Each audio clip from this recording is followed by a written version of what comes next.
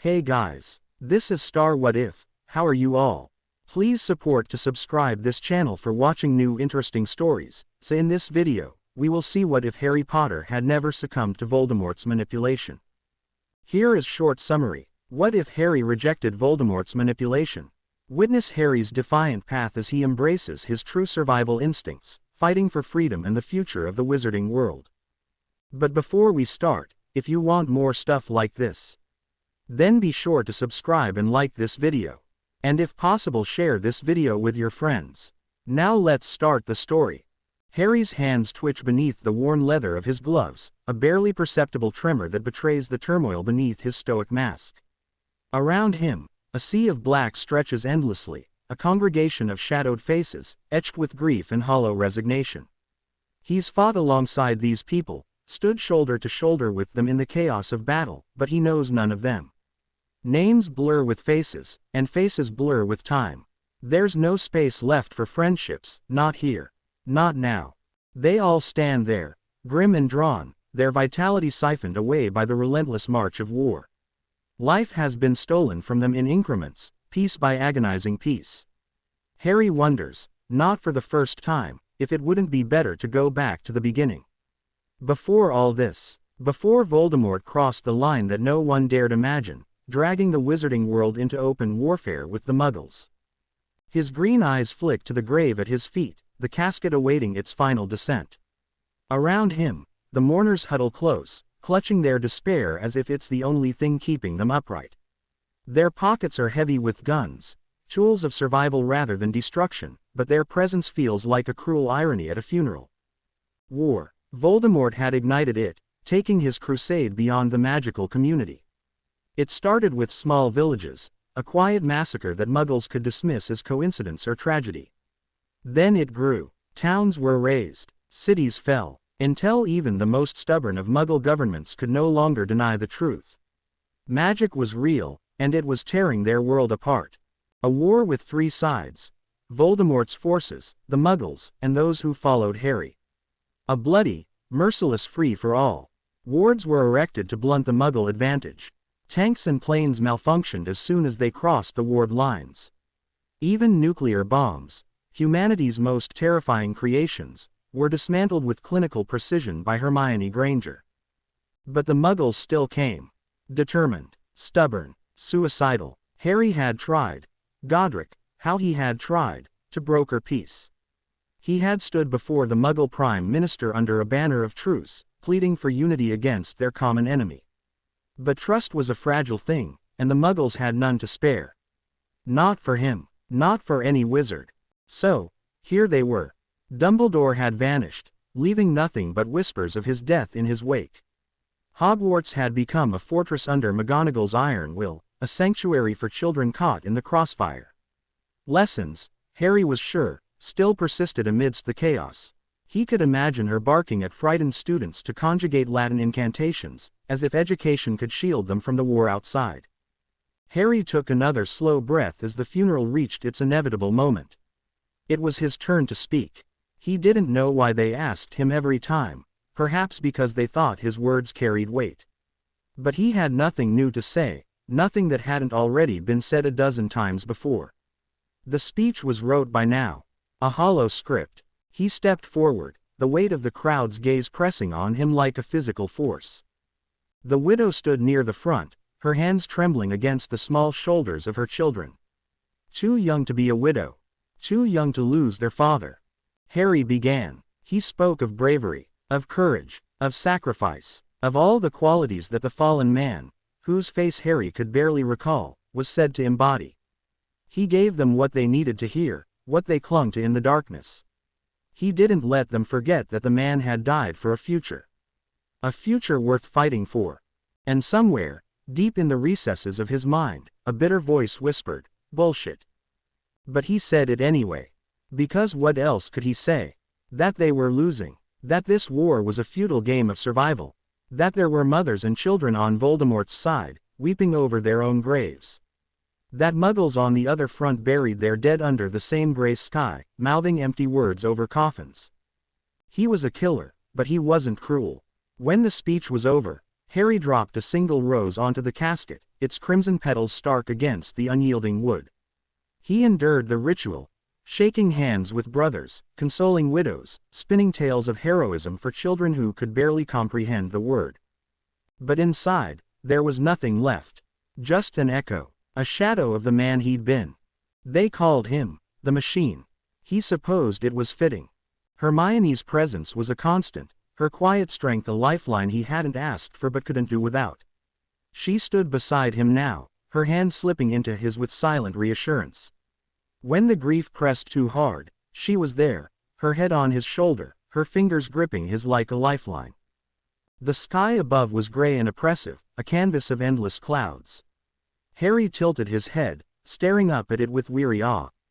How many wars had that sky witnessed? How many battles had it looked down upon with indifferent constancy? When will it end? He muttered under his breath. The words weren't meant for anyone, but Hermione squeezed his hand tighter, her silent way of saying she understood. The funeral ended. The crowd dispersed, leaving behind a fresh grave amidst the sea of them. Harry turned away without a word. Back to work. As he walked, he caught a fleeting thought, barely more than a whisper in his own mind. Maybe the next grave will be mine. And for the first time that day, he allowed himself to hope. I thought I would find you here. Hermione says quietly. The world is at war. No place is safe, but when you need a hero just look to London Tower and you'll find one. Hermione said, making her way to his side. Harry snorted. No heroes here, he said, inhaling deeply and watching the tip of his cigarette burn its way towards him. He exhaled slowly. Just machines, he said softly. Harry, she always starts like this, 100 times, as though she wants to say something but can't.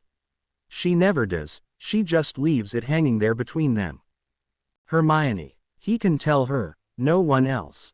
We're losing, he says softly. I feel like a coward for saying it, but I know better than most when to duck out of a battle. My instincts are telling me that I won't outlive the next one. He says quietly. My heart is too tired to care. He admits. I don't want to kill anymore. I don't want to fight anymore. I haven't for a very long time now. He breathes, letting his cigarette drop until he can't see its glow. Then go, she says. He looks at her in shock. He had expected her to be the one to force him to fight to the end, needed her to be if he was going to keep on. I can't, he says grimly. Those that are left are looking to me to fight. Those that died would have died in vain if I just opted out like this. He said, shaking his head. He couldn't live with himself if he ran away like this, it would break him, he would rather die a martyr. You're already dead, aren't you? Hermione asks softly. He looks at her and wishes that he wouldn't have come to this. Inside, you died a long time ago. I can see it in your eyes, the longing to be one of those poor sods in the casket. She snatches his fresh cigarette and takes a deep inhale before he gets the chance. She sputters and coughs like always. Fucking cancer sticks, she chokes out. Harry smiles faintly. The wizarding world found a way to cure lung cancer over 100 years ago. He says, amused. She smacks his arm. It's the most life he's seen in her in maybe a year. If you could get away from all of this, if you could go to a place where this war doesn't exist, Harry, she says, suddenly serious. I would want you to move on. She says with a strained smile. Ron would agree. We would want you to live, to fall in love, to have the time to just sit and read a book somewhere, to find peace. We would never think of you as a coward, not after all that you've done for us, for the world. Harry winced and smiled wistfully. And you would want me to go back and finish my 5th year? He said, smirking.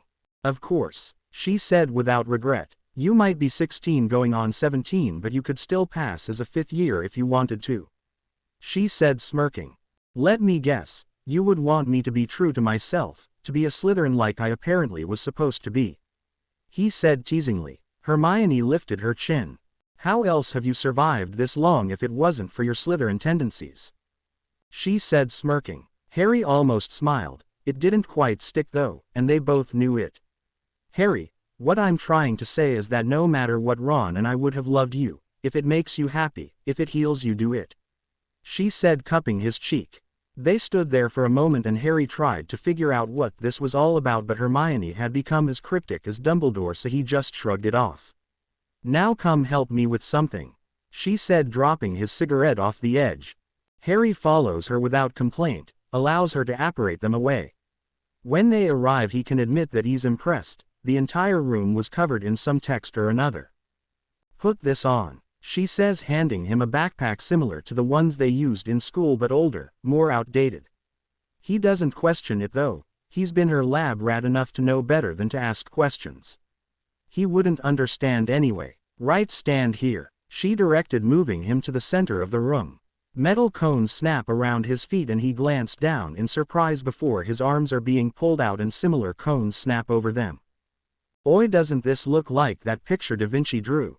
Shouldn't I be naked? He asked, peering down at her as she stuck some sort of handle into a brass plate on the ground and began shifting it, pulling it around him. Are those Roman numerals? He asked casually. Wait, his instincts were going haywire. My own, he breathed. This looks like, but Hermione was standing, giving him a tight smile. If this works, then there is a letter in your pack that you need to read, she says softly as she backs away to where a podium stands. Harry stares at her in stunned silence for a moment. My own, you can't do this, you're messing with things that you shouldn't, he warned. I know, Harry. I love you, Harry, she says, setting her hands onto the podium. Suddenly everything is spinning. The floor, the walls, the world, it's spinning and he feels lightheaded and nauseous. Goodbye, Harry. Her voice echoes in his mind and haunts him as he spins and spins and spins. Harry, if you are reading this, then it worked. You probably hate me now, but I don't regret it, not for a moment. So go on, hate me, but while you're hating me, live. You never really had the chance to live, you know. With the Dursleys and then the war, there was never room for a childhood like Ron and I had. I know you're tired, I know that it will take time for you to adjust, but please, if only because it is my last request, live. Find peace with yourself and with the world. I don't expect you to forget what we lived through, but for you, it's over, and if it means I'm a selfish bitch, then so be it, but I want you to live. I want you to learn the peace and joy that you never had with us. There is no coming back, your life is permanently shifted to another timeline, you won't turn to dust or anything if you meet your other self, I made sure, so don't worry about that. I love you, Harry. I really truly love you, and Ron did too, so get up, Harry, get up and start living. Hermione. Harry stared at the letter. The sun was about to go down, but he didn't care, he was the most dangerous thing here. He let his hand fall, crumpling the letter as he stared forward, his eyes glittering in fury and sorrow.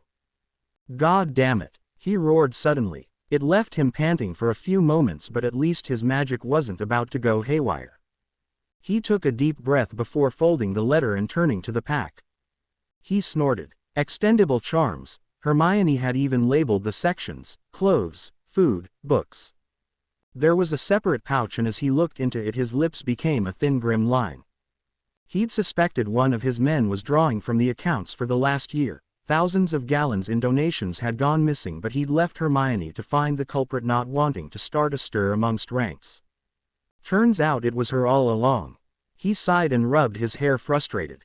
Well, there was no use crying about it now. He wiped his face idly and pulled out the map that was folded inside the books section. He snorted when he opened it, and a small arrow began blinking at him with the words, "You are here," written below it in Hermione's tidy scrawl. Right then, he was close to Diagon Alley, but if he wanted to go somewhere where no one would ask questions, he stared at Nocturne Alley for several long moments. Nocturne had been turned into a bazaar of sorts, an underground for wizards once the war had started. The place would be different now, though he didn't quite know what to expect. Sighing, he folded up the map and began walking in the direction of Nocturne, pulling his hood up as he walked. When in Rome, carry your gun close. He smirked slightly and adjusted the bag. It wasn't heavy in the least, but it had been a long time since he'd carried a backpack. He was used to duffel bags with guns, heavy bulky guns.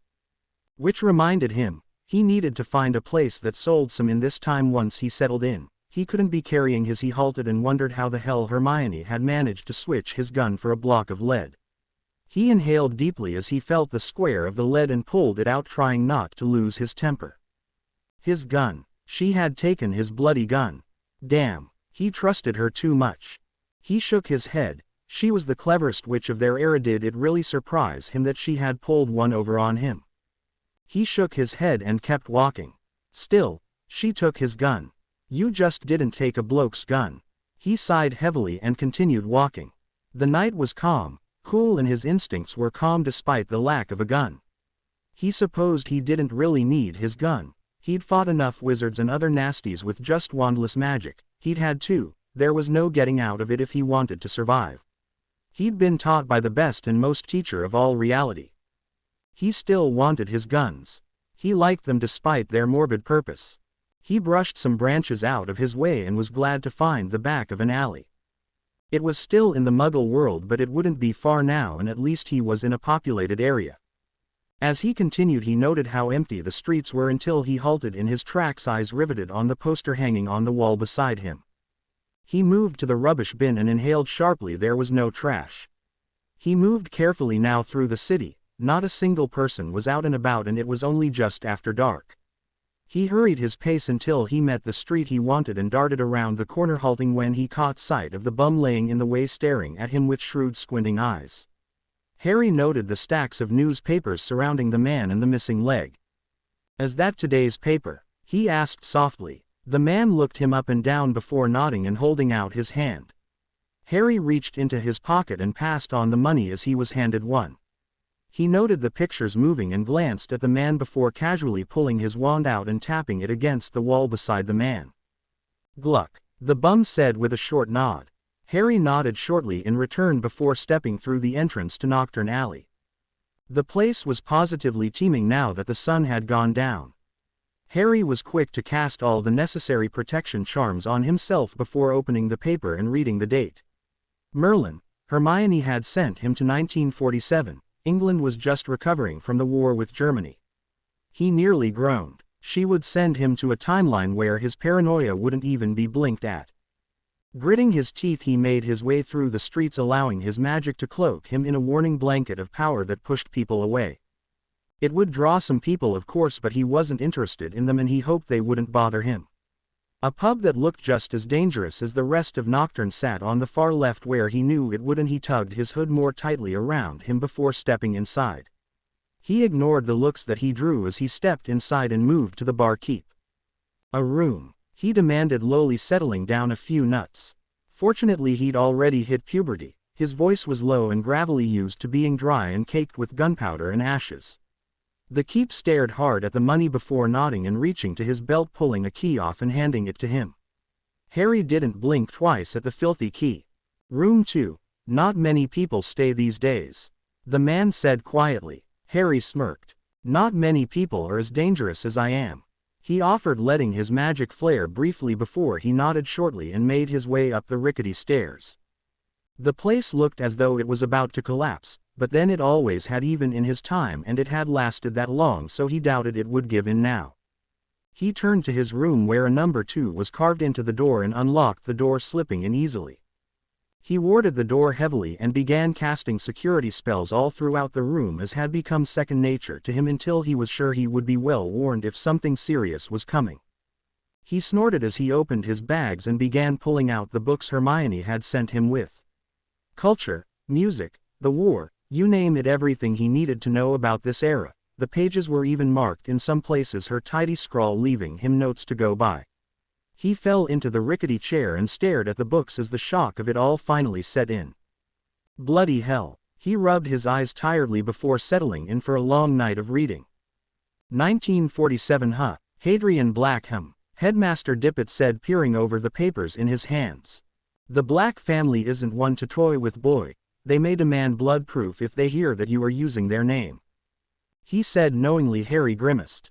Oh, he knew. He counted on it. But Sirius had made him his blood heir as a child. He counted on the fact any test would list him as a child of on Sirius Black, Sirius' grandfather, whom he was named after.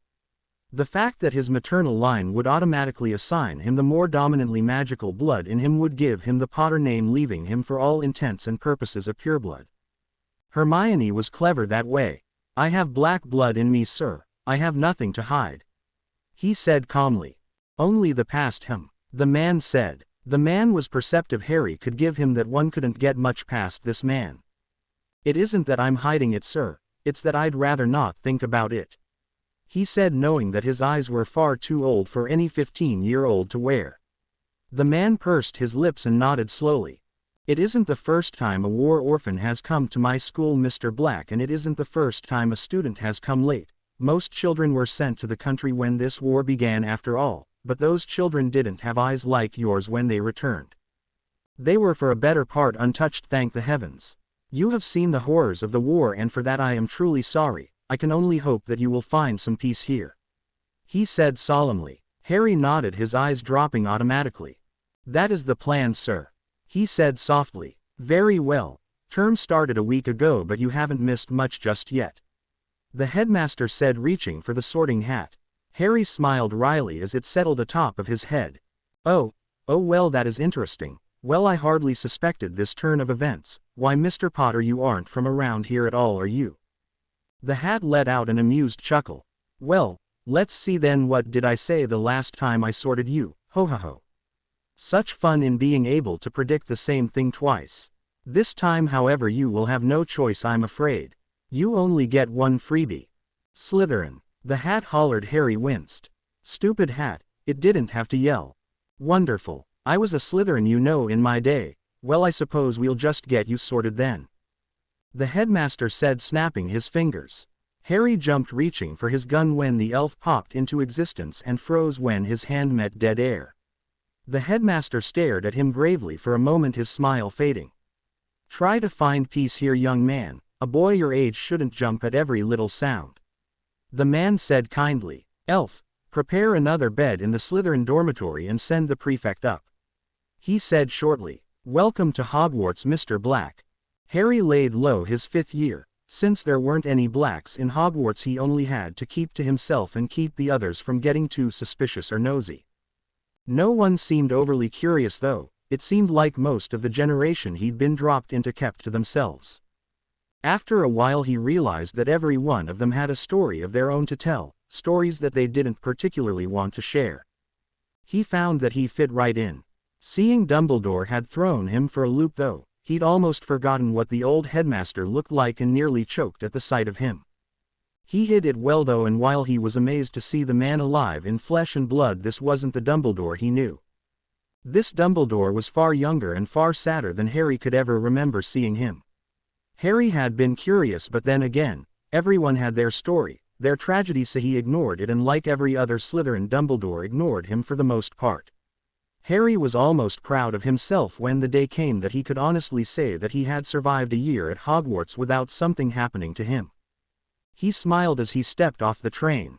He had the whole summer to himself. Hadrian Black. Harry stilled. It was too good to be true, really it was. He turned slowly and stared at the man who was scowling at him darkly. Harry knew without a doubt who it was. Sirius Black. Harry held his ground, though. He'd thought this through. How he would react if he really was an illegitimate son with a father he'd never met. "Lunch," he said, tilting his head slightly. The man's lips remained firm as he looked Harry over once, twice, and then again before the man sneered. "Follow me, boy," he snapped. Harry clenched his jaw and decided it was best to follow the man. They made their way through the crowd of students, and Harry stepped back automatically when the man made a sudden swipe at him. Dark eyes narrowed on him. "I need to apparate us," the man said shortly. "I'd rather not," Harry said, taking another step back. "If you are in fact family, why would I hurt you?" the man said casually. "If you were in fact my father, then I have absolutely no reason to trust you," Harry said coldly. "Oh," the man said, a hint of fire in his gaze. "I might pose a problem to your marriage. You might want to make me disappear, and I'm rather fond of existing," Harry said calmly. "So, with this logic, how do you suggest we find a place to speak him?" the man said, crossing his arms over his chest. "I don't want your money. I'm not about to shame your name, and frankly I have no use for a father. As far as I'm concerned, there is no reason for us to talk. Let's continue the way we are. I'll pretend that you don't exist and you can ignore that I exist," he said, crossing his own arms and mimicking the man's gesture. "I need to prove that you are in fact family. I can't have every orphan off the street using the Black name," the man said stiffly. Harry snorted. "What, you want my blood? I'm not an idiot," he said, narrowing his eyes. The man relaxed slightly, his gaze steady. Harry remained on guard though. Very well. Let's meet on neutral ground then. Gringotts has the materials necessary for such a transaction, he said silkily. Harry narrowed his eyes and nodded sharply. Fine. Gringotts, in 2 hours, he said cautiously. Why not now? And then the man was gone. Harry cursed. He knew what the man was after. It was a blood trait of the Black family, the ability to walk from one place to another using a tear in time and space. Harry could do it, but he hated it. His godfather Sirius had left a great deal to Harry without ever telling him when he adopted him that summer before he died. Harry took a deep breath before stepping forwards, keeping Gringotts in his mind's eye. A second later he was stepping out of thin air and into the brightly lit Diagon alley. He felt slightly ill but refused to show it when Sirius Black turned his shrewd eyes onto him thoughtfully. After you, Lord Black, Harry said dryly. My son Regulus can't even do that, the man said, annoyed as he stepped through the doors. Harry sent the man a sneer behind his back. Do we even need to go through the blood test? Harry asked, annoyed. I need to know who your mother was, the man said, scowling. Potter, Harry snapped, causing the man to stiffen and turn to him, his face pale. You couldn't tell, Harry said, reaching up and adjusting his glasses. No. Black's face went completely white and stared at Harry aghast. What? Harry said, feeling uncomfortable. Darla, she left me though. The man looked as though he was seeing a ghost and Harry took a step back when the man took a step towards him. Harry's mind worked rapidly. Hermione was better than good if she had figured even this out. Darlene Ann Potter, Harry said uncomfortably. I never met her, at least not that I can remember. She put me in the orphanage and took off. I was 7 when they came and told me that she died in a bliz. It was the first time I'd seen my birth certificate, Harry said cautiously. Yet as he watched Lord Black he knew that Hermione was truly a genius to have figured out even this. How long had she been working on this? And he'd never had a clue, too caught up in a war that was slowly destroying him. She could have escaped, he realized. She could have come and left him behind, but she hadn't. She'd sent him, but that was Hermione, wasn't it? Always caring for her boys above anyone else. We had a son, the man said, staring at Harry in awe. Harry grimaced. You aren't going to hug me, are you? He said, wrinkling his nose in distress. Hermione had been the only one that he allowed to touch him. After Ron, he couldn't stand anyone else getting near him. No, but first the test, the man said, nodding abruptly, his eyes a bit hazy. Harry followed after him, cautiously listening in as Lord Black spoke with the goblin in low hushed tones. A paper was procured and Harry was handed a knife. He gazed at Lord Black suspiciously for a moment before cutting the palm of his hand and watching the blood drip onto the paper. He watched in fascination as 2 family trees began to spread out. His mother's blood wouldn't register, but it would only be suspicious if he was missing a family tree. With Sirius blood, the Black family tree spread out across one side of the parchment while the Potter family tree spread out on the other. Since James Potter didn't yet exist, the maternal line would automatically go to Darlene Ann Potter, the last female Potter. Hermione had written that she had in fact died in Muggle London running from an obsessive lover. Judging by the look on Lord Black's face, Harry had no doubt just who that obsessive lover had been. My son, he whispered as the name Hadrian Black formed under his name. It was the only Sirius Black that existed after all, and now that the documentation had been made it couldn't be changed even when Sirius was actually born. Hermione was right. He was permanently placed into this timeline now. Are we done here? Harry said, taking a step back. Oh, I should think not, the man said almost feverishly. You will need new robes, yes. And oh, a party. We must throw a ball, he said, clapping his hands excitedly. Harry was thoroughly alarmed and took a step back. Look, I don't mean to be ungrateful and all, but I don't need a party. Of course, the man said, his face softening. You have Darla's shy disposition. She never did like grand parties, the man said with an understanding nod. I suppose I should inform the Potters as well, or do they know? He asked Harry curiously. Harry blinked at the suddenly cruel look in the man's eyes. Harry bit his lip. I didn't really expect anyone to accept me, he said darkly. Why would I tell the Potters? I never knew my mother. She was just a name on a piece of paper, he said, crossing his arms defensively. Half-truths he supposed, he hadn't ever known his mother. "Ah, my poor son, you will be well taken care of now, you need worry for nothing," the man said, reaching out and patting Harry on the shoulder. Harry flinched slightly and took a step away, making the man frown slightly. "Too soon, much too soon I suppose. I must return home and alert the family. What is the name of the orphanage you are staying in?" "I will arrange the paperwork swiftly," the man said, a small smile on his lips. "The orphanage was destroyed," Harry said softly. "The Blitz," he said shortly. Lord Black frowned. "And where have you been since?" he demanded. "The streets," Harry said just as shortly. "Lots of us, orphans that is, we would camp out in empty buildings. When we could get rations we ate, when we couldn't we starved," he said, shrugging. Lord Black looked horrified. "You will come home with me," he said, a note of finality in his voice. Harry held up his hands. "Whoa, wait, I can't just walk into your house like that. You have a wife, don't you? And sons, you mentioned them. I can't just do that," he said, shaking his head. "My children have grown up and moved away already. They hardly even drop by to say hello these days. It's been Hesper and I for 6 years now. Hesper is my wife, you see, quiet as a mouse that one, but you don't want to get on her bad side, hee." Harry had run out of excuses and he knew it. He'd jinxed himself. He should have known. Things were going too smoothly. Great. Just perfect. Hesper Black seemed to accept him well enough. She merely rolled her eyes as Lord Black told her the tale of Darlene Potter, so Harry guessed that the woman wasn't too surprised by her husband's infidelity. All she had to say on the matter was, "At least he's a pure blood," before going back to doing whatever it was she did in those back rooms surrounded by books.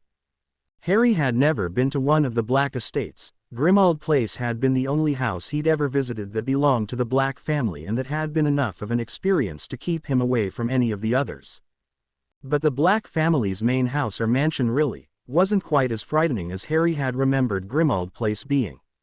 It could have been his change of perception. After all, he'd fought dark wizards during the war that were capable of things that would make the trinkets hidden about the mansion pale in comparison.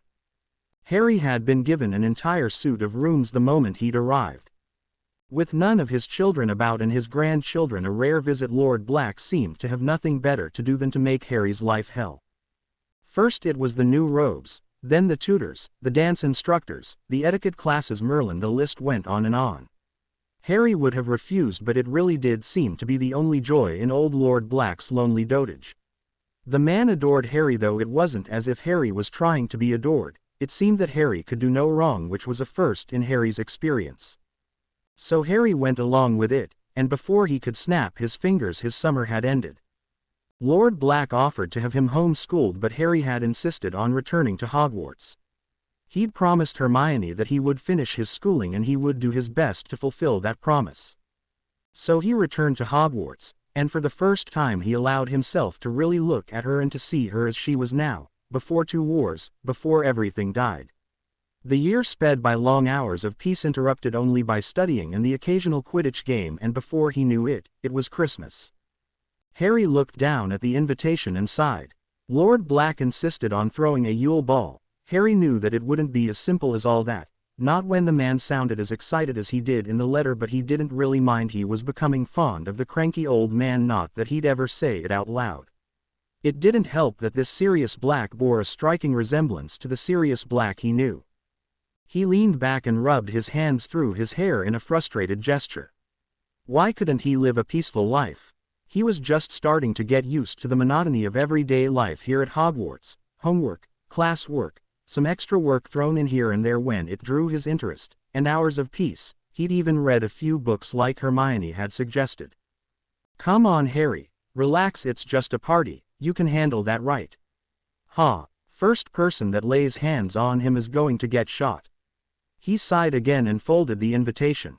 He really did need to get a new gun. He glanced down at the letter in his hands. No one said he had to go to this party without being bribed. "A Muggle gun," Lord Black said, raising his eyebrows. "I had one on the streets. I became used to using it, but it was stolen from me. I don't feel comfortable without it," Harry said, pouring himself a cup of steaming tea. He was dressed in stiff, elegant robes and his hair had been slicked back and tied at the base of his neck. He thanked the giggling girls of the Slytherin dorms for being able to tame it, although apparently there was a trick to it, which had him wondering how many of them secretly had wild untamed hair. I must admit I had hoped that your first request of me would involve something a bit tamer, Hadrian, but if you want a muggle gun I dare say you'll get one. The man said, smiling faintly. Harry frowned. What was that supposed to mean? The man must have read his expression. He was fond of doing that, said that Harry was much like his mother in his way of expressing himself. You never request anything of me. You never rely on me, Hadrian. I know that you have had a hard life and I respect that you might never be able to see me as a father, but I would like it if you could trust me enough to know that no matter what I will support your choices. He said solemnly. Harry stared at the man for a moment before nodding. I'll try, he said, nearly choking on the words. He didn't know if he could rely on anyone else anymore, but he could try, and that had to count for something, right? That is all I ask. Now, Lord Black said, tapping his cane on the floor before using it to stand with and giving Harry a shrewd look and nodding. Yes, those robes do suit you, and your hair makes you appear older, even if you do still look like a fifth year. He said, amusement evident in his voice. Harry scowled at the man. At least you've filled out nicely. Good food can do wonders on a body, you know. He said, adjusting his coat. Very well then, I suppose we've kept our guests waiting long enough. He said, a glint in his steel-gray eyes. Harry frowned. The invitation said that the ball would begin at 6:30. I doubt anyone is here yet. He caught the look in Lord Black's eyes and snorted. My invitation had a different time, didn't it? He said, half amused, half annoyed.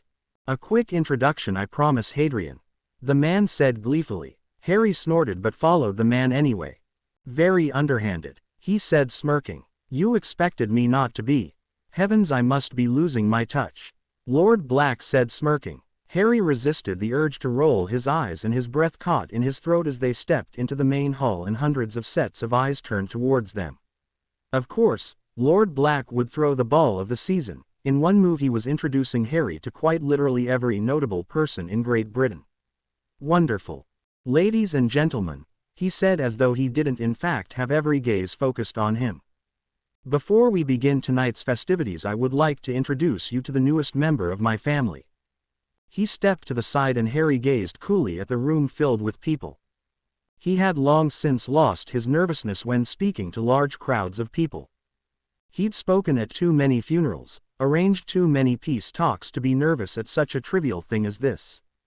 This is my youngest son, Hadrian Black. Now, I find myself mildly ashamed to admit that he was born out of wedlock. Due to the Muggle War, his mother Darlene Potter took herself and her unborn child and attempted to flee to safety. Unfortunately, after Hadrian was born, she was lost to the Blitz. I tell you this because while I am mildly ashamed of what transpired between Darlene and myself, I am not ashamed of Hadrian. He announced clearly. In these troubled times, adding a family member to my family tree is much preferred to losing one due to Muggle carelessness. He said, slamming his can against the marble floor and causing the dull thud to echo throughout the room. With that, I would like to introduce to you my youngest son, Hadrian Black. He said, holding out his arm towards Harry, who let a small pained smile cross his lips as he tilted his head in recognition of the applause. Now, I've had my shocking revelation for the evening. I should like to invite you all to enjoy yourselves and to have a blessed Yule. Lord Black said, causing another round of polite applause as the music started up as he turned to Harry and spared him a wink. Father. A tall, slim man with cropped dark hair and intense dark eyes approached them with a grim expression. Beside him, with her hand tucked in the crook of his arm, was a lady who reminded him of Narcissa Malfoy as she gazed down at him in obvious distaste. Harry smiled coolly at her, knowing that it would unnerve her. Arcturus, Lord Black greeted proudly. Melania, my dear girl, you are looking as stunning as ever. He said, bowing slightly to the lady. Hadrian, this is your eldest brother and his wife. Father, forgive me, but this is an outrage. The man said sharply. He's younger than my children, your grandchildren. He said stiffly. Harry was surprised to feel his heart sink at the blatant rejection. What had he been hoping for? A family. Dark eyes caught something though when Lord Black glanced at him. Harry watched as Lord Black's expression hardened and grew darker, his gaze cruel and cold as it turned on his eldest son. Get out of my sight, he said softly, dangerously, before your children lose their father. he added softly. Arcturus became pale and thin-lipped. It is a disgrace, he hissed. You are dragging the noble name of Black through the mud without a care. I'll not stand for this, father, mark my words, I'll not let you ruin hundreds of years of reputation. But you'll do it yourself, won't you? Lord Black hissed. You with your rebel groups, did you think your little meetings were a secret? Exclamation mark. Did you think that I would not know? You stand here all high and mighty, but behind it all I know you've been planning to start something terrible, something that could destroy us all. He seethed. Now get out of my sight, you disrespectful fool. If it weren't for Lycoris and Regulus choosing to remain unmarried, I would take you from my will this instant. How dare you turn your tongue on me? Lord Black, whose face had steadily become more and more red, his voice rising as his anger grew, stood proudly, his head held high as he stared down his son. Arcturus had staggered back and was white like a sheet of paper. His wife looked terrified. The entire room was watching them, and Harry was stuck in the middle of it. This was an entirely different kind of battle than what he was used to, and he had no idea what to do. Then Arcturus turned sharply and stormed out of the room, dragging his wife with him. Harry let out a breath he didn't know he'd been holding. Don't let old Arcturus' words bother you, Hadrian. You're just as much a part of this family as he is. Lord Black said, lifting his chin. Harry bit his lip, feeling slightly guilty. I'm not, though, Harry said softly. I appreciate that you are trying, but I'm not a part of this family. I'm your son, but that's it. Hesper tolerates me, and the others, they are ashamed of me. He said calmly. I've never had a family, and frankly I'm a bit tired of being let down every time I see the possibility of one. I appreciate what you are willing to give me, but I don't expect anything of anyone else. He said softly before stepping back, a destination in mind. The bitter cold streets of Nocturne Alley surrounded him with familiarity, and for a moment he simply stood in the shocking cold and breathed. When Lord Black turned around, Harry would be gone. Harry hated to do it, but it was too much. The ball, the announcement, the drama. He needed peace. That's why he'd come to this time. To heal, not to be broken all over again. Harry took a deep breath and started to walk. Hadrian. I am truly sorry. I fear that I have pushed you too hard too soon. Please understand that my actions only reflected my true joy at having found you, my son. I understand if you are not ready for the steps I have been pushing you to take, and I shall try to understand if you never wish to take them at all. Believe it or not, my quiet Hesper was the one to make me see that I have been asking too much of you. Despite her distance towards you, I believe she is rather fond of you. She says that you have never known family. She says that for a boy like you, who has, as you mentioned previously, had been let down time and time again, that it is only natural that you should need space. And my son, whatever it is you need, be it space or time, you shall have it. But please remember this, because I fear that I have not said it as often as I should have to any of my children. You are my son, and I love you. Merry Christmas. Your father, Lord Sirius Octavian Black. Harry put the letter down numbly. Attached were two gifts. One, the deed to one of the buildings in Nocturne, already warded against war in the ministry itself. The second, a Muggle gun of the newest make. Harry leaned his head back and stared at the cracked, leaky ceiling. Father, a secret part of him ached the way it hadn't done for years. Harry found that for the first time in his school career, what he had always assumed to be his inability to learn was false. He didn't exactly know what to say when he was brought up to the headmaster's office and told that his marks for the semester were above average. You want me to be head boy? He said, stunned into silence. Headmaster Dippet smiled at his shock. I'm not exactly supposed to tell you this, Mr. Black, but your test scores for the year have already reached me. You have E's in every subject you took this semester. Harry stared at the man in shock. I do, he said, cocking his head to the side. But what about potions? I'm rubbish at potions. Surely there must be a mistake. Dippet was chuckling and shaking his head.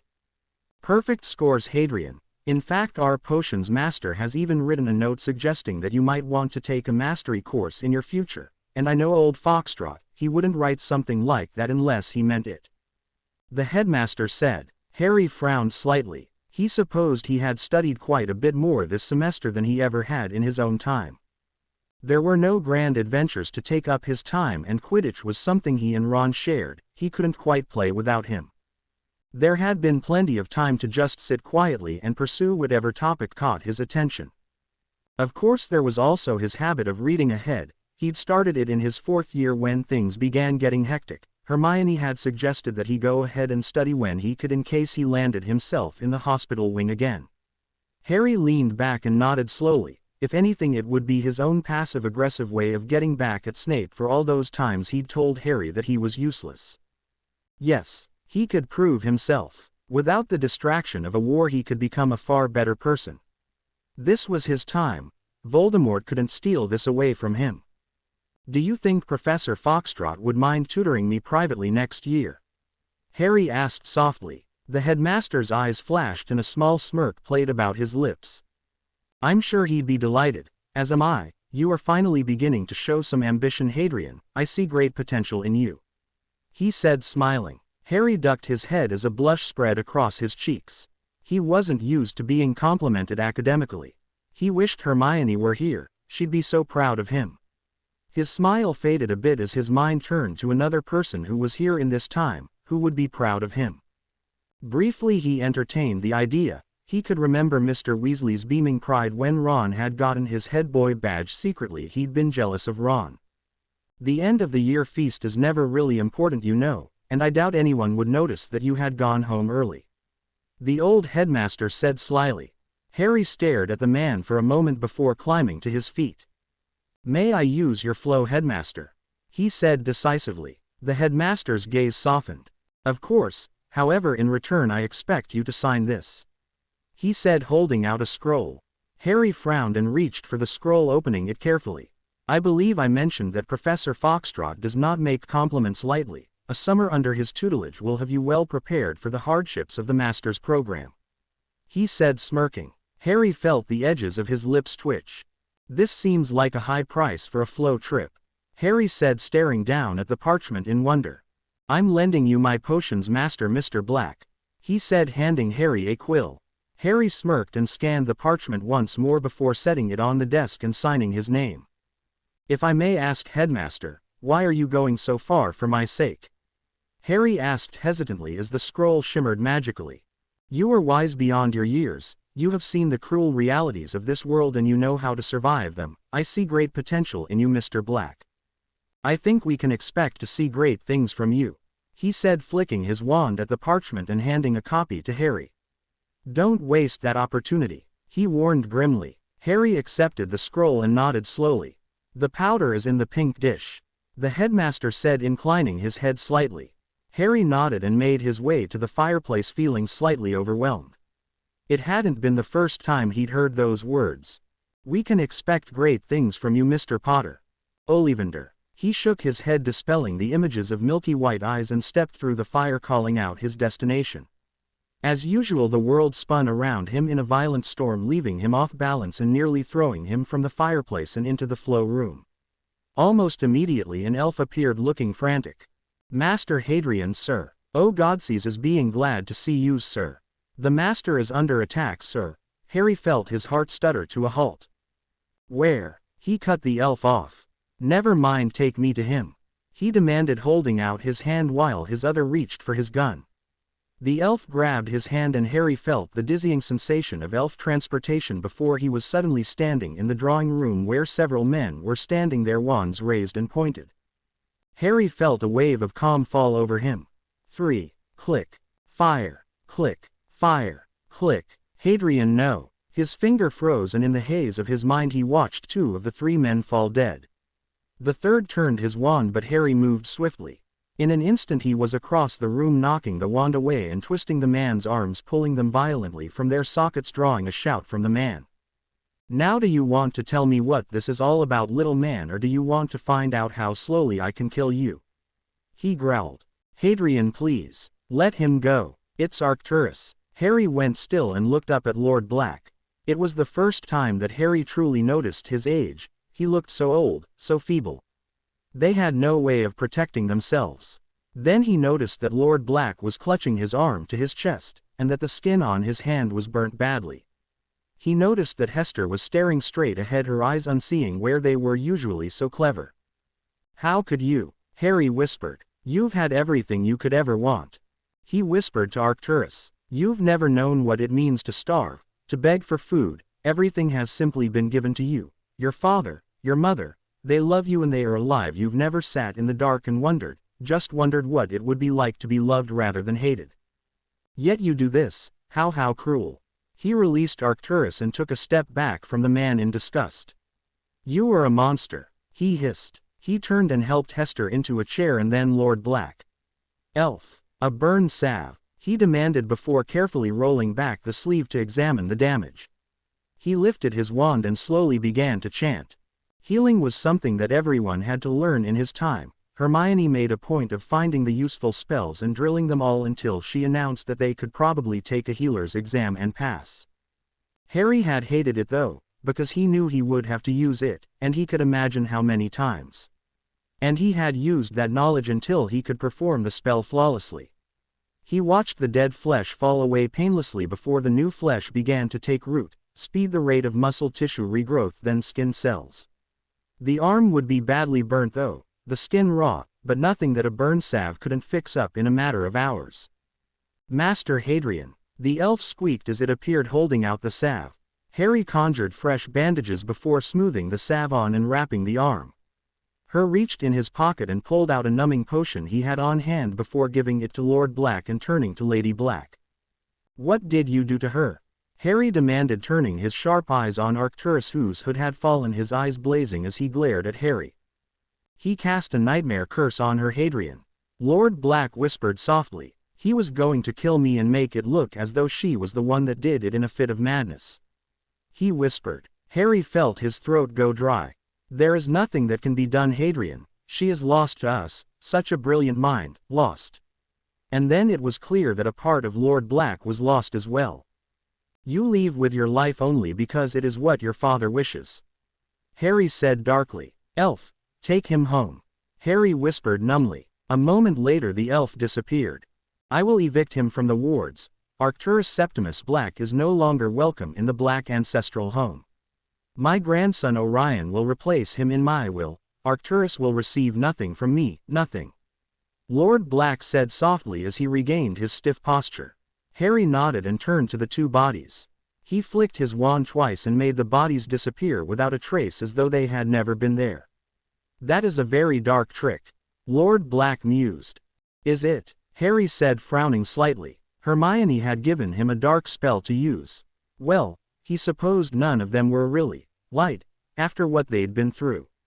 "I didn't know," he said, frowning. Lord Black nodded and his grim expression softened. "My dear Hadrian, you are at times so innocent that I cannot believe you capable of doing what I just witnessed you doing.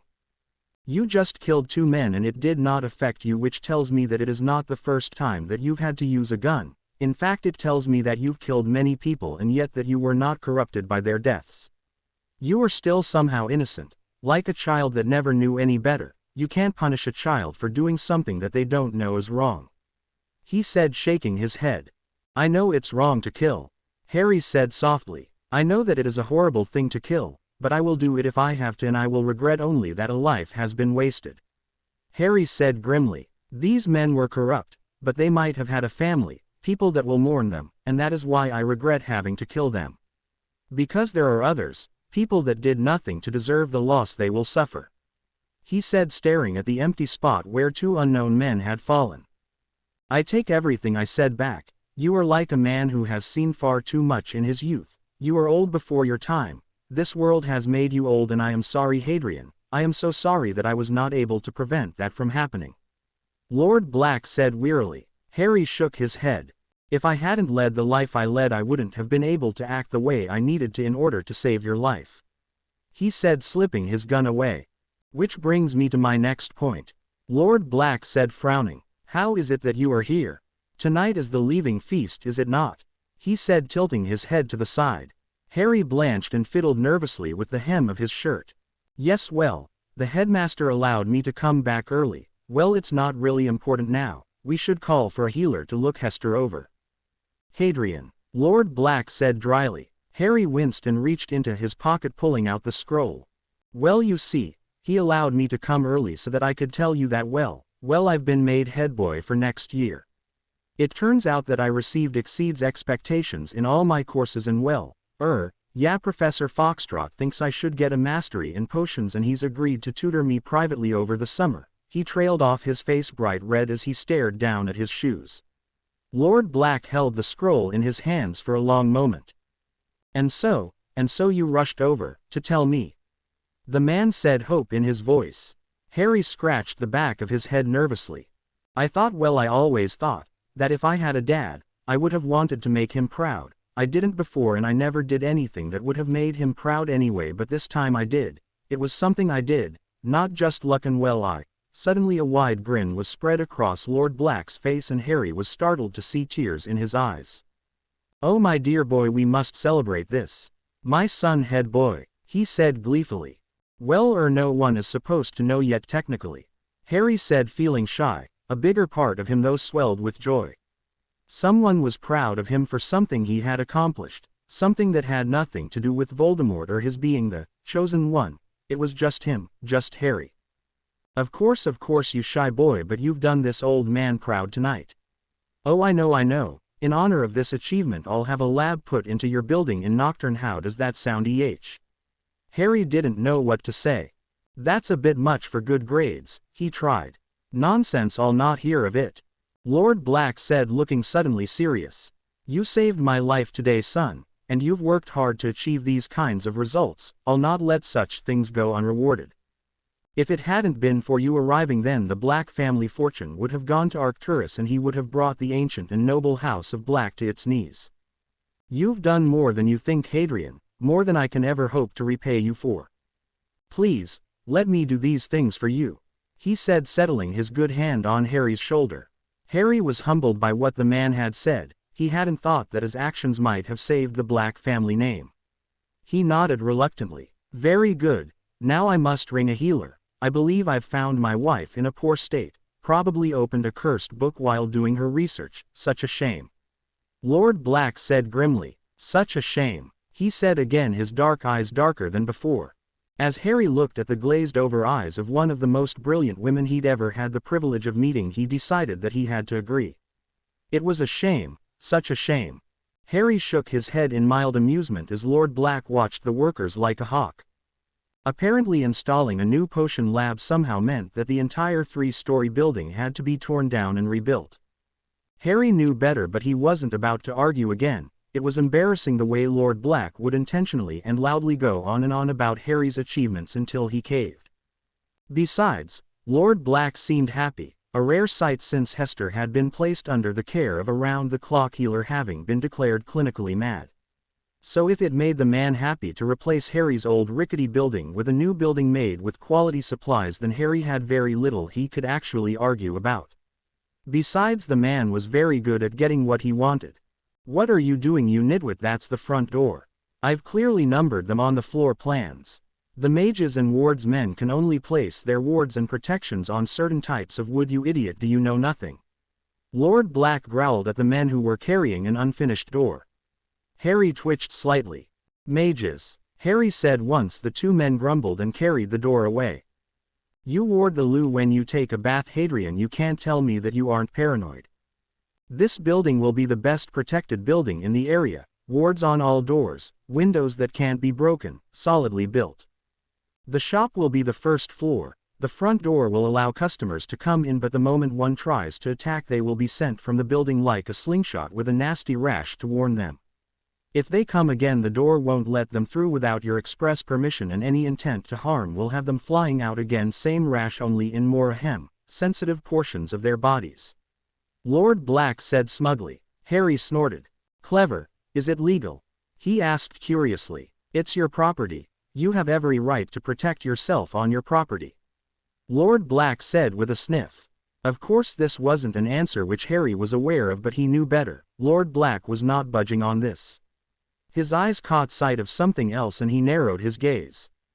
"Are those granite slabs?" he asked dryly. "Black granite. I believe I promised you a top-of-the-line potions lab. Everything will be of the highest quality." "You did," Harry said, his voice coming out slightly higher pitched. "Black granite is top quality for a lab, the magical properties of the stone apparently," Lord Black said, smirking. Top quality. Harry breathed. Right, I think it's time for tea, he said, shaking his head. Just how much money was going into this project? True, his lessons the last 3 weeks with Professor Foxtrot had been going well, but this was a bit much, wasn't it? He shook his head. No matter. He just had to pretend that this building wasn't costing a fortune. Ah yes, tea would be lovely, Lord Black said, nearly beaming with sly glee at having broken Harry's every argument. Harry sighed. It was going to be a long summer. %. Harry let out a long sigh and groaned, his forehead hitting the heavy dusty book in front of him with a dull thud. Merlin. He was exhausted. Lord Black's idea of keeping Harry from arguing too much about how much was being spent on the building project was to keep him busy every hour of the day. Every morning for 7 hours he worked with Professor Foxtrot, then he stopped for a brief lunch which he shared with Lord Black before attending his etiquette lessons, his history lessons, his lessons in wizarding law, and his bloody violin lessons. After these lessons he had dinner before returning to his room to study. He understood why this was happening to him, and a part of him enjoyed the things he was learning, but he could honestly say that he hadn't been outside of the house for a month. Soon school would be starting and he would be facing his 7th year at Hogwarts. He smiled a bit at that. He would finally graduate from Hogwarts. Hermione would have been proud. None of them had graduated due to the war. He lifted his head and stood, deciding that he might feel better if he splashed a bit of cold water on his face. He moved to the loo and glanced at himself in the mirror. He looked tired. Nightmares of the war had been plaguing him the last few weeks, and if it weren't for good silencing charms he was sure no one in the house would be getting sleep. He frowned at his reflection. Odd. He didn't look 18, he still looked young, like he had when he'd first arrived. He shook his head and turned on the water before splashing a bit of the icy liquid onto his skin. Maybe the Dursleys and the war combined had stunted his growth. Hopefully he would hit a growth spurt soon. A kid with big green eyes and effeminate features hardly looked threatening. Shaking his head he rubbed his eyes before turning the light off and returning to his desk.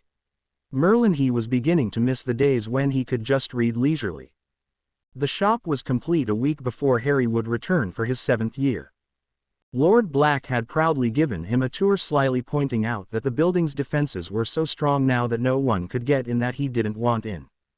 Harry shook his head. Luckily the first floor wasn't overly opulent. There were hints here and there, but overall it was simple, and Harry could even see himself setting up shop.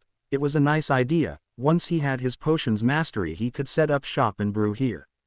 He could live a quiet life without being bothered by the world and its woes.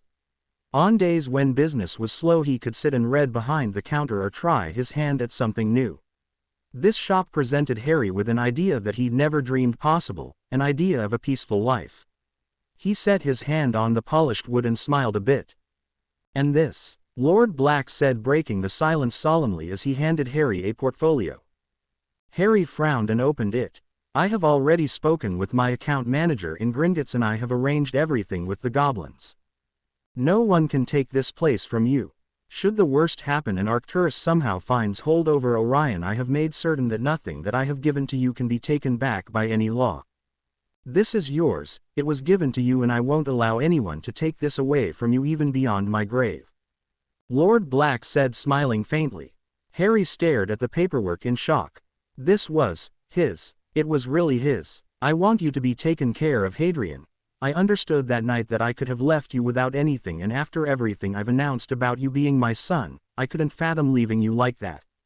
I'm an old man, Hadrian, and I will not always be here, but you will be taken care of no matter what, I promise you that. Lord Black said firmly. Harry nodded numbly. Can I ask you for something? Harry said uncomfortably. Lord Black smiled, a gentle sort of smile, one that he wasn't accustomed to seeing on the stern features. Of course, Hadrian, anything. The man said, settling his hand on Harry's shoulder. Harry felt his eyes drop and bit his lip.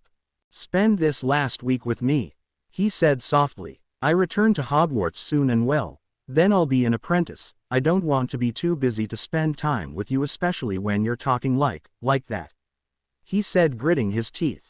Lord Black nodded slowly. I didn't mean to frighten you, Hadrian. Of course I'll spend this time with you. I fear I must have gotten too caught up in this to have realized that I should be with you, getting to know you better, he said, nodding. Harry shook his head.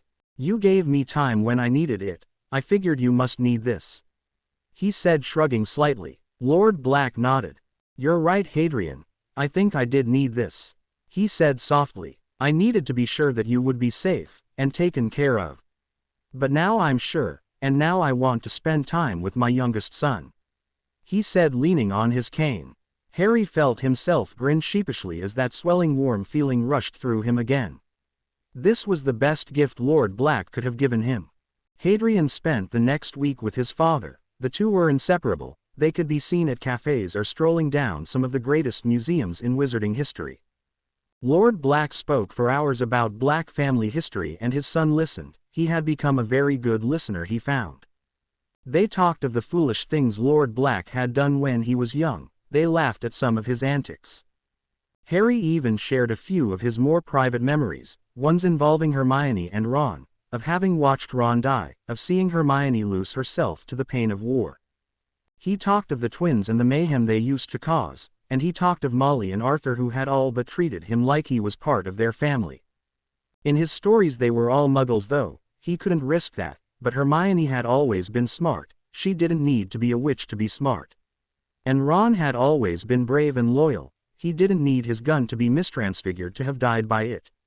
And Molly, the matron who could hardly feed her family due to rationing, this was entirely believable. And Harry felt better talking about them, even allowing himself to weep over them, over the loss of them when he'd thought that his tears had long ago dried up. And Lord Black was there for him, for all of it, which was something that Harry had never had, and something that Harry knew he would cherish. Slowly Lord Black became the father Harry had never had. %%. I still remember the day I met you here, Hadrian, Lord Black said as the train puffed billows of white smoke into the air. You were so paranoid, he said with a smirk. Harry snorted. I had every reason to believe that you might kill me to hide the fact that you had a child out of wedlock. Harry countered. Quite right, Lord Black said, a smile twitching at the corners of his lips. Yet here we are, you starting your 7th year, head boy nonetheless, on your way to becoming a potions master. The man said slyly, though I can hardly say you've grown much in that time. He teased. Harry scowled. It isn't my fault. At least my voice isn't all squeaky. He said, slightly miffed. Yes, you are quite intimidating. Lord Black teased. Harry nudged him with his elbow in slight annoyance. Hey, leave off. Is this how you want to say goodbye? Insulting me every step of the way? Harry said, smirking slightly. Lord Black hummed lightly. And let you get away with teasing me about my bald spot? Never, he said, nudging Harry right back before his expression gentled. Seriously, Hadrian, have a wonderful year, study hard, but don't forget to live a little. You are far too serious sometimes, it's unnerving, he said with a lift of his chin. Harry snorted. Are you telling me to get into trouble? He said, amused. Of course not. What Slytherin gets caught? Lord Black said, gazing down at him from the corner of his eye. Harry chuckled. You would, he said, shaking his head just as the whistle blew, warning him to get onto the train. Goodbye, father, he said sheepishly. Lord Black's face lit up and he pulled Harry into an embrace, patting his back. Stay well, my son, I love you, he said before pulling away and nodding, his lips pressed into a thin line. See you soon, Hadrian, he said with a short nod. Harry returned the gesture, his cheeks burning as he turned to the train and climbed on. Thought you should know, my family is speaking to your father about arranging a marriage between us. A girl with long dark hair and appealing looks sat beside Harry and smirked at him lightly as she said this. Harry looked up from his book and frowned. Marriage, Merlin. Honestly, he hadn't thought about romance for a very long time. Yet here this girl was announcing that she might be his future wife. He looked her over slowly. She was pretty enough, that was for sure, and she had the bearings of a woman with good breeding. And you are, he trailed off, setting his book to the side. Elizabeth Yaxley, my family and the Black family have intermarried before, she said, staring at him expectantly. Harry nodded. Yes, he remembered hearing about that. Lord Black's youngest brother married a Yaxley. I'm the youngest of 4 girls. My older sisters have already found matches. I got to choose, so I chose you, she said almost smugly. Harry nodded slowly. May I ask why? he said, leaning back casually. She was a Ravenclaw. She was intelligent and obviously sharp-witted. I fell in love with you a year ago, she said without missing a beat. You were quiet and polite, you like to study, and I know that you would never beat me, she said succinctly. Harry's eyes flashed towards her at that. Have you been beaten? He asked calmly. She smiled. See, if I had, you would immediately want to hurt the person who had hurt me, but no, I have not been beaten.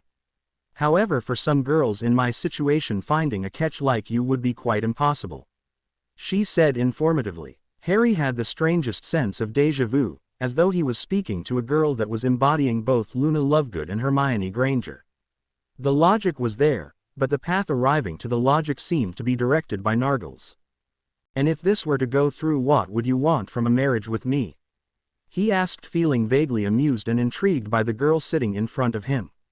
It was much better than studying for potions at this late hour. Safety, monetary security. I want to be able to study without being bothered. Oh, and I want my own bedroom. We can sleep together, but I would prefer my own space when we aren't having say asterisk. I'm used to my own room, you see, she said simply. Harry stared at her blankly for a moment, wondering how on earth she could say that without blushing. But then he remembered that she was channeling Luna. Harry smiled faintly and decided that he liked this girl even if she was a little off. How about I court you first, he said, nodding slowly. She grinned widely and nodded before leaning forward and kissing him deeply. Harry couldn't breathe for a second, and when he could, he found himself deciding that it didn't matter if he could breathe or not. Elizabeth was an amazing kisser. After that night, Harry found that Elizabeth would follow him everywhere once classes were over. She was for the most part silent and content to tuck herself into a corner with a book while Harry worked with Professor Foxtrot, or to walk beside him as he made his rounds as head boy.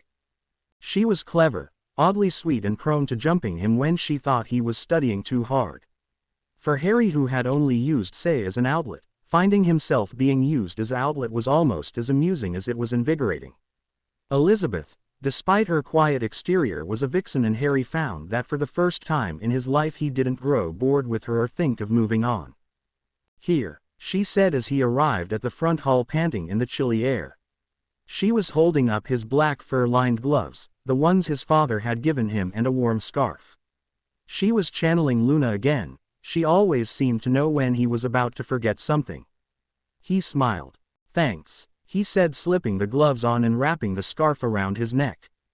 Professor Dumbledore was ill and it was his turn to supervise our Hogsmeade trip. I figured you would be too busy trying to find a replacement to bother with proper attire, she said with a shrug before darting forward and pressing a kiss to his cheek.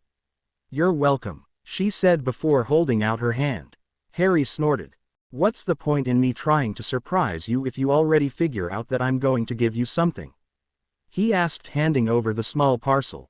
It isn't your fault Cassandra Wiggery is a big mouth, she said before opening the package. I should have just ordered the catalog myself, Harry said, amused. Elizabeth's face lit up as she pulled out the box of perfume. Perfect, but how did you know? She said, cocking her head to the side. Cassandra Wiggery is a big mouth, Harry said in amusement. Ah, very good. I should tell her my preferences more often so that I am likely to get the things I want, she said frankly. Harry smiled fondly and leaned forward, pressing a kiss to her cheek. You could just tell me, he offered. Or we could make a game of it. I could tell different people each time I want something, and you would have to figure out who it was, and then we would see if they would tell you or not, she said brightly. Harry snorted. That sounds complicated, he said, holding out his arm for her as she slipped the gift into her bag. He noticed her robes and winced internally for not having noticed before. He really was a dolt sometimes. You look lovely, by the way. That frock is very nice, he said, smiling down at her. She blushed faintly and Harry cheered inwardly. It was a game of his to try to make her blush whenever possible. She was usually so straightforward about everything. Why, thank you, Hadrian, she said almost shyly. I felt that I should dress up since we will be meeting your father today, she said with a nod. Harry felt his eyebrows rise. Oh, we will, he said, wondering how she could possibly know that, though Lord Black had been excessively cheerful in their correspondence lately. Yes, you are his youngest son and he has made a show of proving that he loves you a great deal. Since the year is almost up and you will soon be entering the apprentice program, he will want to meet me firsthand. He will also want to be sure that you are agreeable to a marriage with me," she said, her arm tightening in his without her noticing. So she was worried, was she? But Harry had already made up his mind. "Then I suppose we should arrange a meeting with your father next, to finalize everything, though I must warn you, until my potions business grows we will most likely be relying on my father a great deal for support." "You utter idiot, couldn't you have made it more romantic?" she said, glaring furiously at him. Harry snorted. "I couldn't help it. You do this sort of thing to me all the time, but very well, if that is what you wish." He knelt right then and there in the chilly November air and held out a ring for her. "Lady Elizabeth Yaxley, would you do me the honor of becoming my wife?" he asked, offering her a smile. Her anger melted away and she grinned widely at the sight of the glittering ring. Eck! Harry was suddenly tackled to the ground by a flying Elizabeth who was holding him tightly. "Should I take that as a yes?" he said, amused. She punched him in the arm hard. "Yes, Hadrian," she said before rising up long enough to deliver a deep kiss. Catcalls surrounded them and Harry grinned as she pulled away and winked at him before snatching up the ring, slipping it on her finger and admiring it. Harry watched her, unable to get the grin off his face. And then she turned and continued down the path, leaving him behind. Harry snorted. Then he chuckled and soon he was laughing loudly and freely. "Hadrian, I won't marry you if you've gone mad," Elizabeth said, grinning wickedly at him as she continued down the path. Harry struggled to control his laughter and clambered to his feet with far less grace than she did before chasing after her. He caught her hand in his and pressed a kiss to the back of it, feeling free and happy, though he was certain he was sporting several bruises. That day would be one of the most wonderful memories Harry had. They went from shop to shop as though they hadn't ever seen them before. They walked hand in hand in the crisp clear air, skipped across cobblestones and danced through the crowd. By the time they stumbled into the small restaurant for lunch they were bright-faced and flushed with glee. "Hadrian." Harry turned to the familiar voice and grinned widely as he caught sight of a very shocked Lord Black. Harry grasped Elizabeth's hand and squeezed tightly before dragging her towards the table, which he noted was already set for three. "Father," Harry greeted, pulling Elizabeth's chair out and pushing it in for her as she sat before seating himself. "And who is this?" Lord Black said, amused. "This is Elizabeth, the girl I'm going to marry," Harry said proudly before catching sight of Lord Black's thin-lipped expression. "Father," he said, his hold tightening around her small hand. "Elizabeth, as in Elizabeth Yaxley, I assume," he said softly. Harry nodded slowly, wondering what was going on. He turned to Elizabeth the way he usually did. She tended to have better insight than anyone else. She could see what he wasn't seeing. But her face was closed to him. It was never closed to him. "Elizabeth," he said, not liking the sudden silence. "I have known Hadrian for nearly 3 years now, young lady." His father began, his voice low and flat and bearing more violence than Harry had ever heard before. He was too stunned to say anything. "In those 3 years not once have I heard him laugh or seen him as happy as he is today, and you expect me to take that all away from him? Who put you up to this? How could you be so cruel?" he growled furiously. Harry flinched when Lord Black's cane pounded on the floor, loudly silencing the room. "Father," he whispered. What was this? What was going on? Harry turned to Elizabeth and watched in broken silence as she reached up and pulled her ring off, setting it onto the table. Her eyes were clear and her silly nature gone. There was no sweetness there. "Arcturus says hello," she said before standing and walking calmly away. Silence followed, the same deafening silence that he experienced on the field at war when the last shot had been fired and all that was left was to clean up the dead. He stared at the ring in shock. Elizabeth Yaxley was married to Stephen Crouch a year ago. Her name is Elizabeth Crouch. Harry felt the words sink in, and when they did he felt broken. He had imagined a life with Elizabeth. "I figured from our correspondences that you had met a girl, but I did not know who. She said that her father was speaking to you about drawing up a marriage contract." Harry said blankly. "That didn't happen, Hadrian," his father said softly. "That never happened," he said sadly. Harry stared at the hardwood table before him. "But she was so sweet, so kind. She brought me my gloves so that my hands wouldn't get cold." He felt the tears begin to drip. "It was a lie, Hadrian. A very well executed plan to get back at me for removing Arcturus from my will. I am so sorry, my son, he said, reaching across the table and capturing Harry's hand. Harry nodded numbly. I made a fool of myself. Harry whispered. She made a fool out of me. He chuckled bitterly and wiped away the tears with an angry swipe of his arm. And the really fucked up part is that I still bloody love her. He whispered. He hadn't been willing to admit it up until that point, hadn't been ready to bear himself that way. But it was all pointless now. I won't let them get away with this, Lord Black said darkly. They've gone too far this time, he whispered. Harry nodded slowly. He didn't care about revenge. It was over, that was that, and he knew that some part of him had been damaged beyond fixing this time. Don't expect that I'll marry any time soon, father, he said quietly. And thank you, he added as an afterthought. You could have gone along with it, could have betrayed me like she did just to keep me happy for a little while longer, but you didn't. You told me, not many people would have the strength to do that, he said, reaching out and grasping the ring in his hand. I'm sorry, Hadrian, I was so happy to see you like that, not a care in the world, he choked slightly. I'm sorry that I had to rob you of that, he whispered. Harry shook his head. You didn't, she did, she stole something from me that I don't think can ever be replaced, he whispered, holding the ring to the dim-lit room. I thought, for the briefest of time I thought I had found the ability to love again. It was all a lie though, a sad pathetic lie, he whispered, clutching the ring in his fist again. No, Hadrian, what you felt was no lie, don't let her taint that too, what you felt was pure. Someday I hope that you will be able to experience that with someone who truly deserves it, Lord Black said, reaching across the table and holding his hand. Pure, Harry whispered. Pure, he repeated. I don't even know what that means anymore, he whispered. I'm sorry, father, but I need to get back to school, he said softly. Lord Black nodded grimly. I won't let them get away with this, Hadrian, he whispered urgently. Harry nodded slowly. I know, he said softly. Goodbye, he whispered. Harry stood outside in the chill of the night and lit his cigarette, inhaling deeply.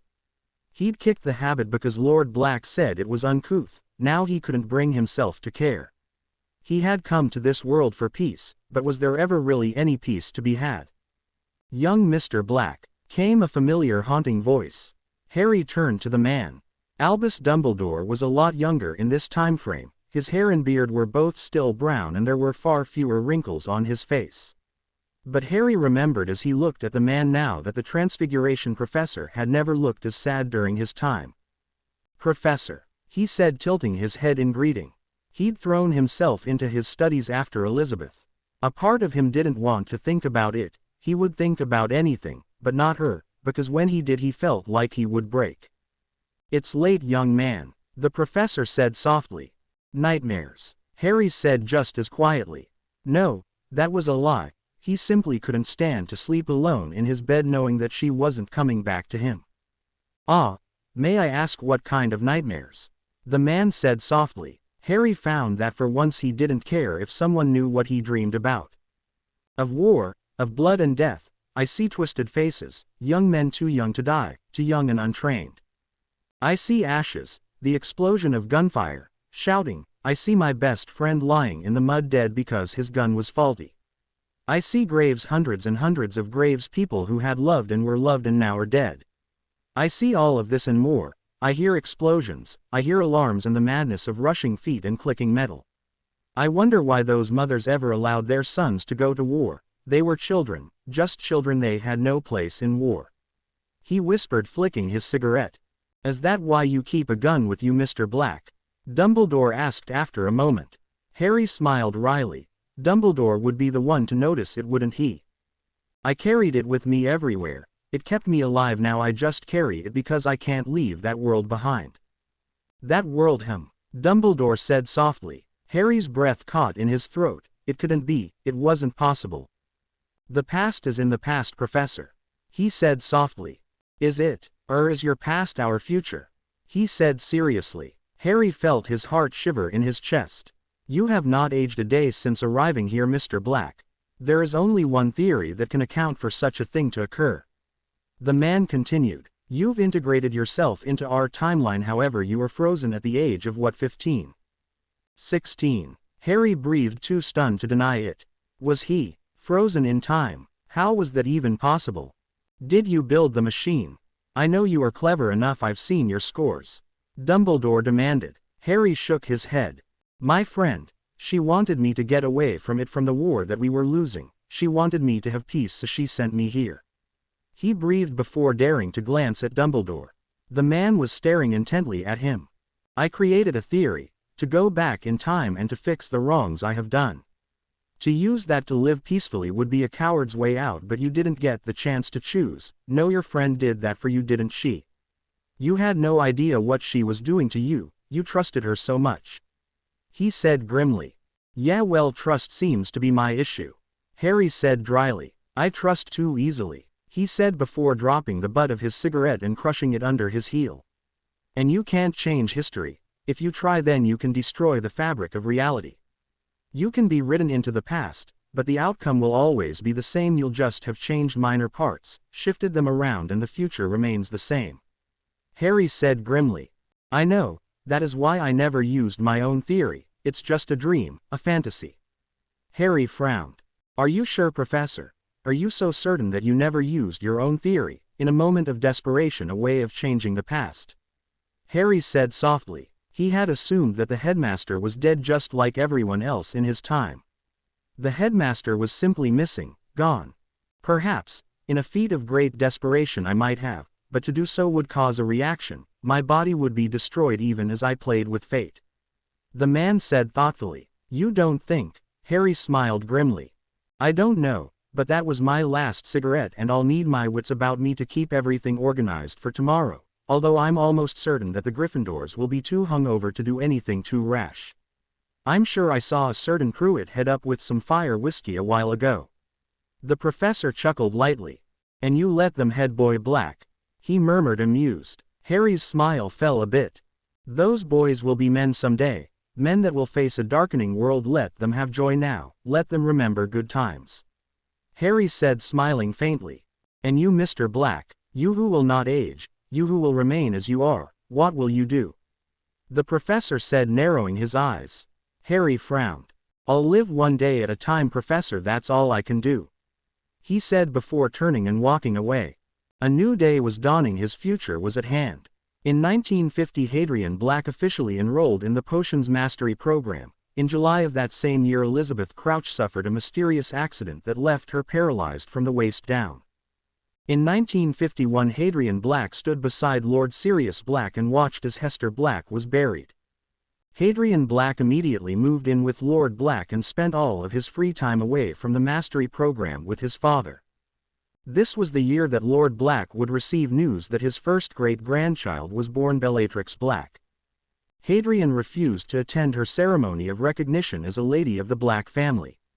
Members of the family assumed that he had become prejudiced due to the actions of one Arcturus Black, whose attacks on Hadrian had grown increasingly violent and cruel.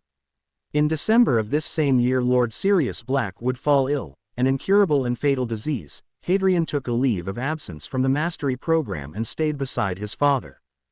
In 1952, Hadrian Black would stand in sorrow. Lord Sirius Black was buried. The Black family fought viciously with goblins and ministry officials alike upon discovering that Orion Black had indeed inherited the lordship title and that half of the Black fortunes had been gifted to Hadrian Black. Within the first month after Lord Black's death, however, Hadrian had made the rest of the Black family well aware that he was far more cruel and capable as they could be. The family unanimously decided to ignore the very existence of the man named Hadrian Black, and even Arcturus found himself wary to battle the young man who was proving to be far more ruthless than ever he had shown before. Hadrian Black had no mercy, not anymore, and he was quite content to destroy them all if they angered him enough. Of course, Hadrian Black chose to ignore them with the same diligence. After his father's death, he returned to his Mastery program with the vigor of an obsessed man. Due to his force of will and obvious genius in the subject, Hadrian Black would graduate with the official title of Potions Master. Soon after, he finally put his shop in Nocturne Alley to good use and began selling potions. Harry stared down at the small journal, his lips turned down in a frown of mild disgust. He'd never been a good writer. Sure, he could write essays, but those were structured. Anything beyond that just seemed silly. He sighed and leaned back in his chair. He had tried to write down his story, just for the sake of it, but some parts had been too hard to write very well. How could he put into words the bond he and Lord Black had shared? How could he write about his devastation, the absolute wreck he became when Elizabeth had betrayed him? He could hardly remember the good times without suffering for it. And those good moments were precious. He knew what he had done. He could see the great gaping holes in his story. Wherever he'd felt the most devastation, he'd ignored talking about it or brushed over it. It was too hard to say that he had been completely in love with Elizabeth. It was too hard when he could still remember the little things about her that he had truly loved. Harry snapped the journal shut and tossed it into the small fire, watching it burn until there was nothing left. What could he say at this point anyway? That it was now the year 1971, that he had done nothing but sit here in his shop and sell potions for what would soon be 20 years. That he hadn't aged a day. No, that was a lie. He had aged, but not very much. He'd aged what he could assume to be 2 years. He looked 20. At least there was that. He didn't look like a child anymore. It just took nearly all of what he had arrived in 1947, and now it was 1971. 24 years. 24 years to look as though he was 20. He sighed softly and rubbed his eyes tiredly. Sure, he'd been successful. His potions were a household name now, sold worldwide, but after 20 years of it, 20 years of peace, he might just go mad from it. He chuckled slightly at that. There was a time when he would have given his right arm for 10 minutes of peace. Oh, the irony. As if hearing the word irony, fate made sure that Harry heard the bell to the front door ring. Harry glanced up from the book he'd just pulled from his pile of unread books and frowned. This man looked vaguely familiar, though he couldn't remember from where. Hadrian Black, the man said softly. Harry felt a tickle of apprehension. Ah, no, I'm just the counter boy. You can call me Ronald, sir. Mr. Black is out, I'm afraid. Can I help you? He said, quirking an eyebrow. The man frowned slightly and Harry tilted his head to the side. Mr. Black is capable of brewing any potion, sir. He's an honored member of the guild. He acted hesitant very briefly. If the potion you want is private, you can write Mr. Black a note and stick it in that box right there. It's charmed so that no one can open it. He said, cocking his head to the side when the man continued to watch him. Ah, no, to be honest, I didn't really come here to see him. I saw you in the window and decided to come in. Please don't be offended or anything, but you are rather handsome. The man said. Harry blinked and raised his eyebrows at this. It was forward, especially for this era, but not unheard of. This was the one thing Elizabeth hadn't ruined for him. If anything, his drive had increased after. Well, he didn't like to think about that too often. He cocked his head to the side and shook his head slightly. He really should stop this. Sleeping around was boring after a while, and there was no way he was risking anything more than a good shag. Still, it couldn't hurt to flirt a bit. The man was rather handsome with his long golden brown hair and traditional robes. The hazel eyes didn't hurt either, or the fit body. Do you do this to all shopkeepers? Harry said, amused and admittedly flattered. The man was obviously a catch, in his late 30s, but Harry was probably older than him anyways. No, just you, the man said, sounding smug. Harry raised his eyebrows at this and shook his head. Well, look, I'm sorry, but I'm not really looking for anyone right now. I'm focusing on my studies, you see. Mr. Black has been kind enough to take me in and tutor me as long as I cover the shop for him. I don't want to risk losing that privilege by flirting with handsome strangers. He said, offering a slight smile. Harry knew he'd been right when the man didn't appear at all disturbed by this. As you said, Mr. Black isn't here right now. The man said, smirking slightly. Harry frowned and pretended to scowl. No, however, since this is my future at stake, I'd rather not risk it. He said stiffly. Don't be angry, the man said, his eyes hooded. If you aren't here to make a request or to buy some of our basic household potions, then I suggest you leave, sir. Harry said tightly. He was sure by now that the man had come for another reason, though what that could be was a mystery. Oh, to look as young as you again. Would you ignore me then, if I looked younger? The man asked, mildly amused. Harry resisted the urge to sigh. There are potions for that. Beauty products are in the catalog, and no, it wouldn't matter if you were younger. I'm simply not interested. Which was a lie. He was interested. Something about this man put him on edge and he hadn't truly felt this alive in a very long time. It was unsettling. Then at least allow me the chance to try to gain your interest. Have a drink with me in your free time, the man said silkily. There was something about the man that drew him in and Harry was mildly annoyed by that. Please leave before I activate the wards, Harry said, smiling sweetly. The man blinked at him, eyebrows rising, and he snorted suddenly. You would do that? What would Mr. Black say? The man demanded, his eyes glittering. Harry ignored the man's searching eyes skillfully. What do you want, sir? I've already turned you down. I am warning you that if you do not leave the premises right now, I will activate the wards, he said coldly. Very well then, the man said, amused, before turning towards the door and dropping an order into the box. Harry rolled his eyes obviously then and shook his head. Mr. Black will contact you with details of your order as soon as he is capable, sir, he said, annoyed as he opened his book. Great, now he would have to meet the man again. It was a week before the man entered his shop again. Harry almost regretted having to follow the prearranged time in the request the man had written. Unfortunately, owls didn't deliver to anonymous people.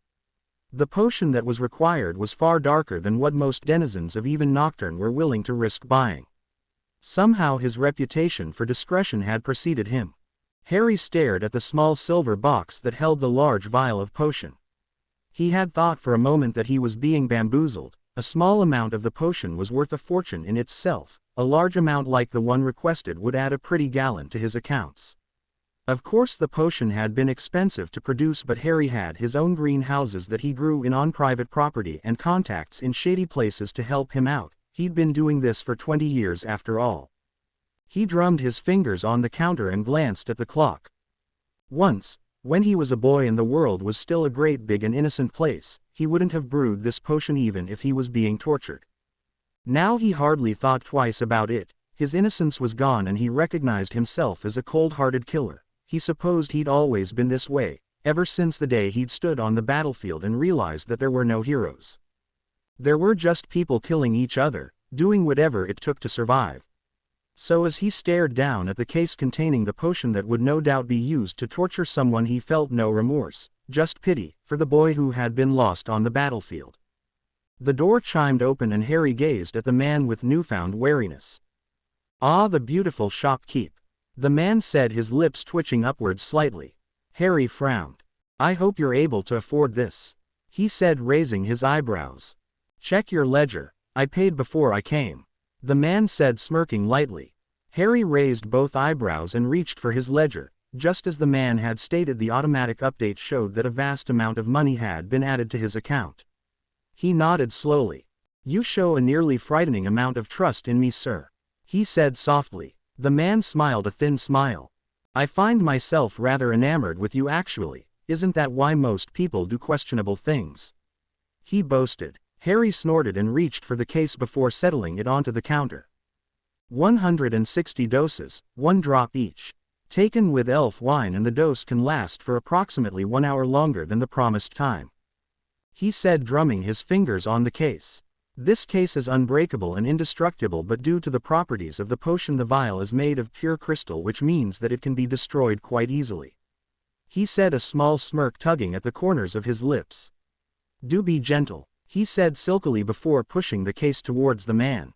Hazel eyes darkened a bit before the man reached out and took the case, slipping it into his pocket. If your potions are as good as I am informed that they are, then you will be seeing me within the next 2 weeks. If this works better than I anticipate, then I will send an extra gift along within the week, the man said with a wink. Harry smirked. I suppose then that I will be seeing you soon, he said, inclining his head. Good day, sir, he said softly before reaching for his book. I suppose you wouldn't agree to sharing a meal with me, the man said, smirking. Harry snorted. Good day, sir, he said softly, though he was admittedly flattered. What was it about this man? He made Harry tetchy and wary, yet at the same time it made his blood rush pleasantly. I won't give up, the man said idly as he moved for the door. Harry snorted. Neither will I, he said, smirking as the door tinkled behind the man. He smirked down at his ledger. He now had enough to begin cultivating some of the rarer of magical creatures that he would need for potions ingredients. Harry rarely closed his shop. Most days all he did it seemed was sit in his shop and await customers. But he had to admit as he looked over the paperwork involved in his newest project, it was looking as though he would need to close for a few days, maybe even a week, something he didn't particularly want to do, not when business had suddenly picked up as it had. So it had come to him a complete surprise when two people he had all but forgotten arrived in his shop, Severus Snape and Lucius Malfoy. They were of course completely different from the men he had known so long ago. Snape was small, scrawny as though he wasn't fed enough, and his dark eyes were shifty, nervous, he was afraid Harry realized, and desperate. Harry could see the desperation in his eyes. There was something he needed. Harry winced. He wasn't a squishy, squashy, fluffy person, but he had been there once, at that low place of desperation. It didn't help that he had known Snape once. The man, for all his bastard qualities, had been one of the most courageous and loyal men Harry had ever had the privilege of meeting. And as for Malfoy, the boy was actually not far from the man he would be someday. Already he cut an impressive figure. He was neatly kept, visibly proud, and bore a glint of cruelty in his eyes that matched perfectly with the sharp attention he gave everything. Malfoy had potential, anyone could see that. But he wasn't the Lucius Malfoy he'd known. This boy was just that, a boy. He was like wine that was still juice, it had yet to age and culture and become potent. "Well," he said softly. Malfoy strode forward without hesitation. "My name is Lucius Malfoy, this here is Severus Snape," the boy said expectantly. "Lovely," Harry said dryly. The boy frowned slightly. "I was told that you would be expecting us. Severus is to be your apprentice." Harry rose both eyebrows at that. "Oh, he is," Harry said bemused. "Are you certain you have the right shop?" he said, crossing his arms. "This is Hadrian Black's shop, yes," Malfoy said as though insulted. Of course Harry had been wearing his hood, a habit of his recently. People seemed to pay him too much attention when he was behind the counter. "I was told to give you this," he said, handing him a familiar envelope. Harry nearly groaned. Of course, he'd nearly forgotten the man had said that he would be sending a gift. Apparently Snape was that gift. With a sigh he opened the note and scanned it. At the bottom there was a request for another potion, one even darker than the last and in large doses.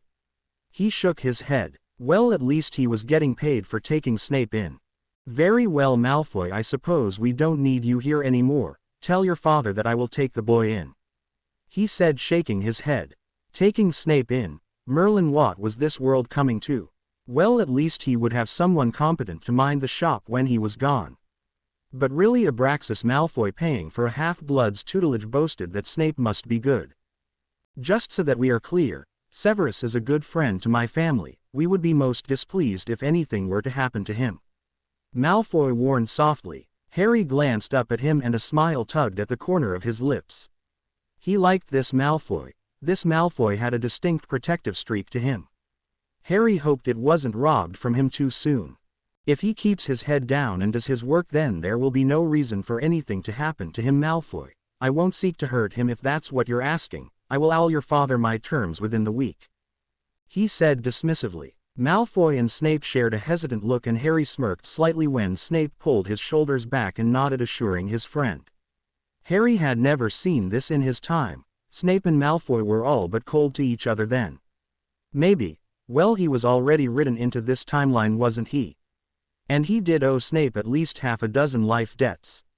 Harry waited until Malfoy was out of sight before turning back to Snape, who was standing there nervously. "So," Harry began, "how much of you actually wants to learn from me, and how much of you is just desperate to get away from whatever it is that keeps you from wanting to go home over the summer holidays?" Harry drawled. He had always thought Snape a bastard, and it was hard not to tease him now that he had the upper hand. When the boy said nothing, Harry nodded slowly and folded up the letter, placing it with his order forms. "We will be doing this the legal way, and in order to do that I will need parental consent." Oh, but didn't that get the boy's attention? "Is that really necessary?" the boy asked sharply. Harry nodded slowly. "I will not mollycoddle you, Snape. However, I will be there for you when you need me. Do you understand that?" he said softly. "Why?" the boy demanded immediately. Harry smiled faintly. "Because once upon a time I needed someone just as desperately as you seem to," Harry said sadly. And I would be dishonoring their memory by not being here for you," he said before standing. "Now, first thing is first, a vow of secrecy. My secrets are mine and yours are yours," he said simply. This was going to be fun. Snape grew more shifty by the second as they approached the run-down house. Litter surrounded the area and Harry looked at the thin wide-eyed children grimly. These children were the lingering effects of the poverty that had spread across the world, grandchildren and great-grandchildren of World War II. They suffered for a war they weren't even alive to understand. He strode forward confidently though to the small two-story house and decided to ignore what he couldn't help. War was war. It came and went and destroyed everything in its path. Mangy dogs barked and yapped and yelled the closer they grew to the house, and Harry wrinkled his nose as the smell of sewage reached his nose. He stepped up to the uneven stoop and rapped on the cheap-dented aluminum door, staring down at the scrap of filthy rug that he supposed had once been pink or perhaps even white. A crash sounded inside and Harry's hand went to his gun. He glanced back at Snape to find him white-lipped and horrified, the horrors of an unhappy childhood. "Stay behind me, Snape, do you understand?" Harry demanded. He still wore his hood so Snape wouldn't be able to see his expression, but the boy nodded anyway. Harry whispered a spell at the door and pushed it open. The sounds of a violent struggle reached him almost immediately, a woman's strangled sob, the sound of flesh slamming against flesh followed by a dull thump. Harry was in the room immediately, pulling the drunk man away and slamming him bodily against the wall. Bleary eyes looked at him in wild anger for a moment and Harry wrinkled his nose at the smell of alcohol on the man's breath. He could kill this man, end the pain for everyone involved. He knew this type of man. He was beyond redemption. He breathed heavily for several long moments as he tried to get a hold on his fury. "Kill him," Snape said behind him, his face pinched and angry and sad. It was the trigger Harry needed, because he knew that if he didn't kill this man then Snape would. And that would be the beginning of a very long, painful road. Harry pulled out his gun and Snape inhaled sharply. The man seemed to understand then, because his eyes turned to Harry with such wildness that even Harry understood that he was no longer killing a man, he was putting down a dangerous animal, a wild thing that had lost its mind long ago. His lips became a thin grim line as he pulled out his gun and pressed it against the man's skull, casting a silencing charm around them. Bang! Click! Merlin, he had missed that. It was like a drug. The flowered wallpaper behind the man's head bore a horrid mark of the explosion and he could hear both Snape and his mother weeping behind him. Letting out a slow breath, he flicked his wand at the mess and then chanted over the man's body until it faded into nothingness. "Mrs. Snape, you will be coming with us," he said decisively as he slipped his gun back into its holster. "Snape, get her things together, would you?" he said, frowning at her faded, ruined dress. Snape stared at him with wide eyes, his face thin and pale. "Go on, I'll look after her," Harry said sharply. Snape nodded once before taking off, nearly skidding across the linoleum floor. Harry sighed and reached down to the trembling woman, carefully slipping an arm under her and lifting her, settling her on the ancient flat and stained old orange couch. Slowly he ran his wand over her, healing her injuries. "You killed him," she said softly. Harry nodded. "But you can't." "I can't. I've been disowned. I have nothing. I am nothing." "Correction, madam. You are Severus Snape's mother and nothing your husband did can change that. You will come with me to my shop and forget this world of poverty and decay. You will heal and help me where you can. I will not make you a beep. I will not hurt you, so there is no need to worry about that. And when you are better, when you can stand on your own and by your own merits, then I will help you start over," he said softly before handing her a nutrition potion. Dark, sharp eyes stared up at him despite the tears, and he understood immediately that this was where Snape had gotten his ability to freeze a person with just a look. "Why?" she demanded. Unfortunately for her, Harry was all but immune to that look. "Because your son needs you to be strong. He needs to see that come what may he can get back up and hold his head high, and I can't show him that you can," Harry said as the sounds of footfalls thundered through the room. Snape's face was slightly red and Harry resisted the urge to roll his eyes. So Snape had seen his mother's knickers, he would have to break that bit of shyness. Carefully Harry turned towards Snape's mother and gave her a significant look. Her expression was pinched, hard, and she was staring at the spot where her husband's brain had just been. Slowly she nodded, and without asking for help she stood. I would appreciate it if you would call me Madam Prince from now on," she said, straightening her shoulders. Harry smiled. "Of course, now if you would allow it I would like to apparate us," he said, politely, treating her as a lady from a pure-blood family ought to be treated. She nodded at him slowly and held out her hand. "Snape," he said, holding his arm out to Snape. They linked arms and Harry flicked his wand at the stove, causing a gas leak before apparating. No one would know what really happened at Spinner's End that day. Harry arrived beside Snape and his mother, wondering how on earth he'd ended up in this position. But he knew he couldn't have just left Snape and his mother that way, so with a slight sigh he welcomed them into his shop and helped them up the stairs. Lord Black had made an entire floor for his personal use. Harry, however, had only needed 2 of the 4 rooms, one as a bedroom and one as a study, or rather a place he kept his growing mountain of books. The other 2 had been empty and he had assumed that they would remain empty. Instead he was harboring Snape's. He rolled his eyes and entered the first room. "Unfortunately I was not expecting guests. The 2 of you are surprises. I have only just ordered Severus furniture before we went to your home. I'll write to them immediately, so please look through this catalog and let me know what you would like," he said, handing her a large book. "As for costs of food, clothing, etc., I'm certain we can find something for you to help me with. I am currently branching out my potions business, so there are several available positions," he said, setting her bag down by the wall before calling the house elf to clean the room.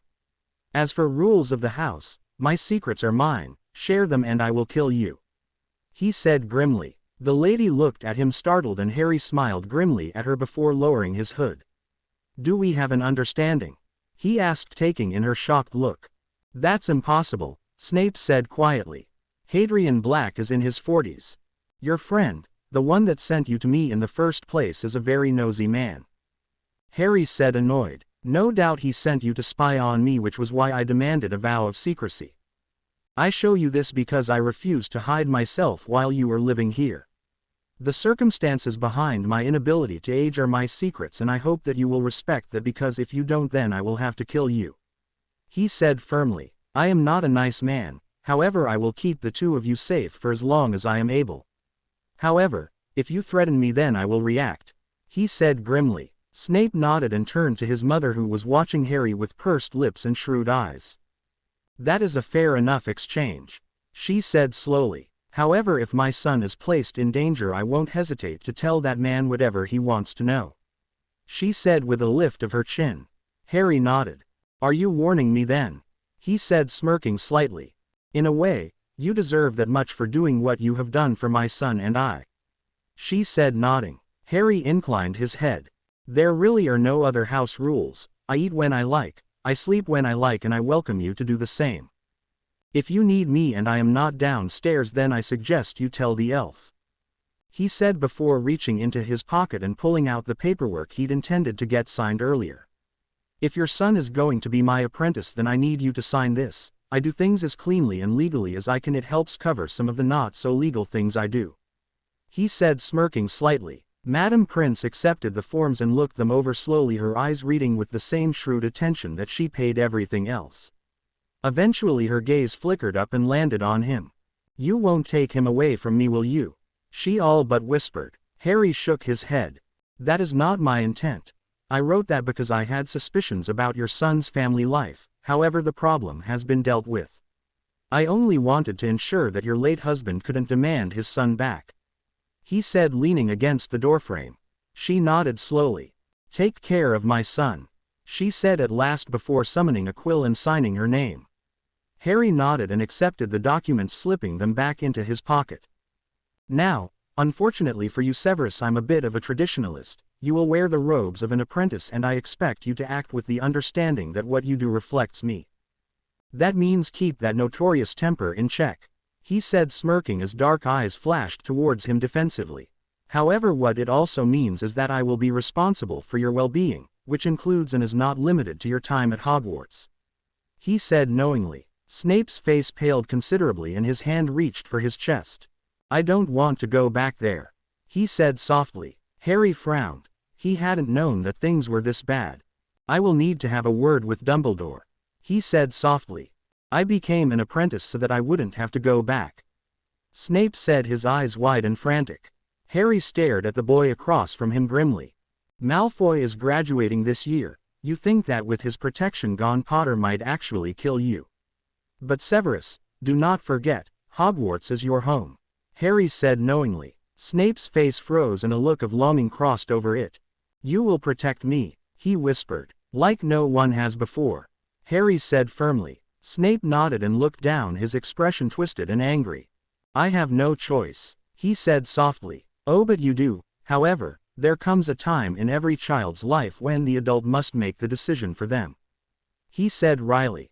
That makes absolutely no sense. Snape griped. Too bad. Harry said smirking. Now, I'll owl a tailor and have the two of you fitted for proper wizarding robes. Severus, there is a book on top of my kitchen table. I want you to read it and memorize it. Tomorrow the real learning will begin, Harry said before turning sharply and slipping out of the room. It took him until he had already owled the tailor to notice something very important. It felt good to take care of someone again. He'd been alone for so long. Without Lord Black or Hester around, he'd secluded himself and mourned in absolute silence. Yet now, with this strange handsome man doing odd things, he felt alive again, and it made him think that he just might accept the next invitation. Snape was awed by the greenhouses. Harry had taken him there directly after having him memorize the potion's ingredients in the book he'd lent him. While Harry talked business with the chief herbologist, he sent Snape off with one of the herbologists, instructing both of them to begin a list of every variety of plant he owned on the massive property. Harry then arranged for Snape to have a room and left him a detailed note telling him that he would spend the next 2 weeks on that property learning about what grew there, what the purpose was, and etc. Part of it was because Harry needed those 2 weeks to begin his other project, which would include creating a protected habitat for some of the rare magical creatures that were dying off. He estimated that if he bred them in the protected habitat, that he could monopolize the ingredients industry within the next 10 years. So Harry left Snape with at least 4 crates of books on every plant that could and was used for potions ingredients. This also gave Madame Prince to get back on her feet. She contacted her family, told them the news of her husband's death, and humbled herself enough to ask for forgiveness. She told Harry that the one thing that had hurt the worst when she realized that her fairy-tale romance with a forbidden muggle was a farce was the fact that Severus had been thrown from the inheritance. She admitted that she'd been selfish and willful, and that her father had disinherited her in order to protect the prince's money from being wasted by Tobias Snape. Harry did what he could for her, but he wanted her to become independent so that she never fell into the same trap again. So he handed her a stack of books as well and told her that if she wanted, he could find her a place in his new project. He wouldn't give it to her for free though, she would have to work for it, and he made that abundantly clear. So, with both Severus and his mother dutifully studying their subjects, Harry put into motion the project that he'd been working on for the last 10 years. It was hard work, but with the help of magic and the fact that most care of magical creatures majors didn't have anywhere to go after graduating, Harry had it up and running smoothly within the month.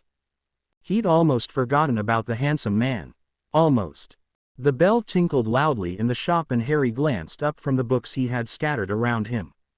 Not that I don't appreciate the charm and elegance of Madame Prince, but I have missed seeing your lovely face, the man said, smirking slightly.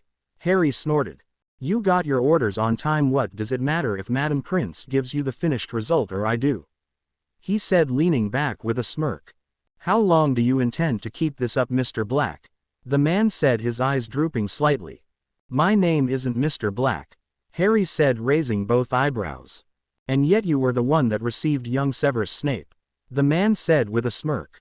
The parchment I wrote the letter on proved that it was you, he added with a smirk. Harry nodded. What, I'm too old for you now? Harry asked curiously. The man eyed him before smirking. Not in the slightest. However, the question is, how are you doing it? He demanded, crossing his arms. So that was it, huh? The guy could care less about him. I bathe in the blood of pures, Harry said dryly. Black, the man said warningly. Pull your wand on me and you will be out of my shop faster than you can cast.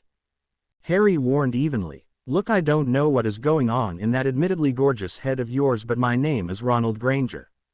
Now I don't really like telling it, but if it will make you go away then fine. I was orphaned, My parents were killed in a car crash a year after I was born. I should have died then but I didn't, because I have magic. After that I went to live with my aunt and uncle, who hated magic and hated me. I was beaten and starved and made to work like a beep until one day Mr. Black happened upon me. Mr. Black knew what I was. He told me that I was a wizard and that I was special. Harry said softly. He brought me here and I've been here ever since. He said, crossing his arms. You aren't lying, the man said with narrowed eyes. Harry nodded slowly. He wasn't lying. That was the closest story to Harry James Potter's that he could get. He'd only tweaked a few things. Funny, Harry said, shaking his head. I thought you were a good man for bringing Snape in. Granted, I know what those potions you ordered do, and I know that you are at the very least a twisted individual who dwells on the pain of lesser people, but then again so do I. He said, smiling slightly. But I still thought you a good man for bringing Snape in. He needed a way out. Unfortunately, I think now that you didn't really care about Snape. You wanted something for yourself. Something that you saw and believed and craved, only to realize here today that you couldn't have it because it doesn't exist here. Harry said grimly. And your point? The man hissed, his eyes narrowed in annoyance. Harry shook his head. I was going to say yes today. He said lightly. I'll admit, I was flattered and you are a very handsome man, but I've been betrayed before, I've been used before, and I've learned never to trust anyone. I'm going to get my master's degree, and then I'm going to travel the world, and I will be glad if I never see you again. He said, flicking his wand at the mess on his counter and swiping the stack up neatly. I'll tell Mr. Black you called, Harry said before turning and slipping out of the shop. Can I help you, sir? Madam Prince said behind him. Harry cursed mentally. He was glad she wanted to help, but she knew the kind of man this was, and he had a temper. You filthy. Gah. Harry dropped his books on the stairs and made his way back to the front of the shop to where a very startled Madam Prince stood. He wanted to attack me, she said softly. Harry glanced out the window to see the man glaring furiously at his shop. Unfortunately, nothing could get into his shop if they didn't want to. Lord Black had made certain of it. That man is dangerous. I want you to stay inside this place where it's safe from now on. If you need to go out, take the elf with you and let me know beforehand. I apologize, Madam Prince, I didn't mean for things to get as out of hand as they did. I doubt he'll target you, but just to be safe you should keep yourself wary whenever you leave. The wards will protect you. They won't allow that man to come in again without my express permission. He said, glaring darkly at the door. If he comes again I will know, and I'll come from wherever I am. I suppose it's time to find myself a clever disguise, he said, shaking his head. And Severus, will he be safe? She asked, her eyes glittering. Harry frowned. Of course, besides he's in the Philippines on one of my properties.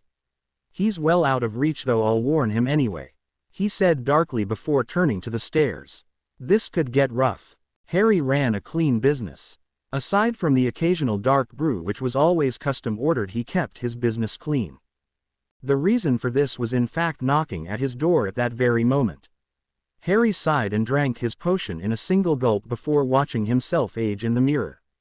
Fred and George modified aging potion. He'd never thought that he would find use for it. Now he was glad they'd given him the secret. He adjusted his robes and turned to the door, now a handsome man in his mid-40s. Oh, come in, come in. The door is unlocked, he said, putting on an expression of mild surprise. The Auror, knocking, frowned and reached down to push open the door. Green, he hated Aurors that had no clue what they were doing. Welcome, gentlemen. Is there anything I can help you with? A paper was then pushed into his face. Sorry sir, but we are under orders to search the place, the Auror said, glancing at Harry. Very well, do as you like, however please be gentle. Some of my equipment upstairs is highly temperamental and shouldn't be tampered with by a novice, he said, pulling the paper back as though to read the fine print. I wouldn't want you to get hurt, he said kindly as he pulled the parchment away and smiled faintly. Heavens! Came a cry from upstairs, followed by a crash. Harry winced.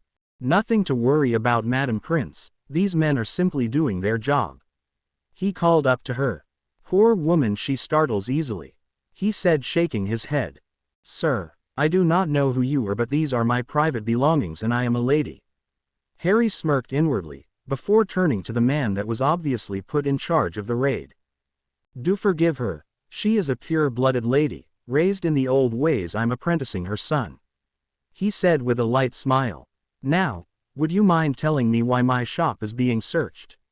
he asked with a slight smile. The young man obviously didn't know what to say. "Well, sir, we apprehended someone who had with him a very dark potion. When detained, he told us that he purchased it from here," the boy said. Harry was mildly surprised and it showed on his face. "May I see the bottle?" he said curiously. The boy frowned at him in thought for a long moment. "It's all clean up here, sir," some of the men said coming down the steps. "Can you tell me what it is exactly that you sell here?" the boy said, appearing apologetic. Harry blinked at him rapidly before smiling widely. "I can do you one better, young man. Here, this is a copy of the catalog. Oh, and I do try to keep up with the ministry restrictions, so if there is anything in the catalog that I might have missed as being restricted, do note it down and I'll be sure to remove it," he said mildly before handing the boy the book.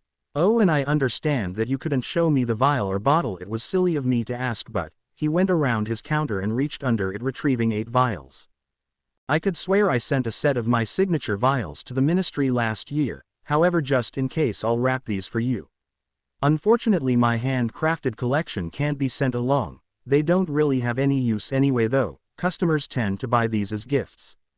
But you're welcome to look through them if you're careful," he said, moving towards the large display case where decorative vials sat.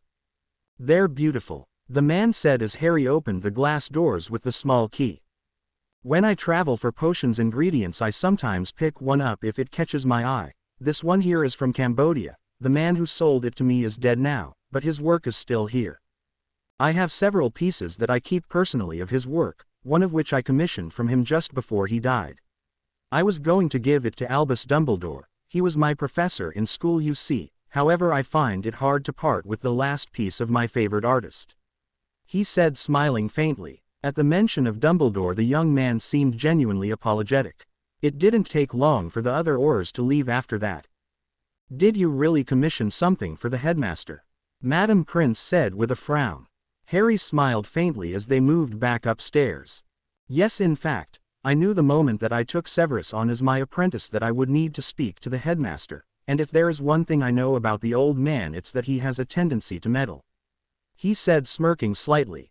"You know," Madam Prince said, a slight smile on her lips, "I do quite prefer this version of you. You're a rather handsome man, Mr. Black," she said quietly. Harry glanced in the mirror and saw himself as the man he should be. It was odd. He didn't like it. Age should progress naturally, and this was not natural. Something in his gut told him it wasn't yet time to age naturally. "I am frozen in time, Madam Black. I will remain in the body of a 20-year-old for quite some time. It took me over 20 years to look 20 rather than 15. I'll not go into the details, but I've learned to almost accept my fate. Now, if you don't mind waiting up here, there is a man standing at the door to my shop and he very much wants to get inside," he said, sighing softly. Harry stepped in front of the door and stared gravely at the man on the other side for several long moments before nodding and allowing the wards to let him in. Tall, elegant and nearly the same age physically as he was, the man was certainly his type. Unfortunately, he had learned long ago not to simply rush into something. Elizabeth was an old hurt and one that had never entirely healed over. "If you were looking for my shopkeep, I'm afraid he is gone. When he told me that you tried to attack Madam Prince, I sent him to a friend of mine to complete his training," Harry said before stepping behind his counter and seating himself, his hands on his lap where he could easily draw his gun. "Ronald was an exceptional worker. He made things much easier for a man like me who prefers the lab to working with people. I viewed him as a sort of son that I'd never had, and I've had to give him up because of you," he said, frowning grimly. "So, do tell me why you are here today. I'm afraid that due to the circumstances I should warn you now that I reserve the right to refuse you as a customer. I have bigger, more important things to deal with. I don't need vengeful lover's spats," he drawled, resting his chin on his hand. "Hadrian Black," the man said, narrowing his eyes. Harry smiled thinly. "Quite," he said easily. "Do you know who I am?" the man said silkily. Harry frowned. He had noticed similarities before, but that phrase, those words, it couldn't be. I'm afraid all I know you is anonymous. Harry said, prodding. If this was who he suspected it was, the man must have caught something, a flicker in his eyes, because suddenly he was watching Harry with a different light in his eyes. You do not fear me? He said curiously. Harry frowned. I've faced far worse people, I can assure you. Harry said grimly. He had, and it had been terrible. He didn't want to go back to that life of being the hero. That wasn't his part to play anymore. He was far too jaded and tarnished by the evils of the world to be anyone's hero. The man stared at him with narrowed eyes for a long moment. Come to lunch with me, the man said suddenly. Harry quirked an eyebrow at that. I'm afraid you just aren't my type, he said with a calm smile. I wish to speak with you on neutral ground, the man said, sneering slightly. Harry snorted. Oh ho ho, so it's only the young ones you're after then, him? Is it that you fear me? He offered, tapping his fingers lightly across the surface of the counter. But why would you fear me? He asked cautiously. I fear no one, the man said sharply. However, I see a great deal of potential in you, the man who was destined for great things, yet you disappeared into this little shop and decided to live a quiet life. It doesn't fit. The man said, his lips turned down. Harry nodded slowly. Ah, I see. Why not choose to do enormous things when one has the potential? You must have been speaking to old Dippet then. He never could get over the apparent waste I was making of my life. So tell me, why do you think it is I chose this life? He asked, snapping his fingers for the elf as he seated himself comfortably. The fact that he had left his guest standing was not lost on either of them. Still, he poured the man a cup of tea when it arrived, a token of peace for now. That is what I would like to know, the man said, accepting the cup. Do you remember the war? Harry asked softly. I was a product of the war. When I came into this world of magic and intrigue, I was already a war-hardened man trapped in the body of a child, he said, reaching for his gun and setting it on the table between them. I had nothing, I was nothing, and I had never been anything, but I knew that I was different and that I had a chance to start over, so that is what I did. I started over, and for a while that was all I needed, but then by happenchance my father, instead of deciding to destroy me as an abomination to the black name, kept me close. I had never known a father, nor a mother, yet he took me in and became the father I had always dreamed of. For the first time I had someone to make proud, and so I did everything in my power to make him proud. He paused and took a sip of tea. But then, before my father died, he asked me to do one thing for him to live and be happy. He said softly, I cannot do that, I'm afraid. I'm too bitter, too torn by the lies and mechanisms of those around me to ever be happy. But I am content, he said with a nod. So your ambition was burnt out, the man said, sneering. You've given up, he challenged. You have led yourself to once again become nothing.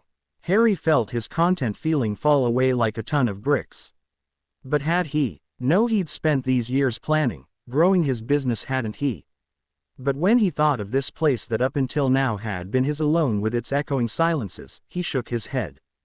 What does it matter to you? He said wryly as he grabbed up his gun and slipped it back into its holster. I am not a friend, I have little to offer, I'm just a pathetic old potions master to you. But you could be much more than that, and I think you know it. I will not let you simply fade into the background. I see that fire in your eyes, it hasn't died, not yet, it's simply waiting for something. He said with a smug smirk. I will make you great, he said with a nod before reaching into his pocket and pulling something out. He tossed it onto the counter and crossed his arms. What's this then? He said, glancing down at it. You are undoubtedly a confusing person, Hadrian Black, but you cannot fool me. There is no Ronald Granger, there is only you, and the more I speak with you the more intrigued I become. Wear your true skin when you come to this party, show the world who you could have been, let go for just one night of that too cautious behavior you live by. He said, turning to the door. You are living for yourself now, Black, however that seems to be failing you, doesn't it? Why not try living for someone who can make you great? He said, hesitating by the door. Harry stared at the invitation and felt his heart pound. Someone like you, he rasped, suddenly very aware that he was going to go to this party, and that he wouldn't have been able to stay away if he'd wanted to. Perhaps, the man said, smirking slightly. Harry felt dizzy, slightly ill as he watched the man leave his shop and became very aware of a very important fact. he was truly tempted to join Lord Voldemort. Harry smirked as Snape stood before him. The boy had changed. He was eating better, dressed better, and upon Harry's insistence bathed frequently, but those were just the little things. The greater change was in the boy himself. Snape stood straighter, held his chin higher, and carried his eyes levelly with a spark of intelligence and the light of determination. Sending him to open green places had been a good thing, Harry decided. Seeing his mother dressed in fine robes and climbing back to her own feet had been a catalyst for him. No one would defeat the determination in Snape now, and Harry could admit to feeling proud of the snarky git. Harry stood from where he sat and motioned for Snape to follow him. "What is this?" he said, holding out a small jar. One by one he went off every item in his extensive stores of plant-based ingredients and drilled Snape. The boy had spent every waking moment of the last month on his property studying his greenhouses. His silent awe grew as Snape managed to list everything in his stores like a flora encyclopedia, listing the potions each could be used in and the combinations they could be mixed with, what made them useless, and nearly every other fact about each and everything Harry pulled from his shelf. They worked through lunch and continued on until Snape's words were raspy and his eyes glazed. Harry nodded slowly when he was satisfied. "You will take this next week off," Harry said, smiling a slight but true smile. "You've done exceedingly well. Is there something you would like as a reward?" he asked, raising his eyebrows. Snape's eyes flickered from triumph to relief and then to surprise. "A reward," he said, his eyes wide. "You deserve a reward, Severus," Harry said. It still felt odd to use the man's given name, but it would be even weirder if he didn't, since he was the boy's private tutor. "It can be almost anything," Harry offered idly. "Almost," he said with a smirk. Snape stared at him in blatant shock. "I'll give you the week to think about it. Tonight you should spend some time relaxing, talking with your mother. I'm afraid I will be out late, so the two of you have the entire shop to yourself. I will lock the shop down though," he said, watching as Snape's gaze went sharp. "Is something wrong?" he demanded. Harry frowned. "I don't think so. The wards are just a precaution. I don't like to leave without having them running full force. If something does happen, then you should know that this building was made as a fortress. I had enemies when I was younger, and my father wanted to ensure that I would be safe. He made this building to withstand a war," he said, smiling wryly in remembrance. "You and your mother will be safe here. If not, you know where to go," he said before moving towards the door. "Will you be safe?" Snape asked hesitantly. Harry glanced back at him, frowning slightly. "Severus," he said hesitantly, "I know that you are not a fool, and because of that I know that you understand exactly what this darkness is that's growing. There is a war coming. I may be involved in it, but I will ensure that you and your mother are looked after should something happen to me," he said, settling a hand on the boy's shoulder hesitantly. When it wasn't thrown off, he squeezed slightly. "Don't die," Snape said before he could walk away. "Not because of me. Not because he brought me here. I was stupid. I just wanted to be free. Don't die because I agreed to come," he said, his fists clutched at his sides. Harry frowned. Merlin, how was he supposed to deal with this? He frowned thoughtfully. "Severus, if I die, I don't want you to blame yourself, not ever him. You made your choice, but I make my own choices as well. I could have decided not to take you on as an apprentice, but I didn't. If I die, it will be by my own choices," he said, pulling back slightly. "Besides, you weren't the one that made the mistake, the Dark Lord was. The moment he placed you in my care, you were no longer the lowest in his ranks, you were no longer just Lucius Malfoy's pet project. The moment I took you in, you became protected from everything, even the Dark Lord," he said softly. Snape stared at him with wide eyes and trembling hands. "Go spend time with your mother. I need to get ready for tonight," he said, patting Snape on the shoulder awkwardly before turning and making his way to his room. Harry stared up at the enormous building and his mind turned to another darker time. A time when Malfoy Mansion had played unwilling host to Voldemort. Harry had been so full of anger back then, he'd become little more than a rabid dog chasing after Draco in hopes of finding and killing Voldemort. What he found instead was another story, a tale of the Malfoy family struggling to keep it together while they watched Voldemort's steady descent into madness.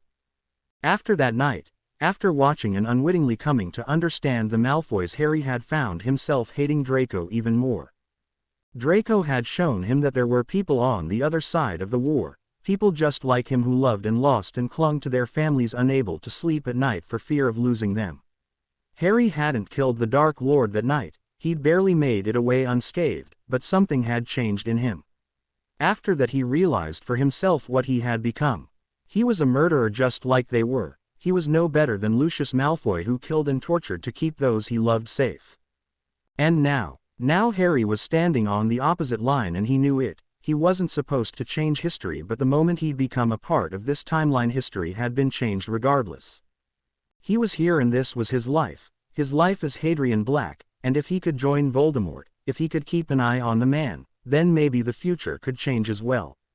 If it took him killing hundreds of people, it was better than the future he had known, in which he'd killed thousands. Yet despite that, he knew it was more than that. The very thought of war was making his blood boil and pulse with excitement. He sighed softly. Merlin, what a mess. He took a decisive step forward and out of the shadows he'd been hiding in, striding up the walkway and to the front doors. Music burst through the air as he was guided to the lavishly decorated gala hall, and he found himself momentarily blinded by the many dazzling men and women with their brightly colored clothing and glittering gems. It had been a very long time since he'd been to anything even remotely like this. "This way, sir," a man said almost immediately. Harry frowned but followed the server anyway, ignoring the curious gazes and mutterings that surrounded him, until he came upon a group that had his hand tingling for his wand. Lucius Malfoy, Bellatrix Black, Narcissa Malfoy, the Lestranges, and a few other future Death Eaters, all proudly standing around the Dark Lord. "Ah, Hadrian," the Dark Lord said silkily, his eyes wandering over Harry's formal wear. "Impossible," someone muttered. Harry narrowed his eyes. "Mr. Black sends his regards," Harry said. "You're his son," someone else said in relief. Harry felt slightly annoyed. "Quite," he said calmly. "Don't be alarmed, I'm told that I have an uncanny likeness to my father," he said, smiling thinly. "All true, just taken out of context. And I do rather prefer the name Orion, if you don't mind. Hadrian is my father's name," he said smoothly, all the while unable to remove his gaze from the Dark Lord's. The man's lips tilted upwards in amusement. "I was unaware that my cousin sired an heir." Bellatrix jumped in. Harry eyed her cautiously. There was a calculating glint in her eyes, but they were clear, sane. She was just a girl like any other, save the dark influence on her life.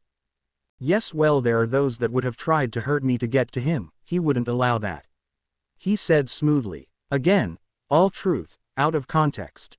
He was getting good at this. He turned his gaze back to the Dark Lord and smirked to see the man frowning. The Dark Lord's most boasted power was his ability to tell when someone was lying. Harry had now spouted several contradicting facts, yet they were all true. It must have been messing with the man's head a great deal. "And now," one of the Lestrange brothers said with narrowed eyes. "Now I am quite capable of protecting myself," Harry said easily. "And you didn't attend Hogwarts?"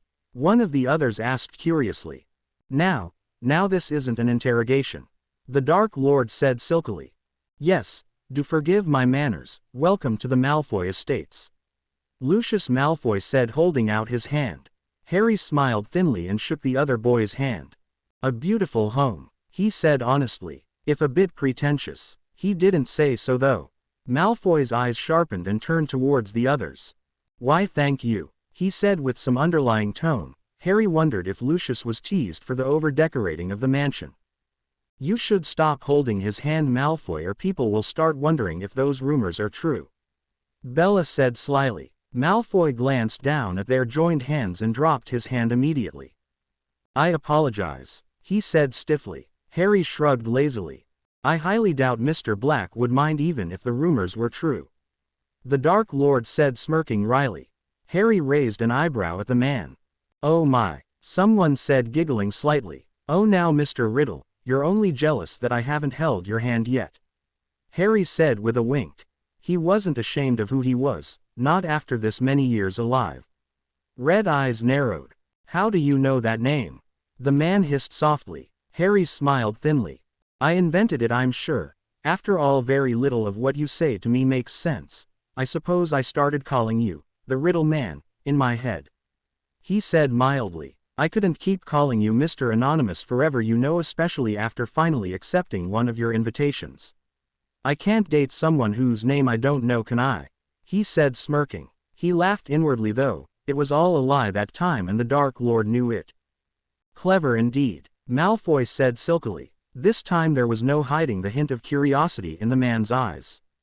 Harry decided that he was due quite a bit of payback and glanced at Malfoy, giving him a slow lingering look, a smile lingering on the corners of his lips. Ah, and Mr. Riddle, he said, reaching into his pocket and pulling out the small silver case, handing it over to the man. The shop will be closed on Tuesday, I'm afraid, he said, smiling thinly. May I ask why? The man said, carefully placing the potion in his pocket. It's Severus' birthday. Of course he doesn't know we're throwing a party quite yet, so mum's the word, he said, placing his finger over his lips and winking. The Dark Lord blinked slowly. He's going to be furious, Lucius said with a smirk. He hexed me the last time I tried to do that, he said, smirking. Do tell me I'm invited, he said, his lips twitching.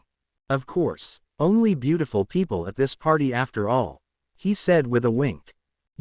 Spare me, Lestrange said, rolling his eyes. Of course, I did say only beautiful people at this party, he said, smirking. The Dark Lord let out a chuckle as the dark-haired boy's face reddened. Harry smirked. I don't suppose I would be invited, the Dark Lord said, smirking. Harry gave him an appraising look. Dumbledore may be there, he said, rubbing his chin idly. Red eyes narrowed.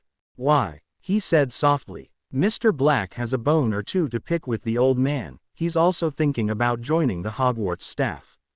Professor Foxtrot has been adamant that he won't have anyone else to replace him when he retires, Harry said casually. He knew he was snubbing the man.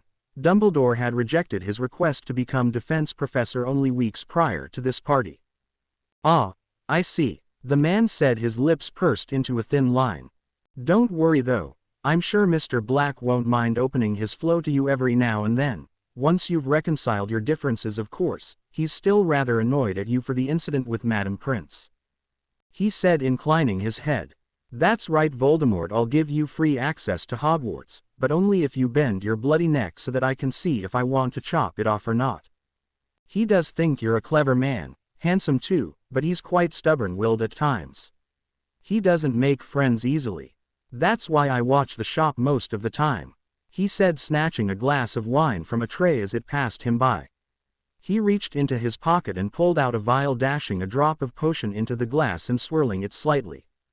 And what was that? Lucius asked curiously, as an excuse to lean closer. I don't mean to offend by it, but I've nearly been poisoned on 6 separate occasions. Father created this. It nullifies any poison known to man, he said, smirking slightly as he took a sip. Oh, I do think he'll put you out of business, Trixie, Lestrange said, smirking. I didn't see that in the catalogue, the Dark Lord said thoughtfully. It isn't there. Friends and family only. Quite expensive to manufacture, even more expensive to buy, he said, slipping the vial into his pocket. The Dark Lord's gaze sharpened. Are there many items on this friends and family only list, he inquired. That would be a friends and family only question, he said, feinting apology. The man's lips tightened. Of course, he said thinly. I don't suppose, Bella said, her eyes narrowing. I amend my earlier statement. Friends and immediate family, not the family that is in any way related to Arcturus Black, he said coldly, his eyes darkening. Over the years the man had made himself an enemy of Harry. Ah, I do recall a certain story about your father and one Elizabeth Crouch, the Dark Lord said silkily, probably to punish him for his earlier jibes. Elizabeth rendered Hadrian Black incapable of love, Harry said softly. Arcturus Black rendered him incapable of trust. Together they destroyed what little innocence he had left. Forgive me, but my father and I share this. We trust no one from the Black family. He spoke calmly and his magic was in absolute control, but in the tone he used there was a deep and dark well of anger, a vast pit that waited to consume. Collectively the others shifted away even without realizing it. How very weak of you both, the Dark Lord said without regret. Harry smirked. Was the man trying to provoke him? Oh, what would you have us do, love again? He said, sneering at the word. Red eyes turned to him sharply. That anger and hatred is not worth clinging to. If you let it affect you, then it is a weakness. The man said shortly. Harry snorted. Then what, may I ask, drives you, Mr. Riddle? He asked. Perhaps it wasn't the wisest thing to do, but Riddle was touching a nerve. Is that what holds you back? The Dark said, ignoring his words completely. In Harry's time the man's temper had been so easy to cause to react, but here in this time he was calm, young and wise, not mad at all. Suddenly the man's hand reached out and Harry gasped as the front of his robe was suddenly torn. There was a sharp pain at the base of his neck before a metallic snapping sound, and then the Dark Lord was holding out the chain like a trophy, his red eyes glued to the engagement ring hanging from them. Harry stared at them for a brief heart-breaking moment and felt his fury rise. Harry's temper was hot, red, fast, and his fury was slow, cold and far-reaching. The effect was a slow rippling chill in the room, a growing feeling of dread as his magic seeped from him. Dementors, someone muttered behind him. Harry didn't move, he didn't have to. He stared transfixed at the chain, and suddenly it was flying back to him, landing in his upraised hand with a stinging snap. You go too far, Dark Lord, he whispered before calmly slipping the ring into his pocket and turning his back, cold, calm, relaxed. He wanted nothing better than to kill someone at that moment. To feel the tip of his gun burn into his thigh from the use it was getting. When he was outside he took a slow, steadying breath. When had he turned into a monster? Grimly he made his way. He had to go home to his little shop before Voldemort could figure out the real reason Harry had locked himself away. My birthday is on January the 9th, Severus said slowly, his eyes both hurt and confused. Yes, well, Harry said with a shrug before directing the still pajama-clad Snape away from the dining room where his mother was bustling about. She wanted to make up for it. She missed your 16th birthday. That's a rite of passage for most young men. Harry said, smiling thinly. She told me that it was one of her greatest regrets never having the money or the position to give you a proper birthday. You'll be 17 in no time, a young man ready to make his way in the world. Harry said, patting Snape on the back. Dark eyes softened. Will there be cake? He asked, scratching the side of his nose, his face bright red. Oh yes, this is only the private party though, the real party starts later. Harry said with a smirk. Snape's face fell in shock. This is, what? Snape said with wide stunned eyes. Harry smiled thinly. You heard me, Harry said with a wink. Your pretty friend Lucius will be here for the private party, and the muggle-born, what was her name, something Evans? Lily, the boy said aghast. Lily hates me, he said in both pain and anxiety. Harry raised both eyebrows. I was told that the two of you were great friends. Harry said, frowning. I'll get rid of her if you want, it's your party. He said with a shrug. No. Shit, Merlin, damn, I have to get ready, I have to shower, and then he was off. Harry glanced at Madam Prince, who paused to give him a mischievous smirk. Percent. Earlier that week, Harry stood in front of the homey-looking house and stared up at it, wondering if he was prepared for it. A part of him told him that he had no choice. Severus needed his friend. Harry started up the path and rang the doorbell. His breath caught in his throat at first when his grandparents answered the door. In his time they were long dead, but they were here now, gazing up at him with a queer sort of pleasant curiosity. Ah, Mrs. and Mr. Evans, I presume, he said curiously. The two glanced at each other and nodded. Is your daughter Lily home? He said, ignoring the slight pang in his chest. The man frowned and looked him up and down, causing Harry to frown. Oh no, I apologize, I'm not a suitor or anything, I'm actually here on behalf of a friend of mine. He said, frowning slightly. Well, this was awkward. Of course, young man, come in. The lady said, ushering him inside. She reminded him slightly of Molly Weasley without all the hollering and yelling. Instead, she rushed up the stairs to retrieve her daughter while Mr. Evans sat across from him, a deep frown on his face and his eyes narrowed. Harry felt slightly uncomfortable. Really, sir, I'm not here to court your daughter or anything, Harry said, shifting slightly. Severus, Lily cried out from above. Harry felt his heart stop at the sound of his mother's voice.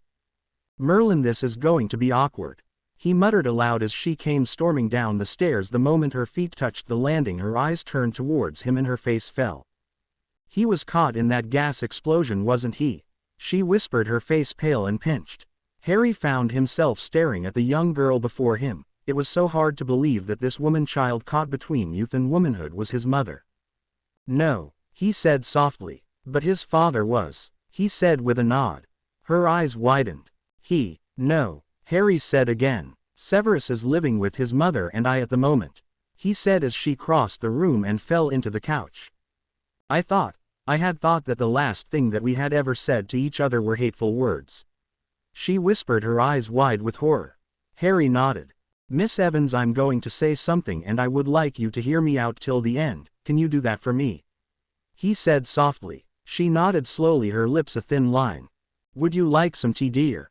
Harry had all but forgotten his grandparents in the room and his cheeks flushed faintly. Yes, thank you, that would be lovely, he said politely. Tell me, Lily said as her mother moved away. Harry was now aware of her father sitting across from him at this point, but he carried on anyway. If you know Severus, which I'm sure that you do, then you know that he builds walls up around himself. Harry said, his lips a thin line. She nodded slowly. Unfortunately, that leaves some of the rest of us in a state of confusion when he acts certain ways. He said wryly. I'm here because I need to tell you what he won't and in all probability can't tell you himself. Harry said, nodding his head in thanks as Mrs. Evans appeared with a loaded tea tray. You want to tell me why he hates me? Lily said, her face twisting slightly into a sneer. I'll tell you why. His name is Lucius Malfoy. She stormed, her temper flaring as she crossed her arms and dared him with her fiery gaze to deny it. Harry frowned and took a sip of his tea, waiting a moment for her to calm. She was much like Ron in this way, still very much a child, and it was almost hard to watch. Severus was being beaten by his father. Harry said instead. He was being beaten and he was watching his mother being beaten almost daily. He won't tell you this because he has an enormous amount of pride, but you, Lily Evans, were the only reason that he didn't go mad from it. He said. It was cold and hard, but it was the truth, and if she hadn't seen it yet, she needed to see it now. This last year Lucius Malfoy took him under his wing. He promised Severus a way out of that life. He provided Severus with protection from Potter and his little group of friends. Do you know what has been happening this last year between Severus and the three boys? Harry asked idly. Apparently James Potter is in love with you, he said pointedly, and he didn't like that you and Severus were so close. The childish pranks and bullying escalated. They became more and more like tormenting and pure violence. Severus went to Hogwarts to escape violence. This last year Hogwarts has become less of a home to him. He didn't even want to go back. I had to convince him to return this year, Harry said solemnly. Lily was pale-faced, her eyes wide and her bottom lip trembling. But Malfoy, she said weakly. Lucius Malfoy is a bigoted pure blood, Harry said with a sneer. But he was also Severus' way out. Now with his father dead, he and his mother can start over again. He's an apprentice for potions now, you know, he said smiling slightly. But he needs his best friend, he said tightly. The things he said, Lily defended with tears in her eyes, were horrible. Awful things, yes, I am aware, but Lily, they are also his greatest regret. And they were words, angry, useless words that he shouted out because he didn't know what else to do, who else to turn to. Words that I'm sure if you looked back you would hear what they meant. Harry said grimly. Green eyes widened before dropping. Help me, Lily said, clutching her skirt in her fists.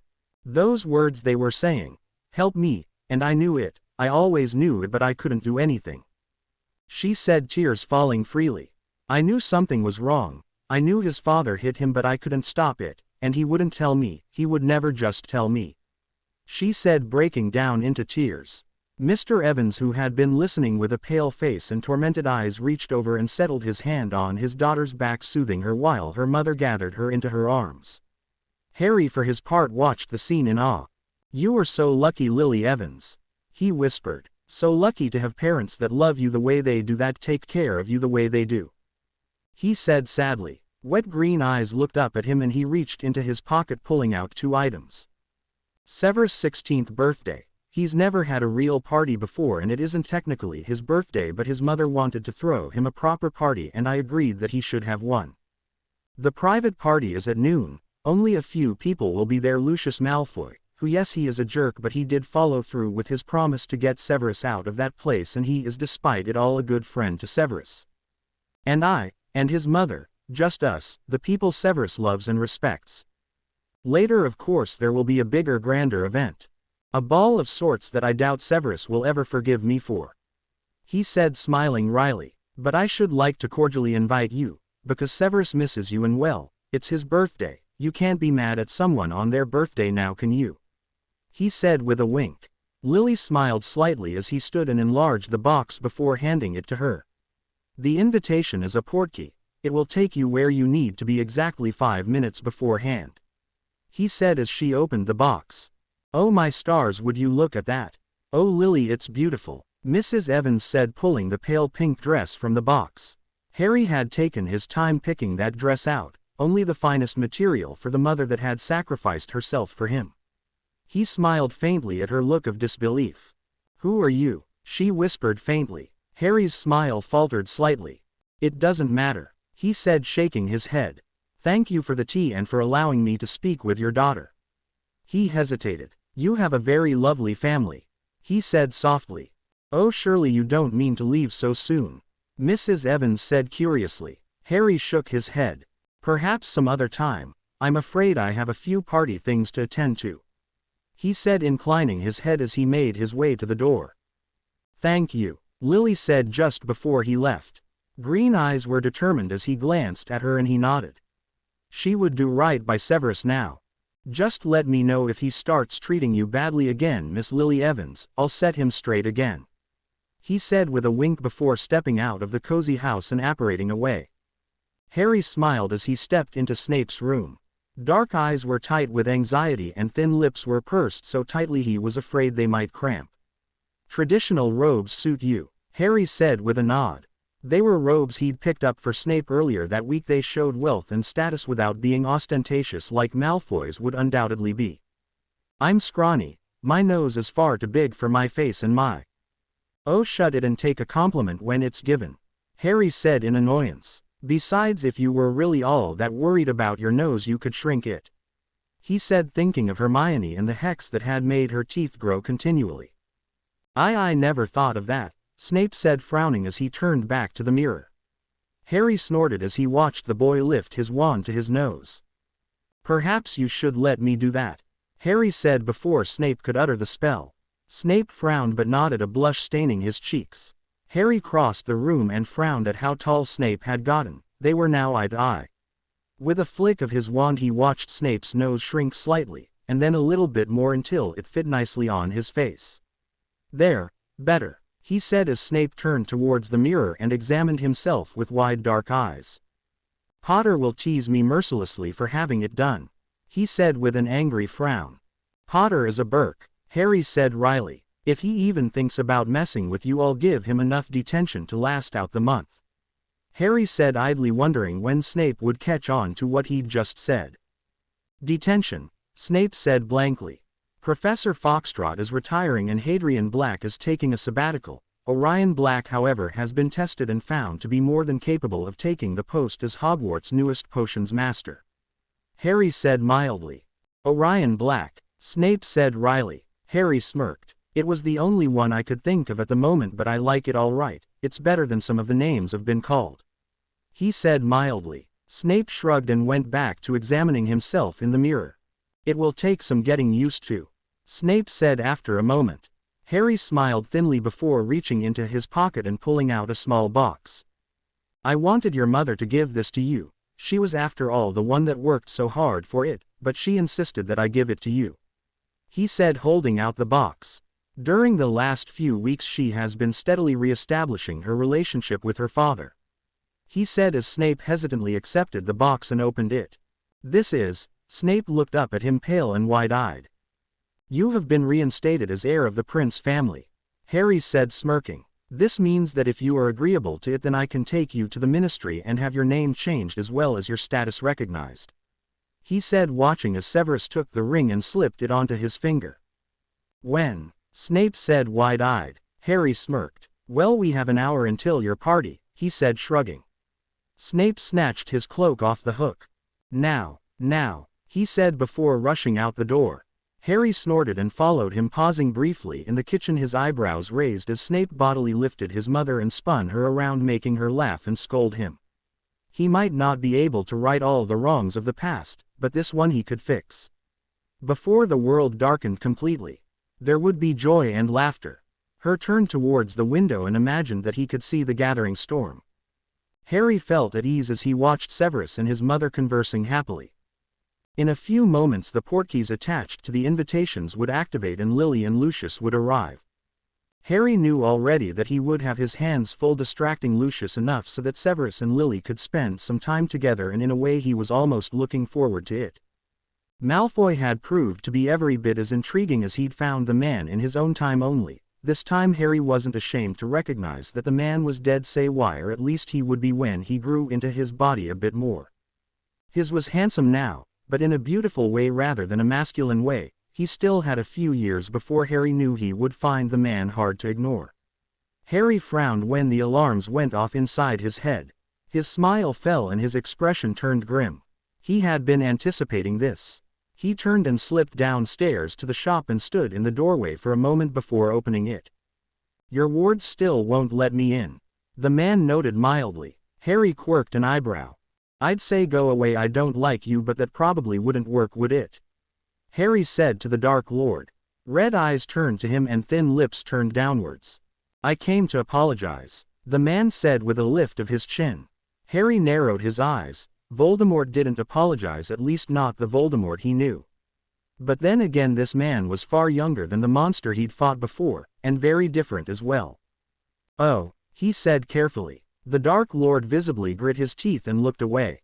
"Can I come in?" he asked, seemingly annoyed. Harry nodded slowly. Harry had all but attacked the man's pride on several occasions, and the frustrating thing was that the man was enjoying the challenge. "I suppose," he said, stepping inside. The Dark Lord stepped past the threshold and closed the door behind him before turning to Harry and frowning. "I don't find myself in this position very often," he said mildly. "Of course, your pride wouldn't allow for it," Harry said, crossing his arms. "I'm not used to being denied," the man amended. Harry snorted. "Just what do you want from me, Mr. Riddle?" he asked curiously. The man watched him for a long moment. "I could make you great. I could help you see your full potential.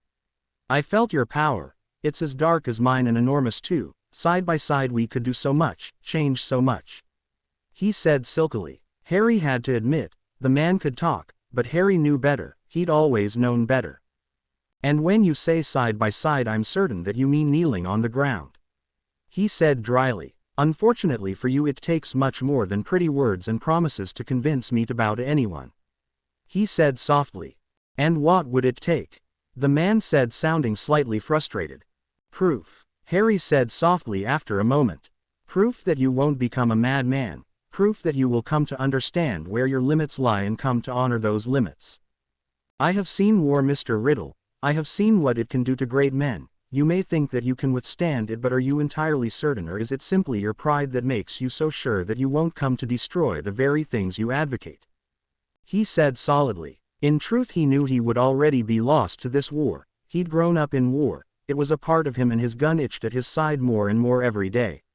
"I could fight," Harry said softly. "I could kill," he said, smirking. "Hundreds, thousands if I have to, but I won't. I wouldn't so much as touch my gun if I wasn't sure of the person I was killing for," he said darkly. "And Dumbledore, surely it isn't he that you are willing to fight for?" the Dark Lord said softly. Harry snorted. Was Riddle jealous? "You act like a jealous lover," he teased wearily. "Dumbledore is everything light and good, however he's forgotten what it means to be human. He's forgotten that the people who fight for him are willing to die for him. He does not honor their sacrifice, he lessens them with false designs of love and courage. Of course I can admit to being in that place, standing over the grave of someone who fought by my side, wondering why on earth they died. Why on earth they fought. If I choose to go to war, it would not be for Dumbledore and his honorable reasons," he said, shaking his head. "Why then, what reason would you have?" the man said, crossing his arms and listening intently. Harry turned his gaze away, stared out the window of his peaceful little shop and watched the people bustle by. "There is no real reason for war, not that I can see. There is just death." Those that sit atop of the dead know this. They wear their blood-soaked crown and stare at each other from across the battlefield, but in the wake of the war there are only a few who stand. Those few must look to see where the victory will lead them. I don't need glory or courage or fame. I don't need love or honor. Such things would be wasted on the likes of me. I need proof that my joining you won't cause the extinction of the wizarding population. I need proof that by the end of it I won't have a madman sitting on a throne. He said, turning his gaze back to the Dark Lord. If you can give me that proof, I may be willing to kneel beside you. He said with a slow nod. Until then I'm afraid you'll have to stick to inviting me for coffee. He said, smirking slightly. The Dark Lord's lips twitched despite himself, and Harry inwardly cheered. Well then, Mr. Black, would you allow me to invite you to coffee?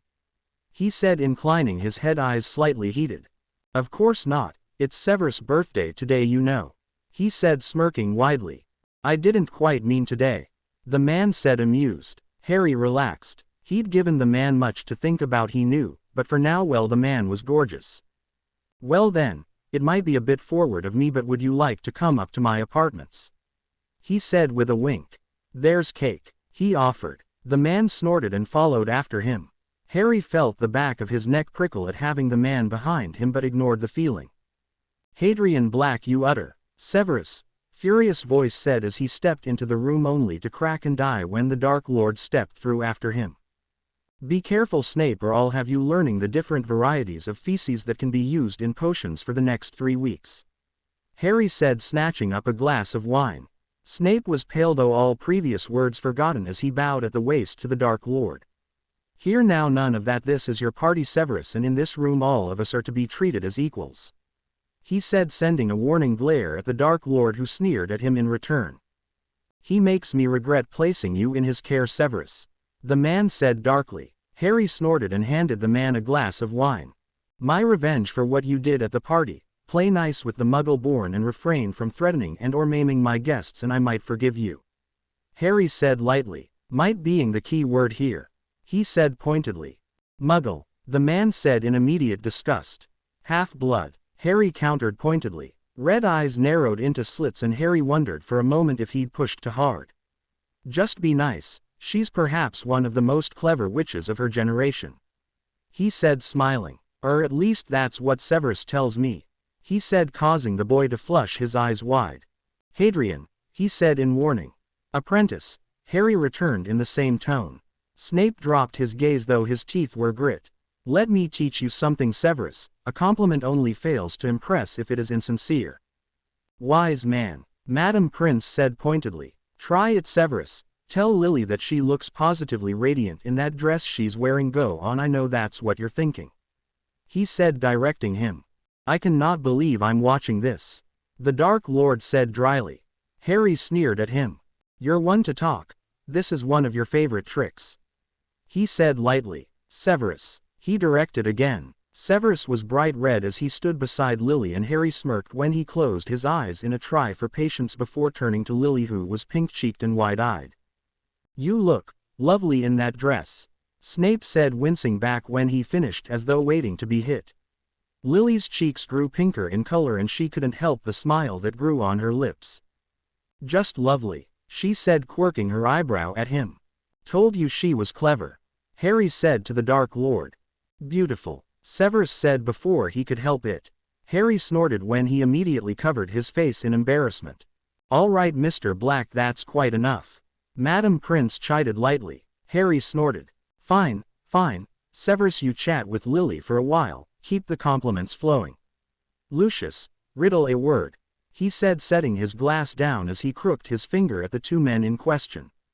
Both men twitched slightly before following him down the hall into his private room.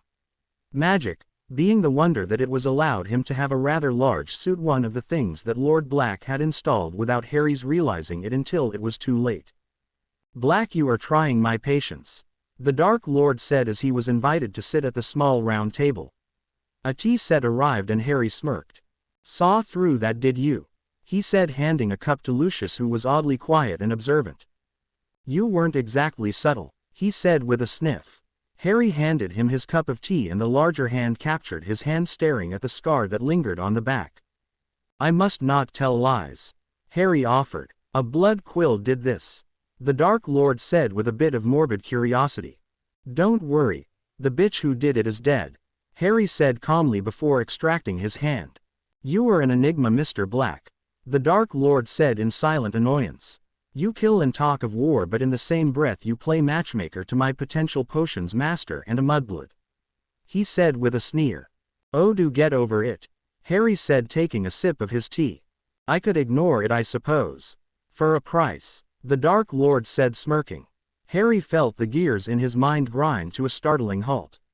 He wasn't supposed to change the future. He wasn't supposed to change the future, shite. And what would you have of me for the insurance of the mudblood's life? Harry said casually. And here I was beginning to think you were more of Dumbledore's man than I had initially believed. The man said with a glint in his eye. Harry snorted. She makes Severus happy. Part of my duty as his master is to ensure his contentment. Besides, the happier he is, the better the quality of his work. I honestly could care less about the quality of her blood as long as he works hard. And if it doesn't work out between them, I will be able to use this as a learning experience for him, to teach him that he cannot allow his emotions to affect the quality of his work if he expects to be successful. Harry said idly. Bullshit, all of it. He just wanted Lily Evans safe, but the Dark Lord didn't need to know that. The man nodded, accepting his reasoning as fact. Very well. I see your logic. Let's negotiate. The Dark Lord said idly before setting down his cup and leaning back in his seat. I will ignore Severus Mudblood and refrain from killing her, but in return you will give me access to your friends and family list. He said, leaning back. Harry let out a low whistle. That's pretty steep for the safety of a single mudblood, he said, wrinkling his nose for effect. I was expecting you to demand that I accept your next offer for a date. He said, winking. I'll earn that by my own merits, thank you. The man said, smirking slightly in amusement. Harry snorted.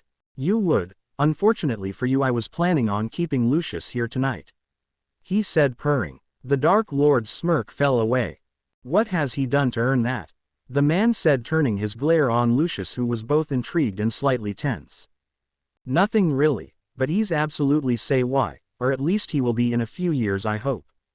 But you see, Lucius here, as charming and gorgeous as he is, wouldn't be able to keep my interest, not the way you have. He said silkily. For one thing, he will be married soon, so anything we do will be with the understanding that at any time the relations could be cut off. Besides, I doubt he'd go up against you if he knew you were against it. Please don't do that, by the way. I can't have you threatening every pretty thing that comes my way. He said with a sneer. The Dark Lord stared at him for a long moment before a slow smile curled across his lips and his eyelids drooped, showing burning crimson. You make me work harder because you know that if you and I were together, Lee, I would keep you close and demand fidelity. He said silkily. Harry frowned, weighing the pros and cons of saying what it really was, but he figured that if anything he couldn't hurt. If you ever managed to convince me to be with you, I would willingly give up sleeping with anyone else out of respect for you. It would have nothing to do with you asking it of me. He said calmly. I don't choose lovers like you lightly, Riddle. If you convince me, when you convince me, I will be loyal not to some Dark Lord, but to the man behind the Dark Lord. Surely by now you have noticed that I could give a damn about your little vendetta against the Muggles. He said silkily. The Dark Lord stared at him silently, his eyes burning though with what Harry couldn't tell. I don't understand you, Mr. Black, blast it all, but I don't think that I will ever fully understand you. He said after some time. Harry inclined his head. I'm willing to wait, he said with a shrug. Besides, we were discussing Severus Muggle, he said, refilling his teacup. I've thought of your request. I think it too steep for a simple girl, so, if you would allow, I will modify it. He said, inclining his head. Go on, the man said, rubbing his ring idly as though by habit. I have some information that you might like, information about the headmaster and a certain project he is working on. Or I will tell you of 3 of the potions available on the friends and family only list, and you may make a request of one of them. He said, tempting the man as he stood and moved to his writing desk, pulling out a quill, some ink and legally binding parchment. The old man has been working on various uses for dragon's blood, everyone knows that. The Dark Lord said lightly. Harry smirked. Is he now? He said, leaning back in his seat. Crimson eyes narrowed. I thought you weren't close to the old man.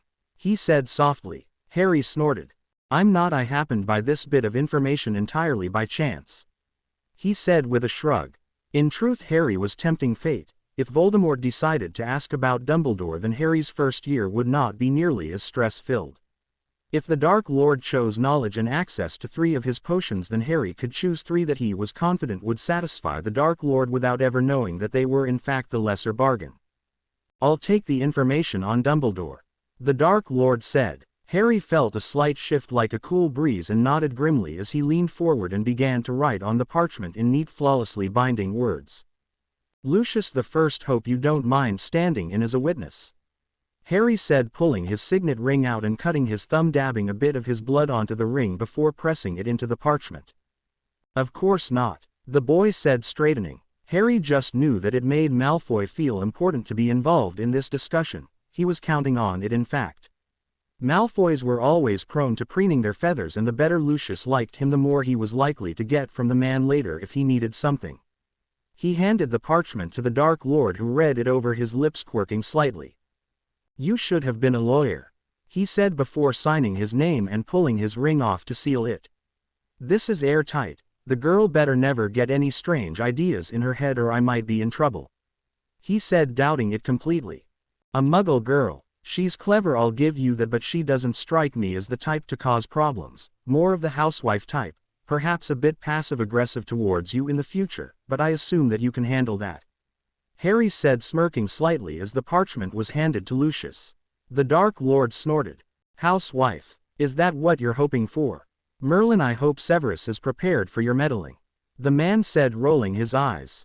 Harry watched Lucius press his signet to the document and watched the paper flare as it was recognized as a legally binding agreement. "Very good. Now Lucius, I've left the happy couple alone for long enough that things should have smoothed over by now," he said pointedly. Lucius inclined his head, a small smirk on his lips as he stood. "Oh, and Lucius," Harry said as the boy began to walk away, "play nice with the Muggle and I will make it well worth your efforts later," Harry said heatedly. Gray eyes darkened and Harry could swear that Malfoy's breath hitched. "I look forward to it," he said, his voice dropping an octave. "Leave Malfoy," the Dark Lord said, having had quite enough. Harry smirked as Lucius moved swiftly out of his rooms. "You make me want to hurt my own men," Voldemort said with a sneer. Harry snorted. "What's a little flirting with Malfoy when you know you could have me completely someday?" he said idly. "You are serious about that?" the Dark Lord said silkily. Harry hummed and waved the tea set away.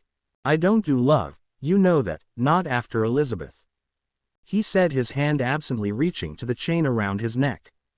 "But knowing what you undoubtedly know about my short relationship with Elizabeth, you should know that I would be loyal to you so long as you don't break my trust. You see, you are quite the conundrum to me. You do things that utterly piss me off, and yet I find myself wanting to see what you could become, what we could become.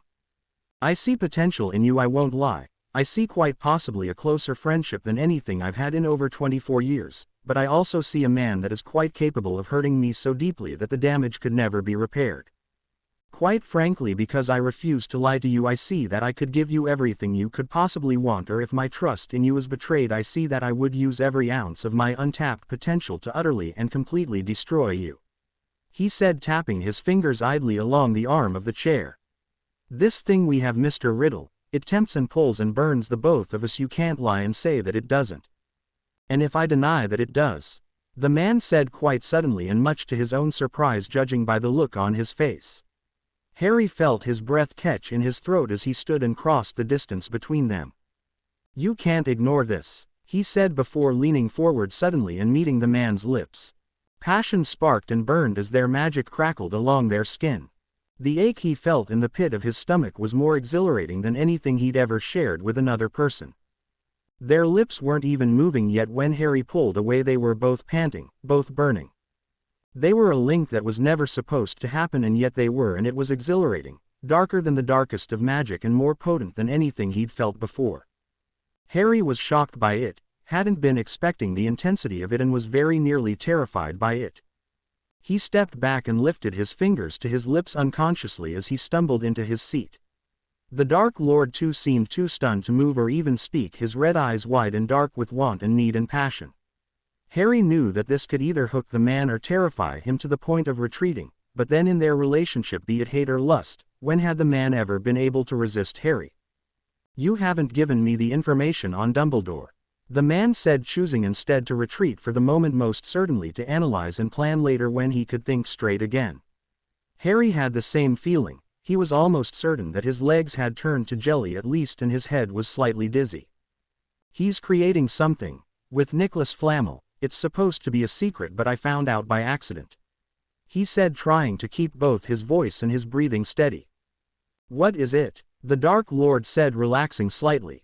Slowly Harry felt himself return to a more normal state, though his lips tingled pleasantly with every word he spoke, and it was quite hard to ignore their proximity.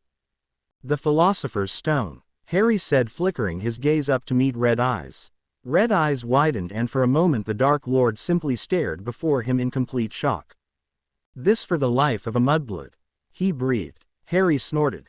A gamble, actually. I wanted to see which way the wind was blowing, he said, his lips quirking slightly. You're a very lucky man, Riddle. Fate favors you, he said before standing and rolling the document up before sending it to his writing desk where it would be safe. Now, I do believe I promised you cake, he said, as though he hadn't just changed the fate of the world. Severus' eyes were sharp when Harry returned with the Dark Lord, and Harry smiled slightly at how close the dark-haired boy was standing to Lily. Lucius was on the opposite side of Severus, eyes trained on Harry like a hawk. I hope you'll forgive me for stealing away your guest, Severus, Harry said mildly before turning to Madam Prince, who was watching him carefully, her eyes darting to the Dark Lord before returning to him. It's time for cake and presents, I believe, she said, her lips twitching upwards as a large chocolate cake appeared with 16 candles already lit. Severus' cheeks positively burned. Oh, do go on, Lily burst, giving him a little push. Severus' expression melted a bit and his gaze darted towards Harry, a light of hope and true joy in them, before he turned to the cake, stared at it thoughtfully for a moment, and blew out all 16 candles. Harry noted the slight blush on Snape's cheeks as polite applause rang through the air, and stepped forward as an elf appeared and began cutting the cake. Now, Severus, Harry said, smirking lightly, I do believe that today should also count as your naming ceremony, he said, smirking as the cake was handed out. The Dark Lord received a piece and his eyes widened, darting up to Harry, who simply winked. And what proper naming ceremony would be held on the second floor of a potions shop, he said, handing Severus his slice of cake.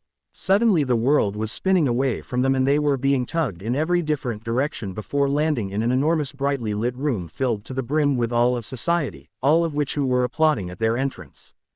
Using cake as a portkey, the Dark Lord said in amusement before he and the others were ushered away from the center of the stage. Harry watched as Severus' eyes grew even wider to see the elderly man leaning heavily on his cane as he approached. Harry slipped back and stood with the others. Grandfather, Severus whispered softly as the man halted before him and smiled faintly before turning to the crowd of people who were listening expectantly. Tonight is a night of celebration, the man said, his age-wearied voice carrying across the room with the aid of spells. Tonight I welcome my grandson Severus back into the folds of my family, and tonight I, Lord of the Royal House of Prince, introduce to you and recognize him as heir to the Royal House of Prince. I give to you Severus Tobias Prince, he said proudly. There was an explosion of applause at this, and Harry couldn't help the true smile that spread across his face as the music began and Severus stared around him in shock. Lily, please save my apprentice, I do think I've broken him, Harry said, nudging the girl forward. Severus nearly jumped 3 feet in the air as the fireworks exploded outside of the large hall, and his face turned beet red as Lily suddenly snagged his hand and drew him towards the dance floor, laughter and joy in her eyes. Harry watched them happily for several moments before noticing that he was being observed. You know, you really ought to give me a name that I can work with, Harry said idly. You're joking, the Dark Lord said, distracted from whatever it was he'd been thinking about. You know my true name, but not the one society uses, he said incredulously. I'm not omniscient, you know, Harry said, smirking. I go by the name Gaunt, he said mildly. Harry snorted. Just Gaunt, he said in amusement. Lord Gaunt, he said, lifting his chin. And no one has thought to ask you what your first name is, he asked curiously. What need would they have for that? Being lord of the Gaunt family is enough to satisfy the people that matter. The Dark Lord said with a lift of his chin. Harry hummed slightly. Well then I suppose I don't matter then, he said before turning and catching Lucius' arm. Dance, he offered before snagging him and pulling him to the dance floor.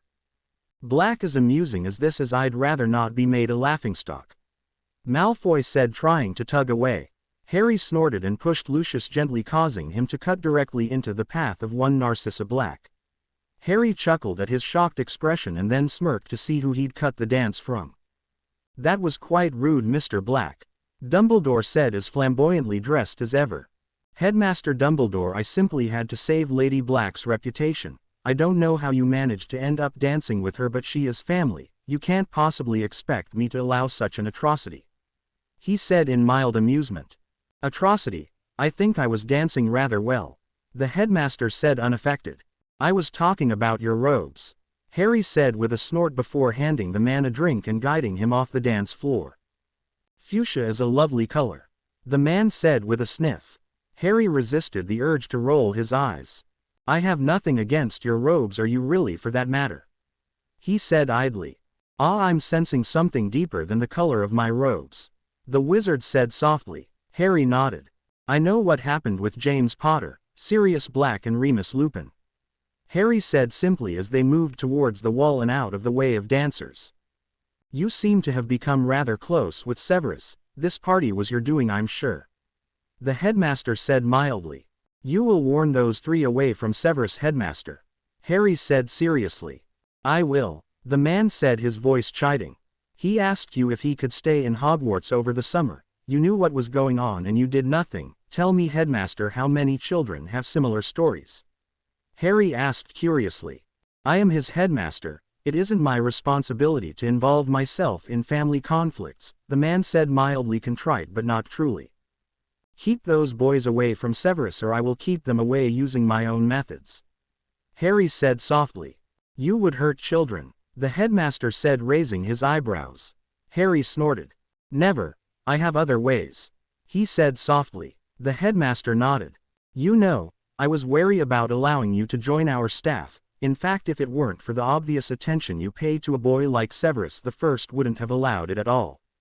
But you treat Severus as though he was your son, and that tells me a great deal about you, Harry snorted.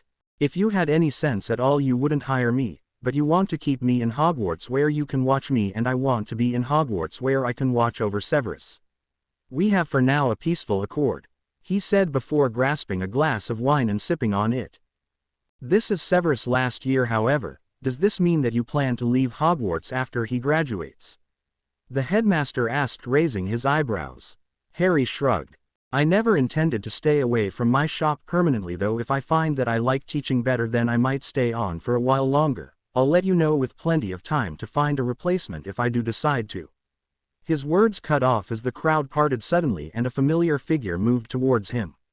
Elizabeth, he said softly. She was older now. Age had affected her greatly and obvious, but she was still beautiful to Harry, even strapped into the wheelchair as she was. Hadrian, she said, her eyes so full of turmoil that Harry couldn't tell what she was feeling. You weren't invited, Harry said coldly. Her eyes narrowed slightly. I'm the headmaster's +1, she said smugly. Harry felt himself go cold. Oh dear, I think I should excuse myself, Dumbledore said lightly before turning and striding away. Harry's lips turned down into a frown and he took a deep breath. What the devil do you want? He demanded. Hadrian, you must understand.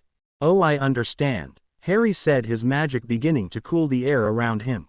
It wasn't long before those dancing nearby began to feel it and halted to watch, though he was unaware of it. I understand perfectly well, he all but seethed. Your pathetic husband dragged the Crouch family into debt with his gambling. Hadrian, please listen to me. Listen to what exactly? He said silkily. His magic was pouring from him now and he couldn't find it in himself to give a damn that the whole hall was now privy to it. You sold my heart to pay off your husband's debts, and what did he do with the leftover money that Arcturus gave you? He wasted it on whores. He said, a dead chill in his voice. I would have given you the world. You think that losing your legs was bad? I could have made you fly. Anything in the world that you could have possibly desired, it would have been yours. But you betrayed me for petty spending money, he said disgustedly. Hadrian, I love you, Elizabeth cried out, shocking him to his very core. For a moment he was completely numb. None of that was fake. I loved you, she pleaded. Harry had to look away, and when he did he caught red eyes. My father forced me to marry that man. I didn't want to, I never wanted to. But Harry's mind had restarted already, and his heart was cold as he turned back to her. He reached up to his neck and yanked the chain off, holding it up so that she could see their rings twinkle in the light. You want something from me, I don't know what it is, but I've had it with your games. It's time for you to live with the consequences of your actions, he said before dropping the chain where their engagement rings hung. It fell into her lap with a metallic sound. You can sell them if it's money you're after, they're worthless to me now, he said softly before turning away. Just a memory I wish I could forget, he said before walking away. The music started up again as he made his way to the side doors and stepped into the garden outside. His hands shook as he reached for his cigarettes and pulled one out, lighting it before inhaling deeply. She loved him. Suddenly that struck him as funny. Loved me, PFT me, what a joke, he chuckled quietly. Drink, Lucius. Soft offer brought him out of his musing, and he stared at the young man silently for a long moment before reaching out and accepting the glass. He reached into his coat and pulled out the small vial, dripping a drop into the drink before knocking the drink back in one long draw. What brings you out here, Lucius? He said, leaning against the banister and taking another long drag of his cigarette. Lord Gaunt sent me, Lucius said mildly, as though not surprised that he was being used. Harry frowned but nodded, wondering what the man's game was this time. Did you join him by your own will, Malfoy? He asked, feeling the unsettled emotions fall back into a numb, lulling state. Yes, the boy said, leaning against the wall. I wanted to be able to protect Severus, he said unabashedly. Harry remembered the first time he'd seen the two together in his shop and wondered if there was more to them than he'd first assumed.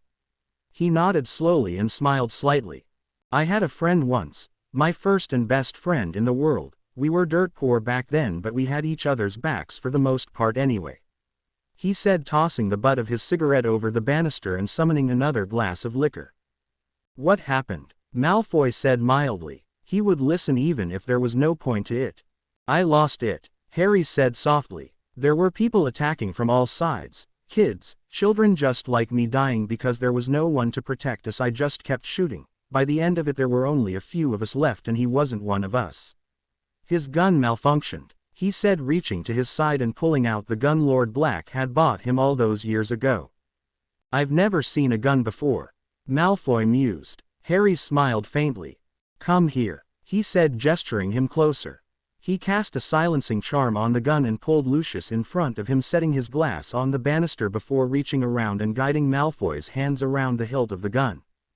Loosen your elbows a bit, he said softly, his hands curling around smaller, more delicate fingers. That's it.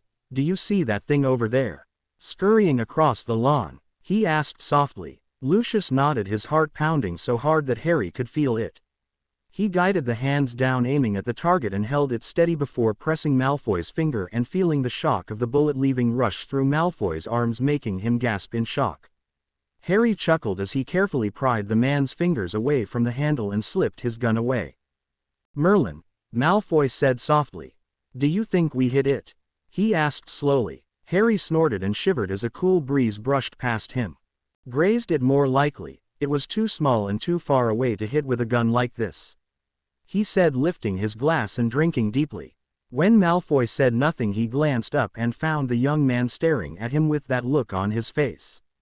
Harry stepped closer and brushed a strand away from Lucius' face. We won't be missed for a while yet, he whispered, making the boy shudder. I could take you right here, cast a few charms, he muttered, his lips grazing the smooth cheek. You'd better take me to bed, Black, I'm not some paid whore, Malfoy hissed, his hands gripping the front of Harry's robes. Harry smirked faintly at that. Indeed you aren't, I simply didn't know if you could hold out until the party is over, he whispered before pulling away slightly. Malfoy gripped the front of his robes and glared up at him. We would be missed, or at least you would. Severus could care less about this party, the only thing he wants is to make you proud. He needs you here, and as far as you and I are concerned, I have a great deal of trust in you that you'll keep your word and make this night well worth it," he said before leaning forward and crushing their lips together in a deep tempting kiss. Harry was nearly ready to sink into that kiss when Lucius pulled away. "Come find me when this party is over," Lucius said silkily before stepping away and slipping back into the ballroom. Harry snorted and took a deep breath. Bloody Malfoys. He shook his head and knocked back the rest of his liquor before heading back inside. He supposed he had a Snape to follow. James the First, really don't think this is a good idea," Remus whispered quietly but urgently. "Ah, quite your whining Moony, we just wanna take a peek," Sirius said sharply as they crouched behind the small shrubbery. "There's no way SNIV got a party," James said, wrinkling his nose. "He's dirt poor. Have you seen his robes? Oi, Wormtail, you sure your dad's invitation said it was for him?" James said, looking back at the pudgy, nervous-looking boy. Positive," the boy said, nodding sharply. "I didn't get to see it very well though, you know how Dad is, but it said Severus Snape on it, and Dad muttered something about the Prince family throwing a party for him," he said, fidgeting slightly in his crouched-down position. James scowled and the four friends traded looks before shrugging. "It couldn't hurt to take a look," Sirius said, shrugging. "I've heard all sorts of rumors about him this summer, something about an apprenticeship. One of my long-lost relatives apparently took him in. Mum was in a snit about it," he said, nodding. "Right then, that settles it, we're going in," James said, pulling his invisibility cloak over his and Sirius' shoulders. "PFT, count me out," Remus said, shaking his head determinedly before pulling out a book. "I'll wait here for you, besides we won't all fit under the cloak, as it is one of you is going to have to transform," he pointed out. The boys looked at each other before looking at Peter, who shook slightly. "Me," he squeaked. "Well, Wormy, the thing is I'm a big black dog and James here is an even bigger and more obvious stag, whereas you are a rat. Do you see where I'm going with this?" Sirius said, scratching the back of his head. Peter shifted nervously. "Or you can do the sensible thing and stay here with me," Remus pointed out. "Yeah, if you're a coward," James snorted, pulling the cloak around himself and Sirius.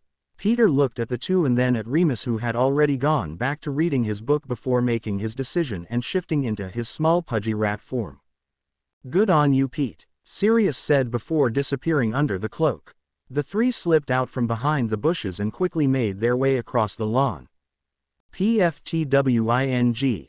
James and Sirius jumped when Wormtail started squeaking loudly behind them. "Blimey, Peter, let the whole world know we're here, why don't you?" Sirius hissed, turning back to their squirming friend.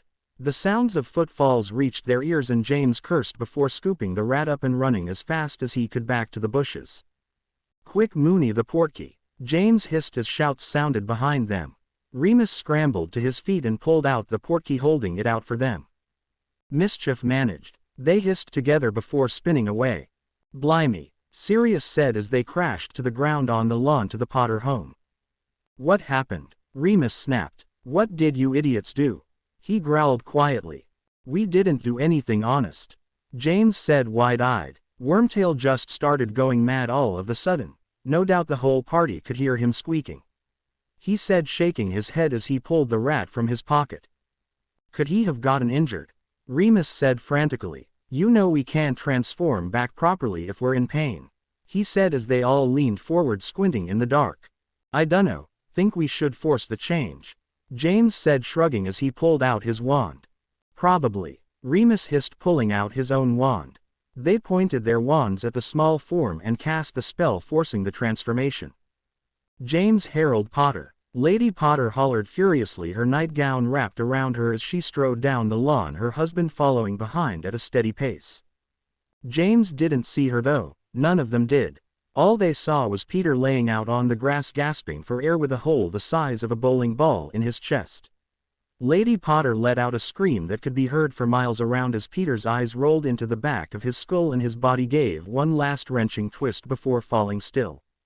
Peter Pettigrew was dead. Harry gasped as teeth sank into his pectoral muscle while the body above him continued to grind down on him, making him groan. He reached down and gripped the silken hair, dragging Lucius down for a deep heady kiss before rolling them over and beginning to work his way down the man's body, nipping and licking and driving the younger man wild until he was certain Malfoy was on the brink of madness. Only then did he begin carefully preparing him. He had an urge he was certain he wouldn't be willing to die without. He wanted to hear Lucius Malfoy beg. And beg he did. Lucius held out for an admirable amount of time before finally giving in and begging Harry to fuck him. Harry gladly took him, then sinking into the velvety heat and surrounding Malfoy, still touching and caressing the body, rough in some ways, gentle in others, the way he knew Malfoy would like it. The pace burned and ached and Lucius sobbed at the intensity of it, but Harry wasn't about to let him go. He'd been waiting for this night, wanting it for a very long time. He had Lucius in his bed and at his mercy. He wasn't about to let him go. And he didn't. He was almost amazed at how long he'd been able to keep going. By the end of it, though, Lucius was sprawled out across his bed, utterly spent, his face slack with sleep in the pre-dawn light. Harry had had Lucius in every way he could possibly imagine in the span of one night, and Harry had an extensive imagination. Lubricants and other potions that he was currently testing helped a great deal with recovery time, and he'd been smug to see Lucius' eyes widen when he realized that Harry had dosed him. He all but purred as he thought of the aristocrat falling to pieces under his touch. He hadn't let the man talk. This Lucius wasn't quite what he wanted just yet. Perhaps when he was older. He shivered slightly at the thought of the man he'd once battled. Merlin, he'd been well and truly corrupted, hadn't he? What would they think of St. Potter now? Lucius twitched slightly and let out a slight pained groan, distracting him from that train of thought. Harry smirked in satisfaction before tugging the young body up to his and sighing heavily, his muscles burning from the exercise. He leaned his head back against the headboard and let his eyes slid shut briefly. He knew what was likely to be in the papers that morning. He had been too full of fury and pent-up rage the night before. Elizabeth had made it impossible to stay calm. When Harry had offered to show Lucius how to use the gun, he'd had no idea what would happen, but then he'd seen it, the faintest shimmer of magic that the invisibility cloak left behind. Of course James would have wanted to spy on a party hosted for Severus. It had made perfect sense. But then he saw the rat. The rat that he'd tried so hard to forget. His decision was made for him before he could even recognize that he was pulling the trigger, his temper worn too thin from seeing the woman he he had lied to Lucius when he told him they probably missed. His aim was sure even from the great distance. He sighed softly. He'd felt the breeze again. He had changed things again, and a bad feeling had begun to grow in the pit of his stomach. Shaking his head idly, Harry carefully shifted Lucius, who grumbled in protest. With slow, precise motions he healed the many marks their passion had left, leaving only the mark on his own neck to bother Riddle with if he decided to visit. Lucius slept soundly through it all, and Harry snorted as he carefully lifted him and carried the limp body to the bathroom, slipping him into the tub and methodically bathing both of them. By the time he'd wrapped Lucius into a towel and carried him into the bedroom, the elf had changed the sheets for fresh ones and set out 2 sets of pajamas. Harry dressed Lucius and tucked him into bed before dressing himself and stretching slightly. He wouldn't be able to sleep, and he knew it. Too much had happened. Rubbing his still wet hair with a towel, he made his way down to the kitchen and pulled out his notes from the previous day. With his habitats set up and Severus assigned to his next long task of memorization, Harry had returned to his own private research and was glad to have found some leeway. Which was what he decided to do right there in the dining room. It was his dining room after all, and he had an itch. He sank into his work, and as he did, his notes began to spread across the room as they were wont to do. Stacks on benches and chairs and tables and the like, a chart pinned up on the wall, books and scrolls on the counters and propped up against each other or lying open in growing stacks. He'd never been a neat worker. A loud groaning sound distracted him from his notes nearly 2 hours later, and he glanced up. 6 quills twisted into his hair at various angles, pockets stuffed with scrolls and parchments and methods of measurement, and a smear of ink on his cheek. He blinked at Madame Prince owlishly. "Please, not again," she groaned, clutching her head. "Not today, Merlin, I'm never drinking again," she hissed viciously. Harry, who had a bit of parchment clutched between his teeth, tried and failed to grin at her. "Elves," Severus said with a mild groan of his own as he clutched his forehead. "Na-na-na-na-na-na-na-nu. Everything is exactly where it needs to be." Harry said in panic, letting the parchment fall from his mouth with a scowl as his things began to disappear. "Mr. Black, you're a wonderful man and I absolutely adore you, but if you don't get this mess out of my way and a hangover potion in my hand within the next 5 seconds, I will kill you." Madam Prince drawled. "Really? Fancy wording for a woman with a hangover," Harry decided as he reluctantly called for the elves and made for the cupboard where he had a stash of hangover potions. He snorted as he handed Madam Black and Severus their potions before moving to the kitchen. He had elves working for him, but he had also made certain that there was at least a small working kitchen in his home for occasions like this when he liked to cook. Both Severus and his mother had their faces buried into their arms as he cooked some porridge and eggs, yawning slightly and scratching at the mark on his collarbone and neck. "You're a good man, you are," Severus said as Harry set the dishes before them.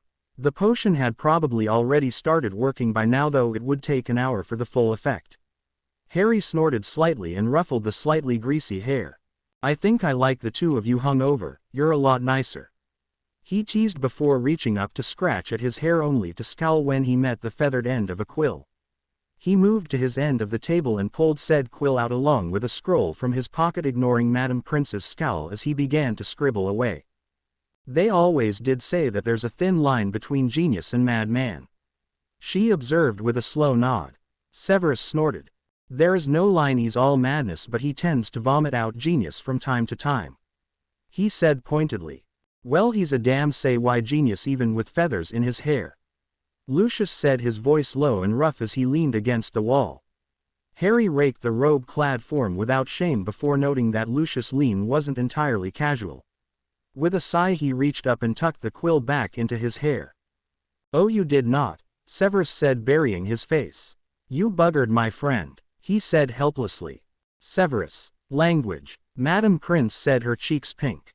Harry rolled his eyes and ignored Lucius' protest before lifting the slighter man and carrying him to a seat, tugging the robe more securely across the tempting pale chest. "There is a lady present, Lucius," he scolded mildly. "You buggered him," Severus accused, dropping his hands. Harry snorted. "Is there some sort of taboo I wasn't aware about?" he asked as he poured tea with a mild muscle relaxant and handed the glass to Lucius. "Don't worry, Sev, he took very good care of me, he even gave me a bath," he said smugly. Harry rolled his eyes. "You were aware of that?" he said, amused. "Vaguely. I couldn't really get myself to move though. Is there a pain reliever in this?" he questioned after taking a sip. Severus groaned and buried his head in his hands. "Yes, now stop antagonizing, Severus," he said before pulling his wand out and running a mild medical scan over Lucius. "Are you seriously scanning me?" Lucius said in mild amusement. "I won't die from having so many mind-blowing orgasms that I don't think I'll be able to get it up for a month," he added, wrinkling his nose when Harry lifted his wrist and checked his pulse. "I can assure you I'm perfectly fine, more than fine really. I do think you're the best I've ever had," he said, grinning slightly at Severus' horrified expression as he snatched his hand away. "Lucius," Harry said, stunned and more than slightly smug and embarrassed. He gave a pointed look at Madam Prince, who was gazing at Lucius skeptically. "Was he really?" she said, shocking Harry into a stupor. Severus whimpered and mock-sobbed into his arms. "I hate you all," he said. Harry flushed bright red. "Merlin, do you people ever do a normal morning?" came an amused drawl. Harry cleared his throat and turned away from the amused Dark Lord, who was leaning against the door frame completely unnoticed by all. Severus choked on his juice and Lucius stiffened in his seat. "How long has he been standing there?" Madam Prince asked faintly. Harry frowned and vaguely remembered the ward's warning him before he let the man in. "It must have been earlier when I was working," he said with a shrug. "He didn't say anything when he came in, so I forgot he was there. I cast a notice me not charm on myself," the Dark Lord said mildly. "You were supposed to forget I was here," he said before slipping into the remaining seat. "Tea," Harry offered, unbothered by it all. "I think I'll have whatever Lucius had. From what I heard it was the best," the man said silkily. Harry snorted slightly. "I doubt it would work that way with us, Lord Gaunt. I'd be having what Lucius had, I presume," he said with a saucy wink. "That and more," the Dark Lord said smoothly. "Unfortunately for Lucius, he will not be sampling it again," he said darkly. Harry narrowed his gaze as the Dark Lord. "Oh," Harry said, crossing his arms. Red eyes burned as they lit on the marks on the side of Harry's neck. "Last night was a test, Hadrian, one last test to tell me which steps I should take," he said idly, though there was a raging inferno in his eyes. "And," Harry said, crossing his arms, "I was the one that sent Lucius to you on the veranda, Hadrian. Do you really think I wasn't watching?" he said casually as he pulled out the newspaper and laid it across the table. "Lucius will not be sampling what you have to offer again, because I don't think I could keep from killing him if he did." Harry glanced down at the picture of a nervously smiling Peter Pettigrew before slowly returning his gaze to burning red eyes. "I can protect my lovers, you know," Harry said softly, dangerously. "You could try," the Dark Lord amended. "I'm having a little party with some friends of mine tonight. Lucius will be the only one that knows who you are, and I don't even mind if you bring your little muggle trinkets with you," he said silkily. Harry felt his breath catch in his throat. His blood pumped harder, and though he knew it should have been impossible after the night he'd just had, he felt himself stir. "Consider this our first date," he said, his voice more compelling than anything Harry had ever known. "I don't do massacres," Harry said, though his voice had gone rough. The Dark Lord quirked an eyebrow at him. "There will be none of that. It would be pointless. Know this as a sort of competition, a friendly duel," he said, smirking. Harry caught the real meaning, though. This was a duel to the death without restriction. It made his breath catch in his throat. The thought of a real duel, no greenies getting in the way, no easy target practice, but actual competition. "There'd better be roses," he said with a smirk. "And chocolate if you wish," the Dark Lord said, holding out a small card. "What does the winner get?" Harry asked, accepting the card. The man smirked. "The winner duels me," he said, dark energy in his voice. Something all-consuming shivered through Harry at the very thought of dueling this man. In his own time, even as clouded by morals and a sense of duty as he was, he could have admitted that the highlight of his life had become his rare duels with Voldemort. "I have to be home in time for bed," Harry said, feeling almost reluctant. It would be hard, impossibly hard, to walk away from this man if they dueled, but he had to. Things were going too fast as it was. He had to be cautious. "Only if I get a good night kiss," the man said, his tone scorching Harry's mind. Harry swallowed past the whimper that wanted to escape as he remembered the last brief kiss they'd shared. "And you're sure I can't have Lucius anymore?" he said, swallowing past the lust pouring through his veins. "Absolutely not," the man said, his eyes narrowing as his hand gripped his wrist.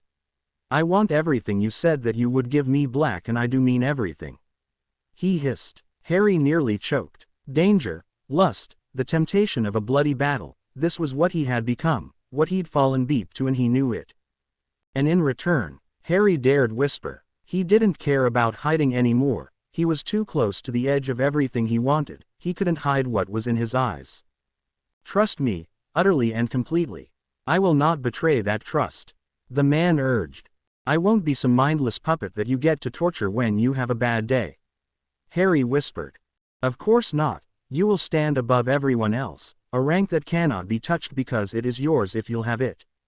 "You were right, Hadrian. I cannot ignore this, and I will not, and neither will you," the man said softly. Harry wondered when it was that their faces had drifted closer, or how it was he had become so completely sure that the Dark Lord was speaking the truth. But then he'd always known, hadn't he? Others could fool him, but not Voldemort, not with the link singing between them telling him what he needed to know. "I'll go tonight, and I'll not sleep with another, but I don't know about the rest yet," he said softly. The Dark Lord relaxed minutely and nodded his head sharply. "You will not touch another?" he demanded. Harry felt himself soften. "No," he said calmly. "Lucius, go home. If you make any advances whatsoever towards Hadrian, I will kill you. Is that understood?" The chair scraped back and Lucius bowed beside them, though red eyes were still locked on his. "Of course, my lord. I wouldn't dream of it," he said softly. "Oh, I doubt that. You will dream of him for many, many nights to come, but you will never touch him or even gaze at him again," he said silkily, before at last releasing Harry's wrist and letting him move back to his seat. "My lord," Lucius said before turning and scurrying out of the room. "Take some dreamless sleep and get some rest, Hadrian. You'll need your wits about you tonight." the Dark Lord said with a smirk before standing and slipping out of the room and then out of his home. Harry stared at the spot where the man had been seated and let out a sigh. "Can I go?" Severus asked with wide eyes. "I want to watch," he said, breaking the silence. "I don't like the sound of it," Madam Prince said, her lips pressed into a thin line, though it was obvious she was leaving the decision to Harry. "It might be a good opportunity actually," Harry said reluctantly. "Severus will need to begin training with weapons soon anyway, what with the war coming," he said, shaking his head. "War?" Madam Prince said, alarmed. Harry nodded. "I won't hide it from you, madam. There is a war coming, and in this war the people that survive it will most certainly be the ones that know how to defend themselves and keep from making novice moves. I can teach Severus how to survive, perhaps even climb rank, but some things like this duel must be experienced and observed first so that he realizes the urgency of it." "And you're sure that the Dark Lord will win this war?" she said with a lift of her chin. Harry sighed heavily and wiped his face with his hands. "Madam, I say this not out of pride but because I simply know, with me on his side, the Dark Lord will win this war. I am what tips the scale," he said tiredly.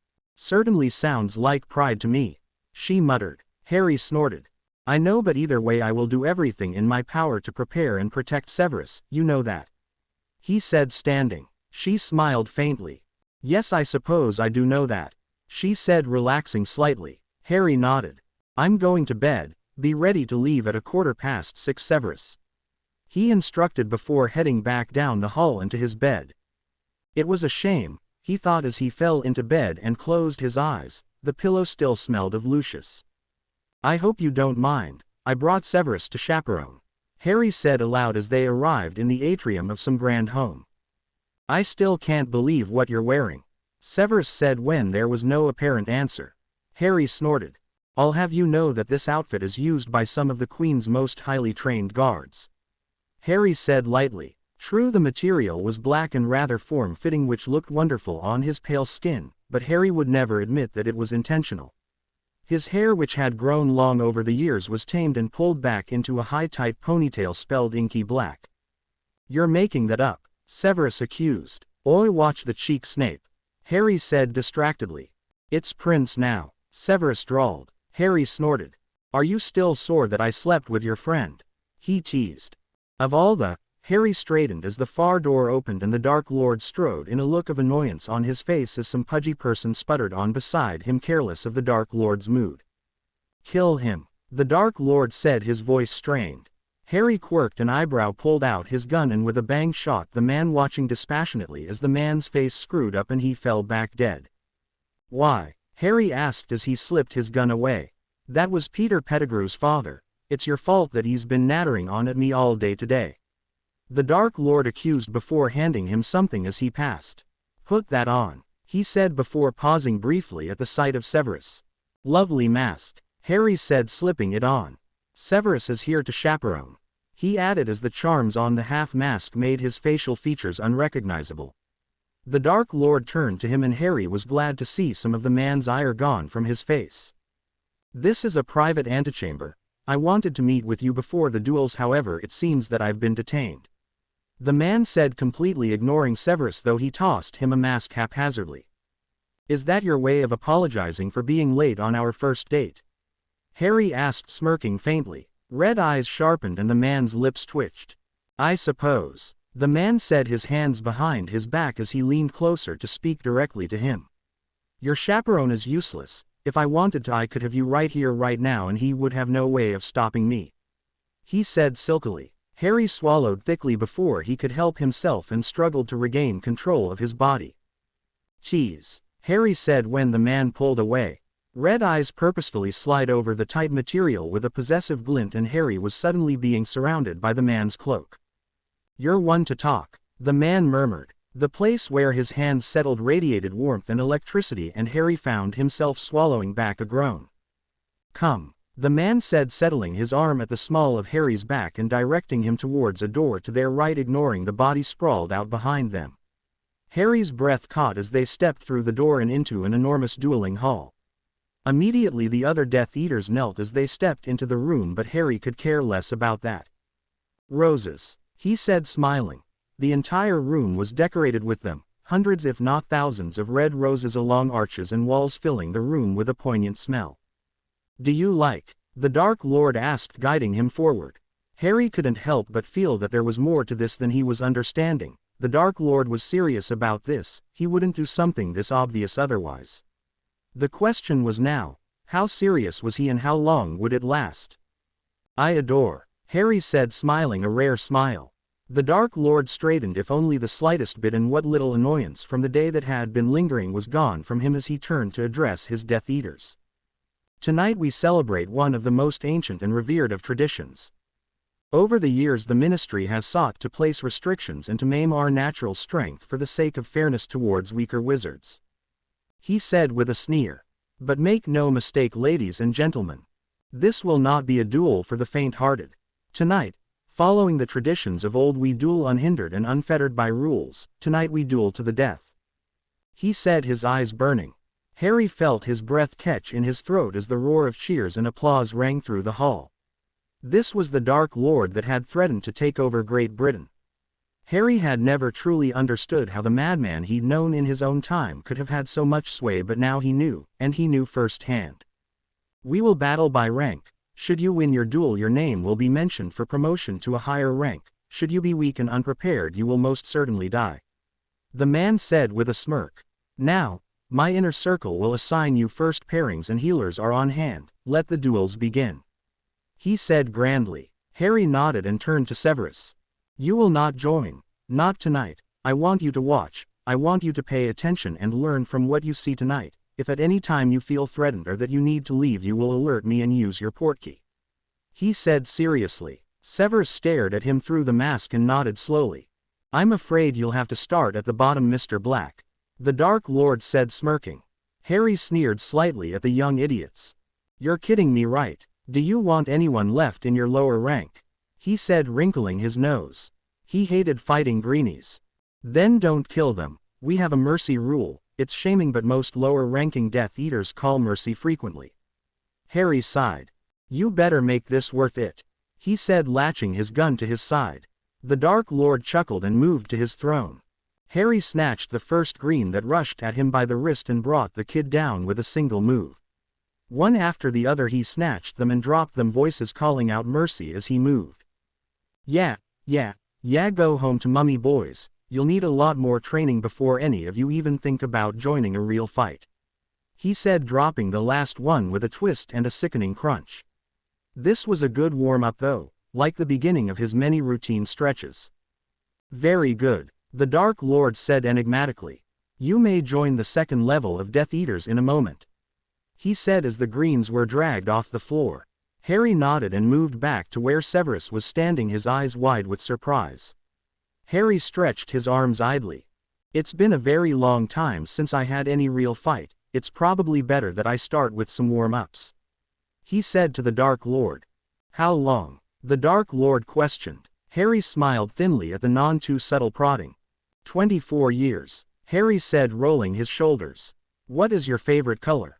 Harry asked idly. The Dark Lord snorted. "You amuse me to no end," he said, shaking his head. "I like indigo," he said mildly. Harry said with a nod. Interesting, he'd never thought of that. "It's time for the second round," the Dark Lord said, smiling thinly. Harry narrowed his eyes. "What's that look for?" he asked suspiciously. "I get to watch your admittedly fabulous body contort in all different directions while you break my uppity men's pride," the man said without shame. "Is that your way of saying that you think I'm say why in these pants?" Harry asked as the others made their way to the floor. "Quite," the Dark Lord said, smirking. Harry raked his eyes over the man's form, noting the gorgeous dueling garb. He met burning eyes and smirked knowingly before making his way to the floor. This group was slightly better than the one before it, but there was no drastic difference really. It took him less than 10 minutes to make it through the group, though by the end of it he was actually starting to feel a good burn in his legs and arms. The Dark Lord smirked at him as he approached the dais. "You didn't even break a sweat," the Dark Lord said, as though mildly disappointed. Harry smirked. "It would take someone with far more experience to make me break a sweat. I have a great deal of stamina," he said idly. "This feels like warm-up stretches." he said, wrinkling his nose. Of course, when compared to fighting for days on end without reprieve, this was easy work. How old are you exactly? The Dark Lord asked. Harry frowned. Should he? Somewhere near 60, I think. I stopped counting when it got depressing. Harry said with a shrug. How old are you? He said with a smirk. The Dark Lord frowned. Somewhere near 80. I stopped counting when it became depressing. He said, smirking. Harry nodded easily. You're say why for 80? He said lightly. The man smirked, and this time Harry was treated to burning eyes trailing down his form possessively. You're needed on the floor. The man said, nodding towards the group of people that were readying themselves, sending him hesitant looks. Harry rolled his neck. Fine, he said, turning and making his way to the crowd. This duel was much better. There was an enormous gap in the sophistication of the moves, and Harry actually found himself enjoying it, glad to see that at least the entire army of Death Eaters were useless. These men were at Leah's junior level or training. They still didn't last very long though. Still 20 minutes was more than many lasted against him. He dropped the last one with a swift blow to the side of the head and slipped the blade away. He hadn't even pulled out his wand yet, choosing instead to dodge the spells cast his way. Water. The Dark Lord offered a pitcher of cool water beside him on the dais. Harry shook his head. Not yet. No, he was still just getting started. Those men are on a way higher level. He commented idly. Not many make it past this level. There are only 2 more levels to go, each vastly more experienced than the other. Harry nodded. I didn't see Lucius out there. He commented wryly, earning him a dark look. He is in the last level. Come this next month he will be in the inner circle. The man said softly. Harry smirked and leaned closer. You know, the thought of Lucius and I together is beautiful. Tell me, should I fight him or Bella? He asked quietly. Red eyes narrowed in calculation. Lucius, he said, though it sounded as though he hated to say it. Harry nodded. And Bella, the man said after a second of thought. Then I get to fight you. Harry breathed, feeling his blood pulse at just the thought. If you win against my inner circle members. The man said, smirking. Harry nodded, a smirk curling across his lips. You're making me fight pretty hard to dance with you. I sense that there is a reason behind it all, but I'm not quite sure if you're testing me or making a point. A dangerous thought flashed through his mind then, and his expression hardened and became cruel. Is someone doubting my worth? He said, straightening and turning to the crowd of Death Eaters. Harry's hand twitched. He hated it when people doubted him. For so long he'd had to face a crowd of people who both relied on and doubted him that it had left a permanent mark in him. Some of my inner circle members might have made the misfortunate choice to question your value. The Dark Lord said knowingly, adding fuel to the fire that was steadily growing in Harry. I was just going to play with them, poor idiots. Harry said silkily, his hands going to his blades. The Dark Lord was enraptured by the sudden darkness that clung to the normally cheerful man. It was a rare thing he had noticed to see Hadrian Black even remotely lose his composure, to see that chill begin to spread, darkening brilliant green eyes, giving them a slight glow. Hadrian might not know it, but while no one else could see who he was behind the mask, the Dark Lord had charmed the masks so that he could see all of their faces. The man's expression was hard, like ice, and the Dark Lord felt a tremor of excitement race through him as Hadrian stepped down and made his way to the center of the room where the others stood. He smirked slowly and leaned forward in his seat when he saw that Hadrian wasn't turning his blades around so that he could use just the hilt. There would be none of that here. There would be blood. The duel started, and the Dark Lord watched as Hadrian's movements, which had been almost lazy before, suddenly sharpened. The lithe body moved swiftly and effortlessly in a dance as he twisted and turned, dropping opponents behind him one by one. Some of the Dark Lord's best and brightest were falling, and he couldn't help but appreciate the growing smatters of blood that began to splash across Hadrian's pale skin. Hadrian didn't pull his wand. He didn't have to, though he was that good. This battle was much slower than the last few, and it was obvious that Hadrian was finally beginning to be impressed by his men. Still, they were no match for the light in Hadrian's eyes, and quickly he defeated them, stabbing the last one light year in the gut and sliding his blade until the man cried mercy. Hadrian removed his blade and flicked it to the side before waving his hand over it and spelling it clean. The Dark Lord felt anticipation grow in him when those green eyes turned towards him and darkened in a very different way. There was so much about the man that he didn't know, yet the Dark Lord found himself unable to care. What he did know about the man told him that Hadrian Black wouldn't betray him. The man was in too deep now. He smiled slightly and leaned against his arm. More than anything, there was a thirst in him to utterly own Hadrian. Perhaps it was simply the knowledge that the very idea was impossible in its own way, but the Dark Lord had an undeniable urge to own the boy. And he would. Tonight, he decided. "What do you make of me, Riddle?" The man asked, his voice low and radiating with dark power. "What do you see when you look at me and know that I am a monster?" He said, green eyes sharp. "I see beauty in its purest form." The Dark Lord flattered. The man had the audacity to scoff at that. "You see something you want to lay claim to. I can see it in your eyes." The man said silkily, though not truly bothered by the fact. The Dark Lord couldn't help but wonder just what would bother the man. He seemed so steady, immovable. Yet there were times when that calm snapped. It was always sudden, like a dementor swooping down without warning and surrounding the boy. "Yes," he agreed. The man nodded slowly, not judging, not bothered, but rather knowing, as though he'd known long before the Dark Lord himself could fathom it. The figure swathed in tight dark clothing stepped up to him again. He'd done so several times now, casually, as though those steps were merely steps and not meant to separate them, but then the Dark Lord had hardly noticed before. It was as though the boy belonged at his side, a place he'd never thought to fill. Surely there was no one that could be trusted to stand beside him on his throne. But this man did, not to rule and not for any simple reason that he could fathom, but he belonged there under him but beside him at the same time. It was a confusion he had previously found frustrating and angering, yet somehow the odd man had rubbed off on him. Hadrian Black was intriguing and he was a challenge. There was nothing that the Dark Lord couldn't conquer, and both of them knew this. But Hadrian would be cautious, and the Dark Lord found that he could appreciate that. It only made the challenge more interesting. Not many people had the audacity to challenge him. "You're staring at me," Hadrian said, taking a sip of water. The Dark Lord had been silent for a few moments, simply watching him with critical eyes. Harry smirked. "Do I look that good in your cloak?" he asked, tugging at it idly.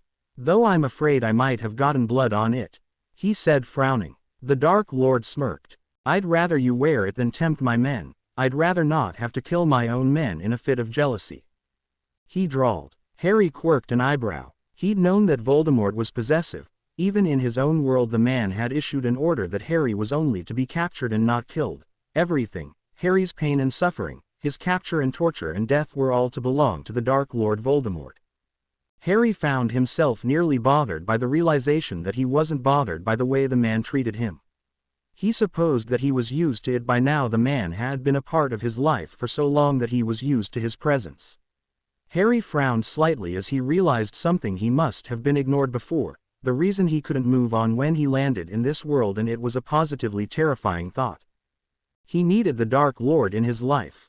He'd hated Voldemort for so long, blamed him for a war, for all the suffering he'd gone through, but as the man sat before him gazing at him with the same thoughtful gaze Harry knew he must have been wearing, he understood. The man was a part of him. Without him, he knew he would continue to feel a longing deep in his chest. "You confusing man," Harry said, smiling faintly. The Dark Lord quirked an eyebrow and Harry smirked. Words weren't necessary, they were confusing to each other, but it didn't change the attraction between them. "Come closer," the Dark Lord whispered. Harry felt his breath hitch and leaned closer, only to gasp as the front of his shirt was gripped and he was yanked down forcefully, his knees crashing to the floor. "Much better," the man said silkily. Harry scowled at having been thrown off guard and his eyes narrowed. "You look like an angry kitten," the Dark Lord teased silkily. "Did you think you would get cream?" he said, his eyes darkening. Harry rolled his eyes. "Was it bothering you that much?" he said, smirking. "You see, bowing by force is one thing, bowing willingly is completely different.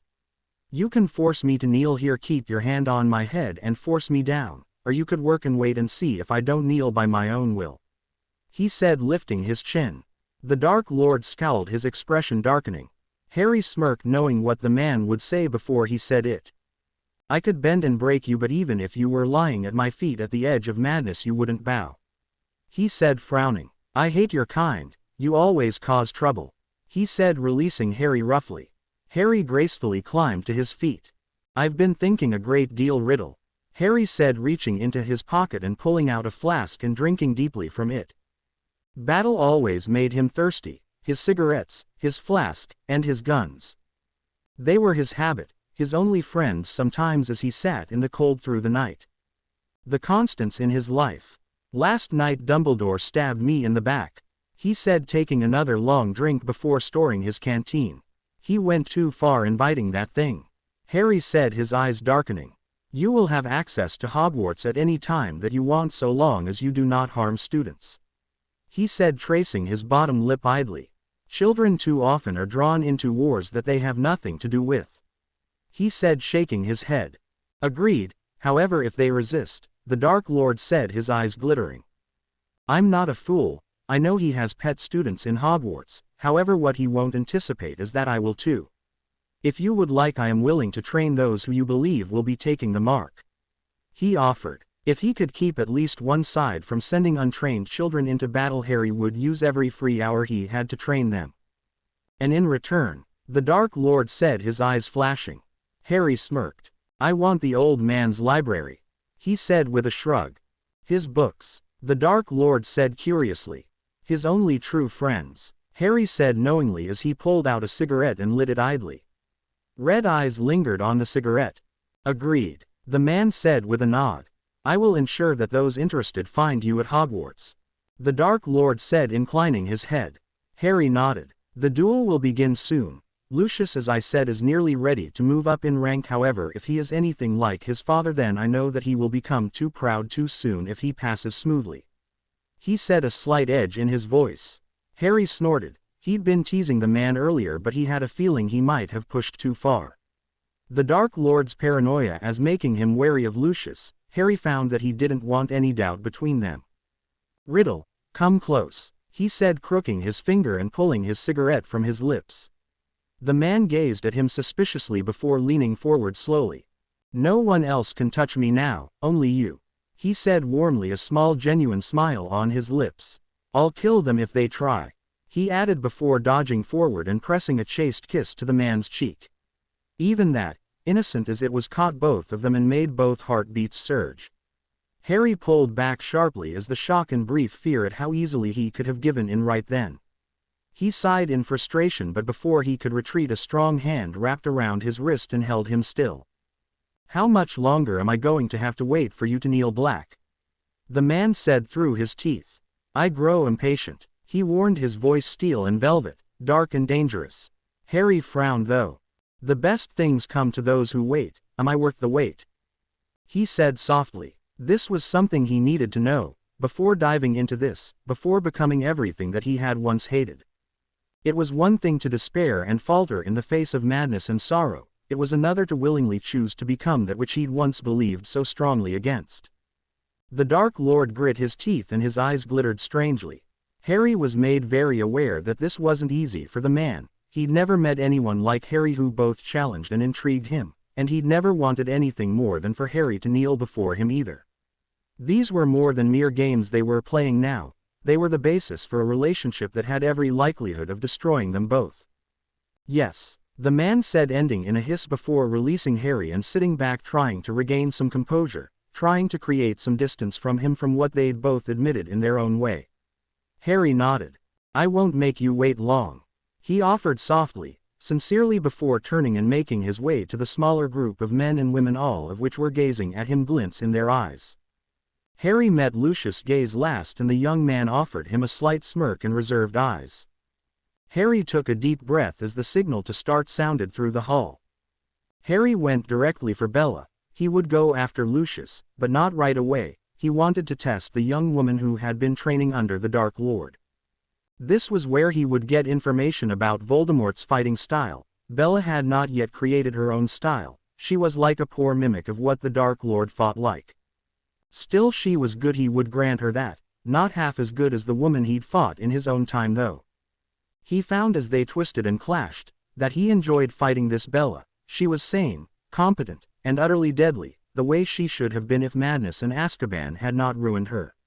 She was also graceful and lithe, her motions practiced and clever, her eyes sharp and calm, but still she was no match for Harry. He was testing her really. It was the only reason she lasted as long as she did. However, when she tried to hex his fingers off in a fit of temper, he decided he'd had enough. Erga! Harry broke both arms in one smooth motion, twisting them behind her and watching for a moment as her sleeves became wet with blood from where the bone had pierced the flesh. He might have enjoyed fighting her.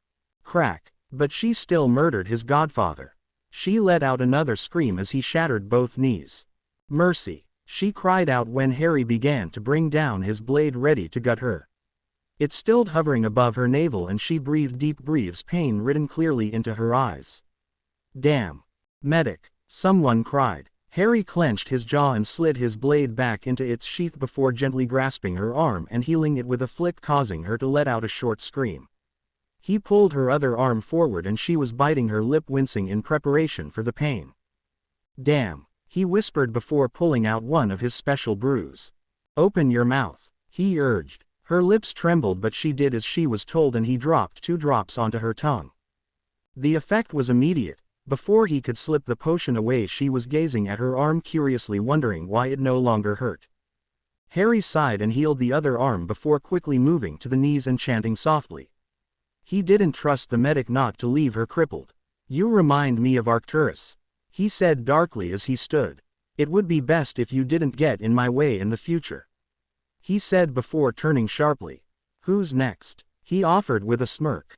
The others glanced at Bella and a majority of them shifted their gazes away. I am, Lucius said haughtily before striding forward. Harry almost snorted. In the mood I'm in, Harry said, smirking. I'm no stranger to pain, Lucius said proudly. Harry nodded slowly. Very well, he said, shifting into a ready stance as the others picked up their fight around him. He was going to save Lucius for last, but he couldn't refuse the man when he'd been challenged so openly. So Harry smiled evilly. The Lucius Malfoy he'd known might have been someone he could respect, but he had his own debts against Harry, debts that this Lucius could pay.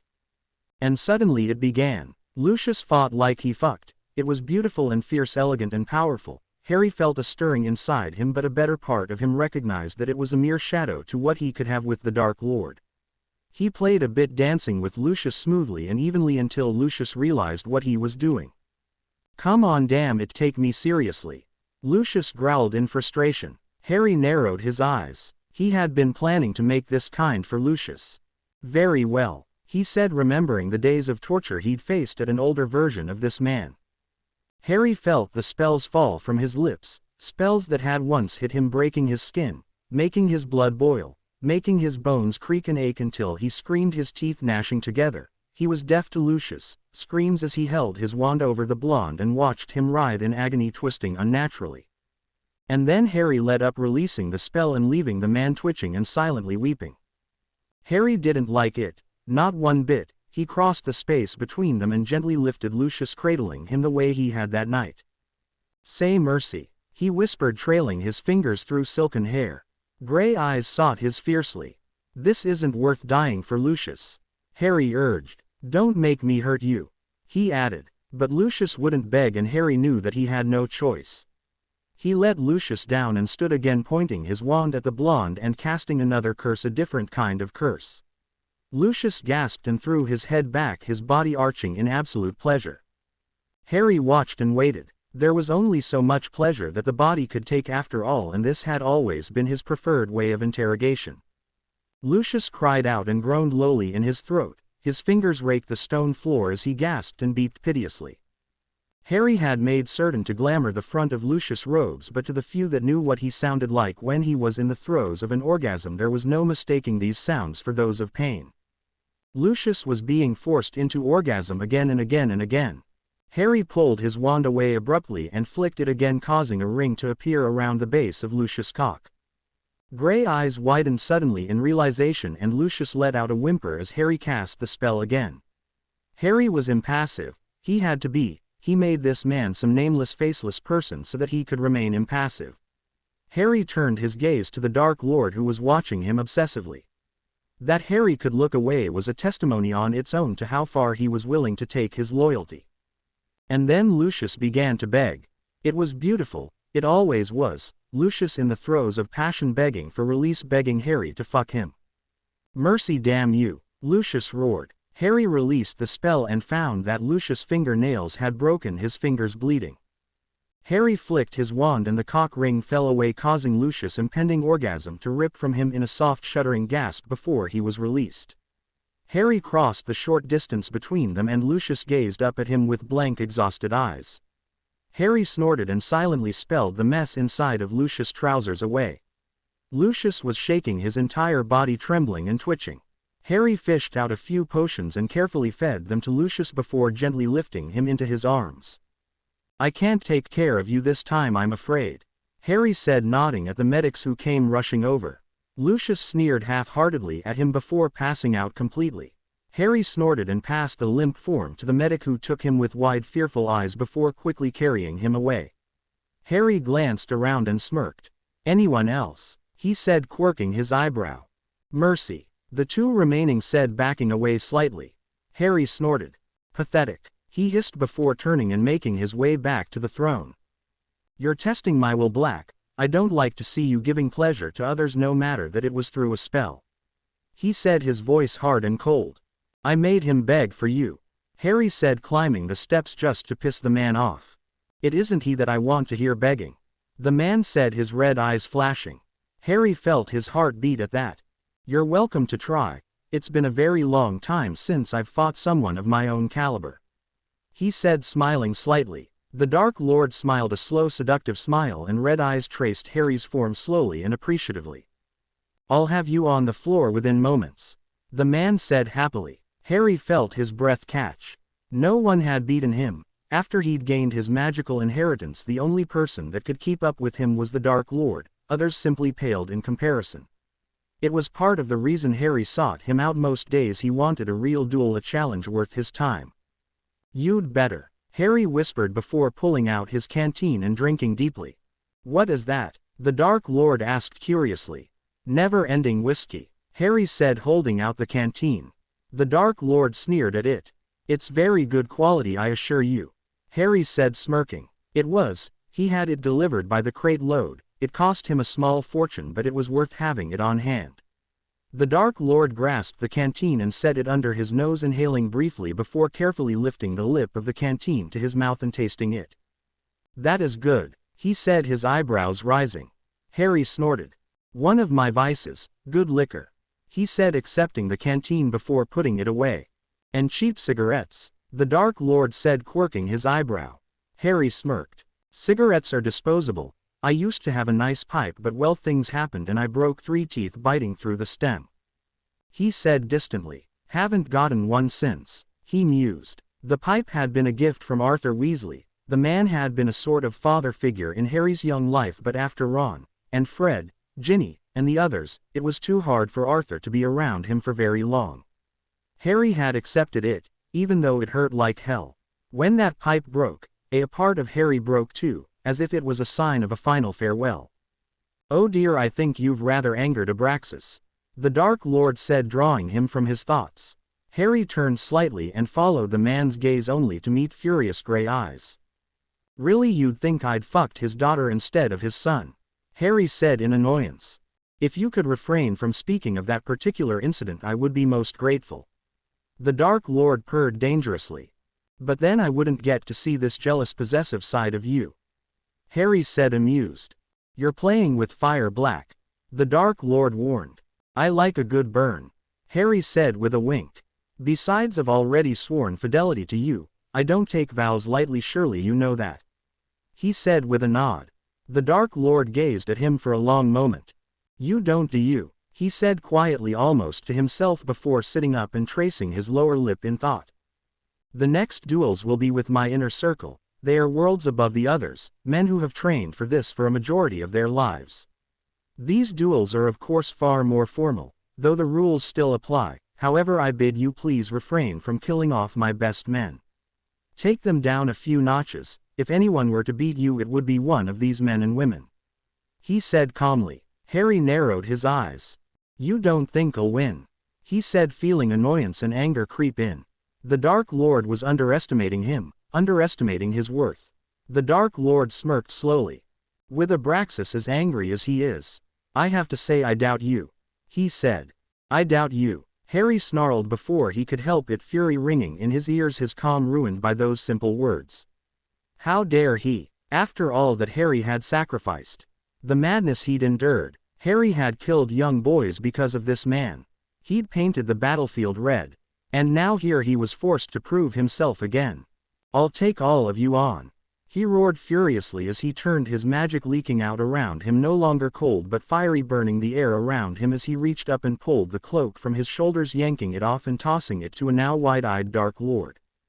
Harry was too blind to see it though. He was too angry, his temper roused after being dampened for so long, the anger, the hurt, the fear, the pain exploding fantastically inside of him. He paced as he reached the dueling platform, like an angry beast, a caged animal that had been hurt and starved for too long. There was little left of the cold man he'd been for so long, just anger, raw and pure and ferocious.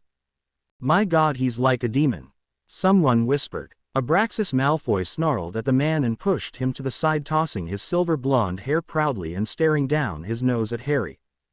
Come on, boy, I'll take you on, he said, his dark eyes glittering with rage and the urge to fight.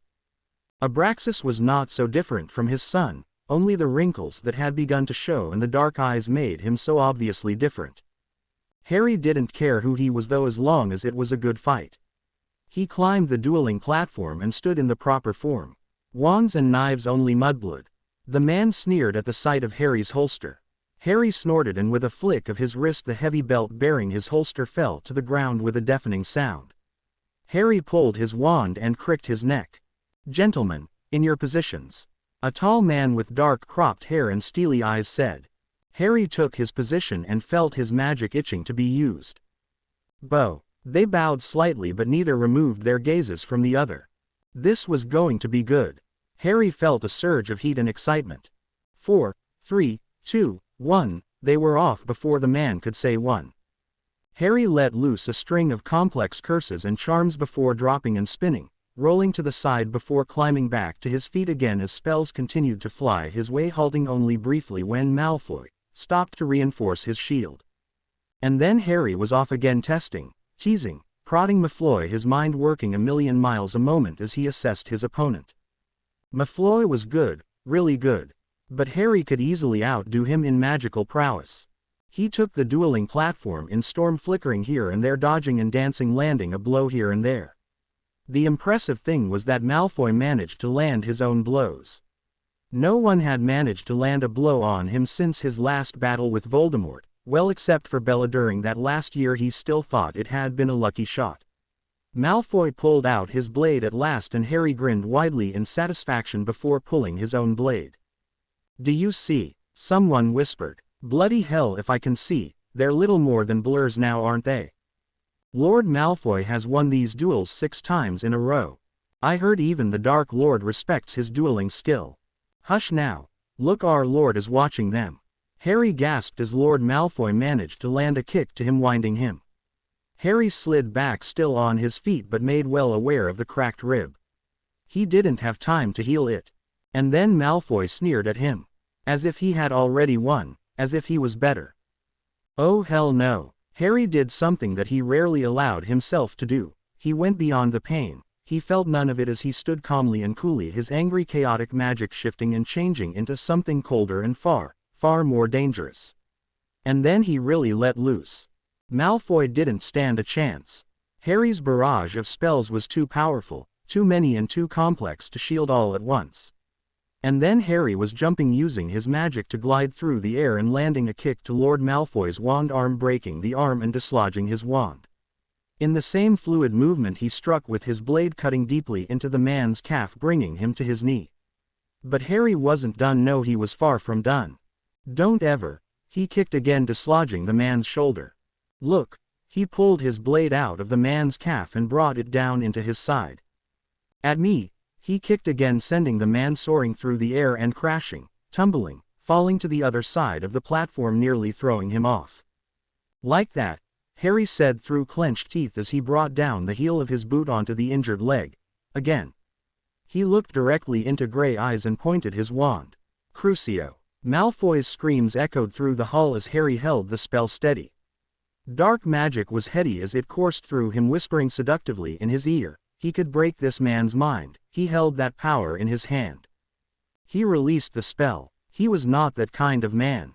He was many, many horrible things. But he was not that man. Malfoy was shaking, trembling in fear and pain, whispering, "Mercy," again and again. Harry took a deep breath and let it out. He hadn't noticed the lights in the room dimming as the dark power poured through him, but as he calmed himself the torches slowly grew back to life. He rolled his shoulders idly and turned away from Malfoy. He would not help the man. It would only add insult to injury. He strode towards the opposing end of the platform and lifted his holster, tying it around his waist. With a flick of his wand his own injuries were easily healed. He knocked back a few potions, rolled his neck and waited until Malfoy had been taken from the platform. "Next," he said calmly. "I'm afraid that I must cut into this dance," the Dark Lord said silkily. Harry hadn't dared to look at the man. He knew what he would see. The lust would overwhelm them both. He had no choice now though. Red eyes caught his and the room drew in an audible breath as the Dark Lord climbed the steps to the platform and flicked his wrist, tying his hair up behind him. Harry took a moment to rake his gaze appreciatively over the well-fitted dueling robes. Harry found that if he could he would have purred in satisfaction. The Dark Lord wasn't underestimating him now. No, there was a glimmer in those eyes, a glimmer of respect that he couldn't quite hide. It made Harry's blood pulse loudly in his ears. He stretched his arms out above his head and then to his sides, stretching lightly as though he was about to go on a good run. This was what he'd been waiting for. This the only man that had ever been his match. He supposed it helped that this very same man was both gorgeous and sane now. Eager, Harry purred. Red eyes flashed hungrily. "Oh yes, I've been waiting to dance with you all evening, my pet," he drawled. Harry snorted. "Pet," he said casually. In truth he liked the endearment. He supposed it might have been degrading, but the Dark Lord respected him, and so Harry found that he couldn't care less. The Dark Lord smirked before drawing his own wand. "Shall we dance, pet?" he said pointedly. Harry shivered. To be continued. I hope you enjoyed this story. Also remember to subscribe and like this video. See you in the next video.